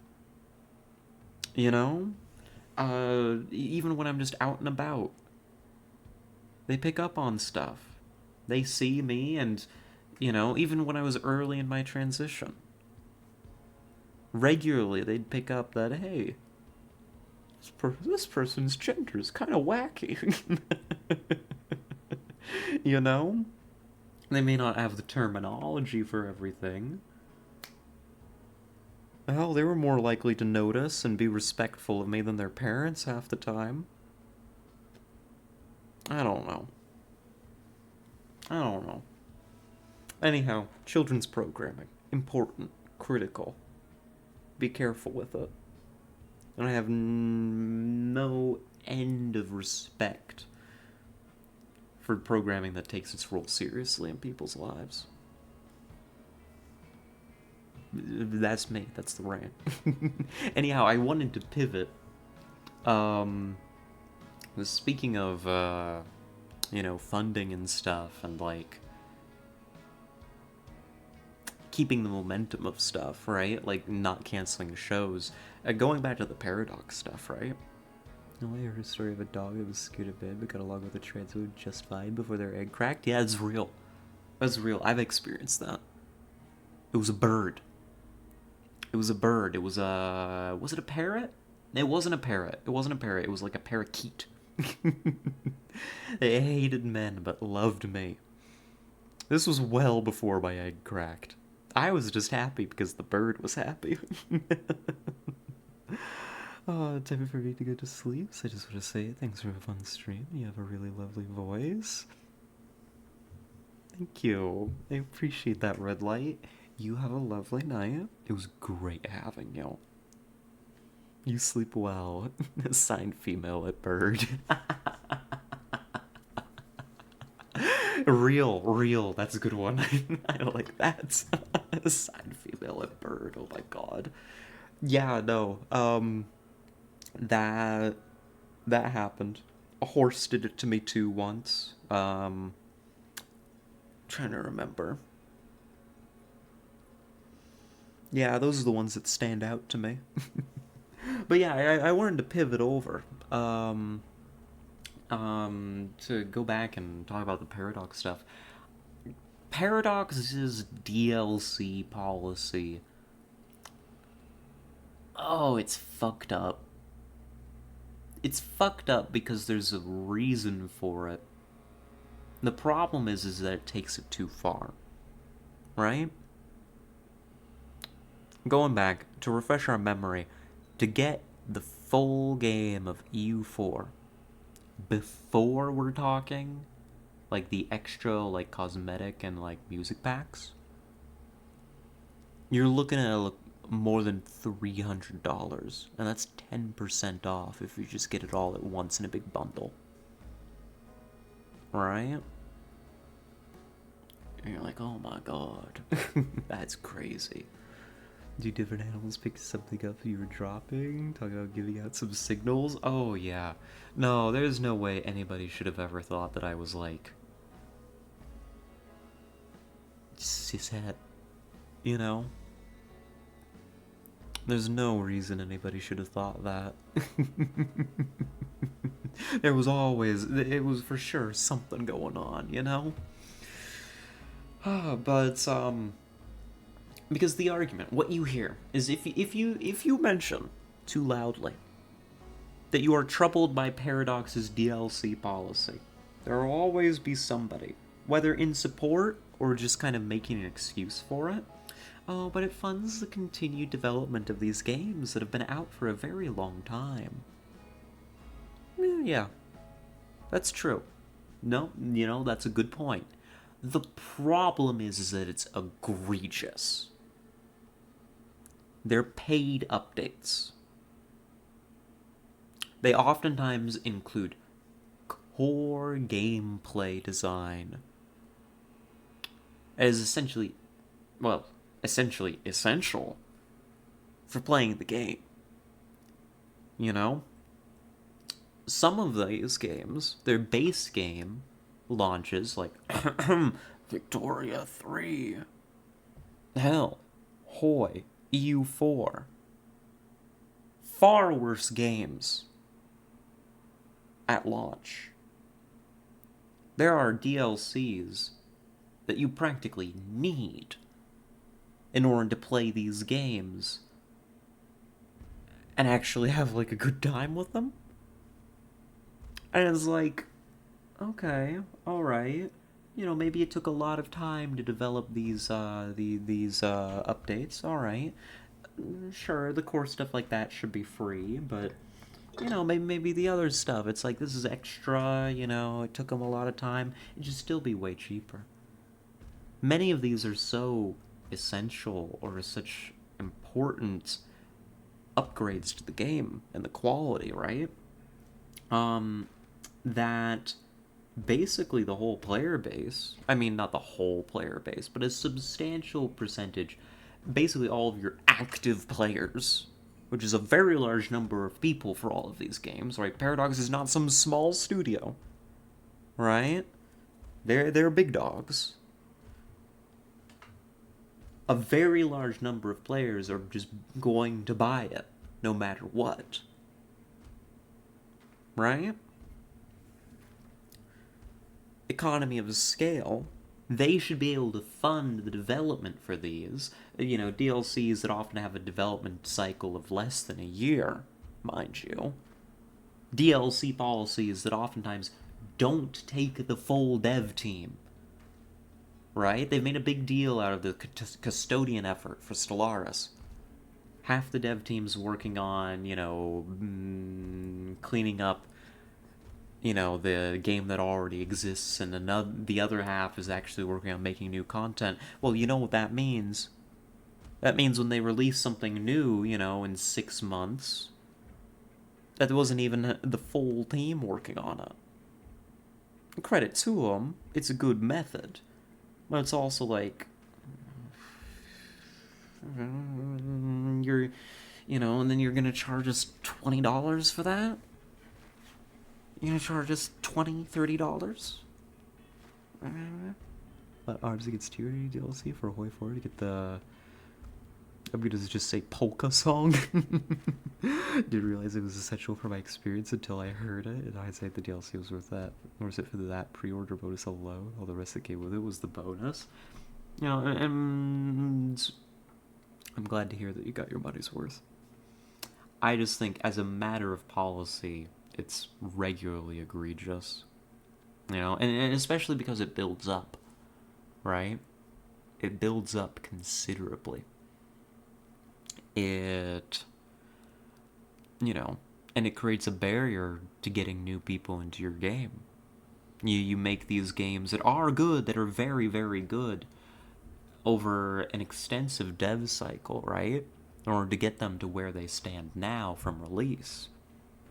But if it costs somebody $300 to get to that point, huh? What are you doing? I'd bet you $1 to a donut. That's a grandma phrase. My bad. But I'd bet you that they could sell their $20 DLCs for like $5. $5. Hell, let me be generous. $10. Just don't put it on sale, ever. Do what Factorio did. Never go on sale. Just charge the price that it is and put it out there. Slash it down. I bet they'd still make plenty of money to keep everybody's paychecks sorted.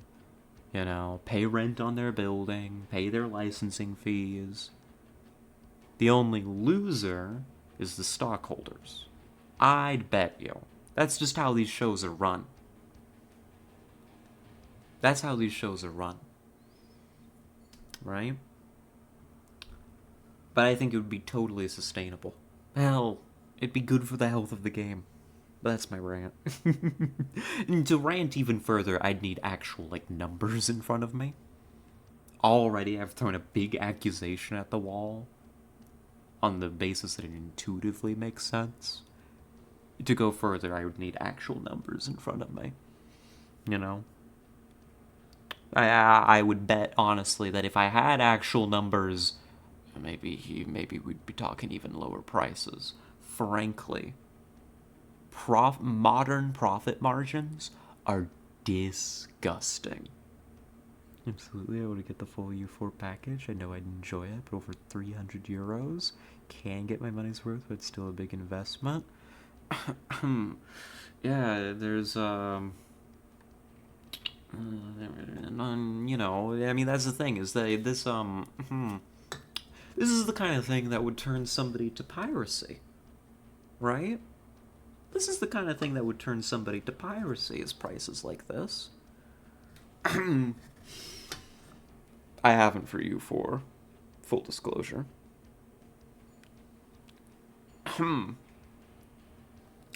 But you could.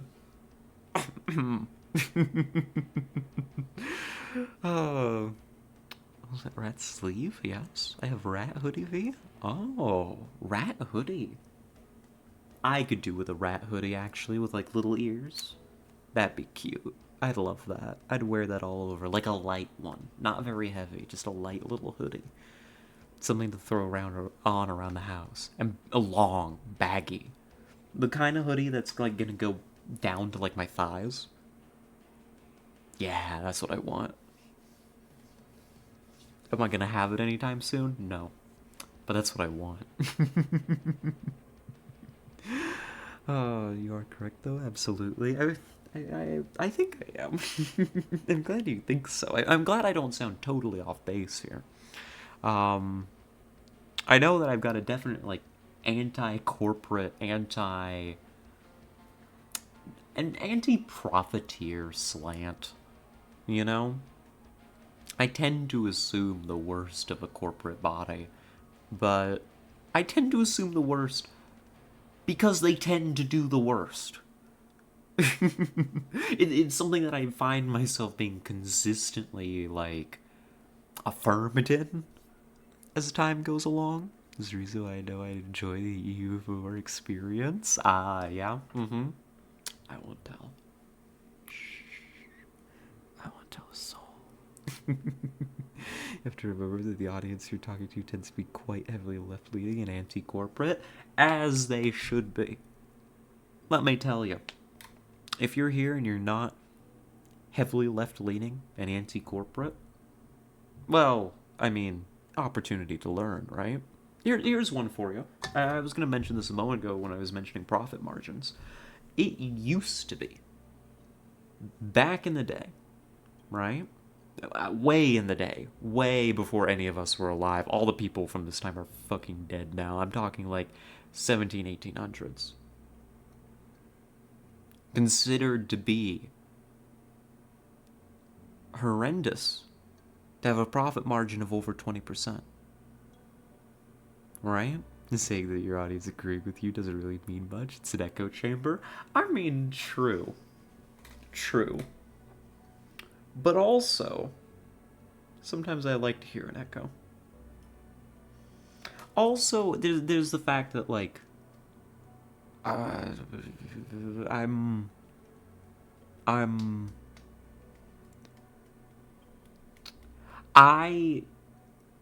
exist in an environment outside of this space, right? Where I am constantly surrounded by pretty much the opposite views. I live in a rather conservative state. I live in a college town, but I'm not currently a student there. We're working on that later this year. Big things happening. I mean, we talked about that during the New Year's stream. Like, my coworkers at work, oh my god. They're just being constantly played by everybody. And they can't stop pointing fingers at each other. It's crazy. Insane. I'm not gonna rant about that. But, yeah, it used to be. Having, egregious profit margins was widely considered to be a bad thing. Nowadays, the expectation, if you're looking at profit margins where they want to print money, these companies.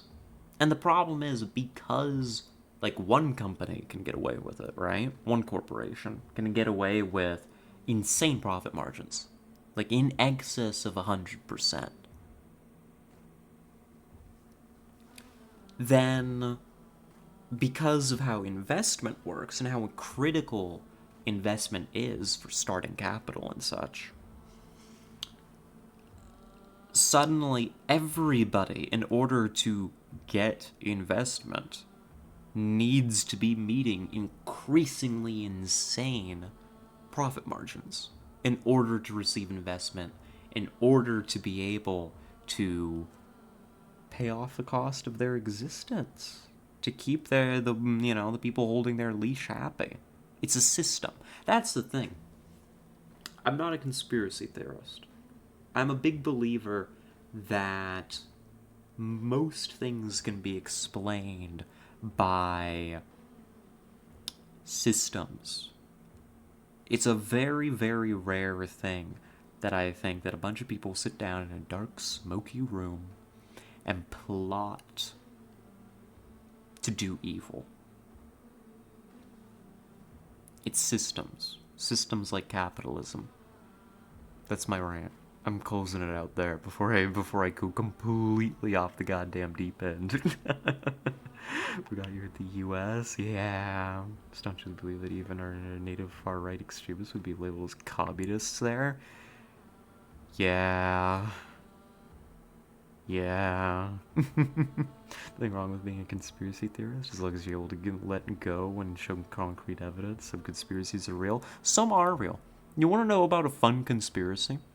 I mean, it's not fun, it's horrible. Have you ever heard of the business plot? Most of you haven't. That's okay. People don't really talk about it. Back during World War II, specifically before the US joined the war, it's notable that the US, like a lot of allied powers, had a very strong, notable internal fascist movement. Basically Nazis, just not, the Nazi party of Germany, right? Fascists. The United States had a rather strong one. It was popular amongst a lot of, well, business elites, the well-to-do, right? And this is a real conspiracy. This is a matter of public record. A bunch of these people got together, a bunch of these business leaders got together and plotted a coup d'etat of the American government. Now, a lot of popular retellings of this story will say the only reason they got caught is because they approached the wrong general, and go on some patriotic spiel about how the general that they approached was a patriot and turned them in. You know, coups are messy. Who knows if it would have succeeded? There's a lot of hurdles to clear when you're doing a coup, right? Yes, I see you, Hazunia. I'm getting there. The conspirators did approach the wrong general. They felt that for their plan to be successful, they had to turn a high-ranking general in the American military, right? They went forward. They chose one to approach. They approached him. They offered him money. And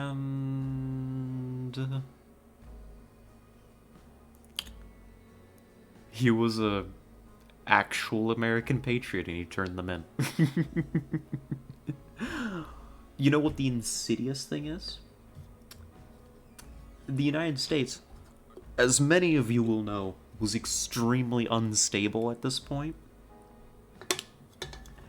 And, as was well understood by, the president at the time, FDR, was on the eve of war. And these were high-ranking business leaders. It's not confirmed in public record, because only the most egregious who were part of the group that directly approached the general and were just caught red-handed. Other than that, the investigation was kind of left to die. Essentially a slap on the wrist. It's believed, but I can't say that anybody can absolutely, beyond a doubt, prove it, that Henry Ford almost certainly had connections to these people, may have been involved. Henry Ford can be proven to have been a fascist sympathizer. And was pro-German. It was pro-fascist Germany before the war broke out, and he quieted up about that stuff. That is provable. That is a matter of public record. That is known. Why am I ranting about this? Why am I rambling? I don't know. I'm always rambling. There was a point to the story. I was demonstrating something. Oh, yes, but, that's a real conspiracy. They happen. But even that is itself born of systems, right? That people like that felt that they were in a position to use their extraordinary wealth to essentially buy a new government.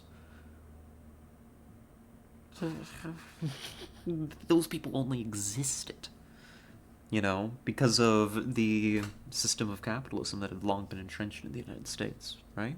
The only thing we're missing is MSP. Yeah, but I don't know how I would what would I make like a little table with like a little business people around it, like little hats? I don't know. I don't know. Anyhow, I'm a filthy commie. You know me. Support your message. Thank you. MS Paint, MS Paint. I don't have MS Paint in me right now. Honestly, I think we're ending. Let me see. Do we have somebody to raid? Now that I've got y'all riled up with communist, with socialist fervor, at the very least, can we send y'all anywhere? Did I just see that Schneeze is alive? I'm playing Gloomwood. I'm sorry. I love Schneeze so much. I think that she's an incredible streamer. Up and coming. I think Schneeze is going to blow me out of the water someday. There's a lot more explicit ones too, like Operation Paperclip. True. There are multiple people live. I mean, yeah, there's a lot of people live, but are any of them named Schneeze? There is... Kiara is live, playing Baldur's Gate 3. That's true, too. I mean, we did raid Schneeze yesterday. Oh, but I was so excited. Schneeze is playing Gloomwood, which is a game that I might want to play eventually. And I don't know that I want to spoil it for myself. On the other hand, Baldur's Gate is pretty cool. Raid me, you're not alive, Arissa. I know for a fact that I'm not going to play Baldur's Gate at any point. But also that Baldur's Gate is very good. And the Kiera is excellent. I want to send y'all to Kiera. I am myself relatively new to her content.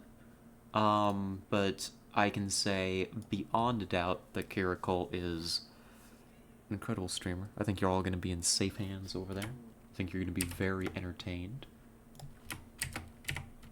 And we all love Baldur's Gate 3. Great game. I think I spelled all that right. I just... So, my mod view, of course, has been paused. The stream's not playing, right? But I just looked over at it, and it was on starting soon still, and I was like, oh my god. No way y'all let me sit here for almost 5 hours on the starting soon screen.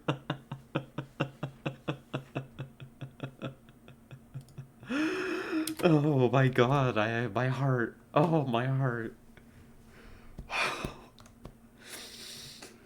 Oh god. Oh my god. I'm okay. Oh, jeez. She's your spirit sister? Yeah. That's the thing. Azunia says, I need to watch more of Kiera in order to, confirm this for myself. But rumor has it that Kiera is, my spirit sister or something as a streamer. That's pretty cool. So if you want more rambling, more of this, we're sending you over there. We're gonna put us on the ending soon screen. That raid's going out. Thank you, everybody. Before we leave, I'm sorry, my heart has been destroyed. I'm not gonna recover anytime soon. But everybody have a good night. Be safe. Thank you so much for tuning in. I'm doing this out of order. It feels weird, but thank you all so much. I had an amazing time. Big thank you to Mizu for the raid earlier when we started. And I'm gonna get out of here. We'll be back tomorrow. We'll be playing something. I don't know what yet. But be safe. Make good decisions. Say hi to Kira for me. And bye-bye.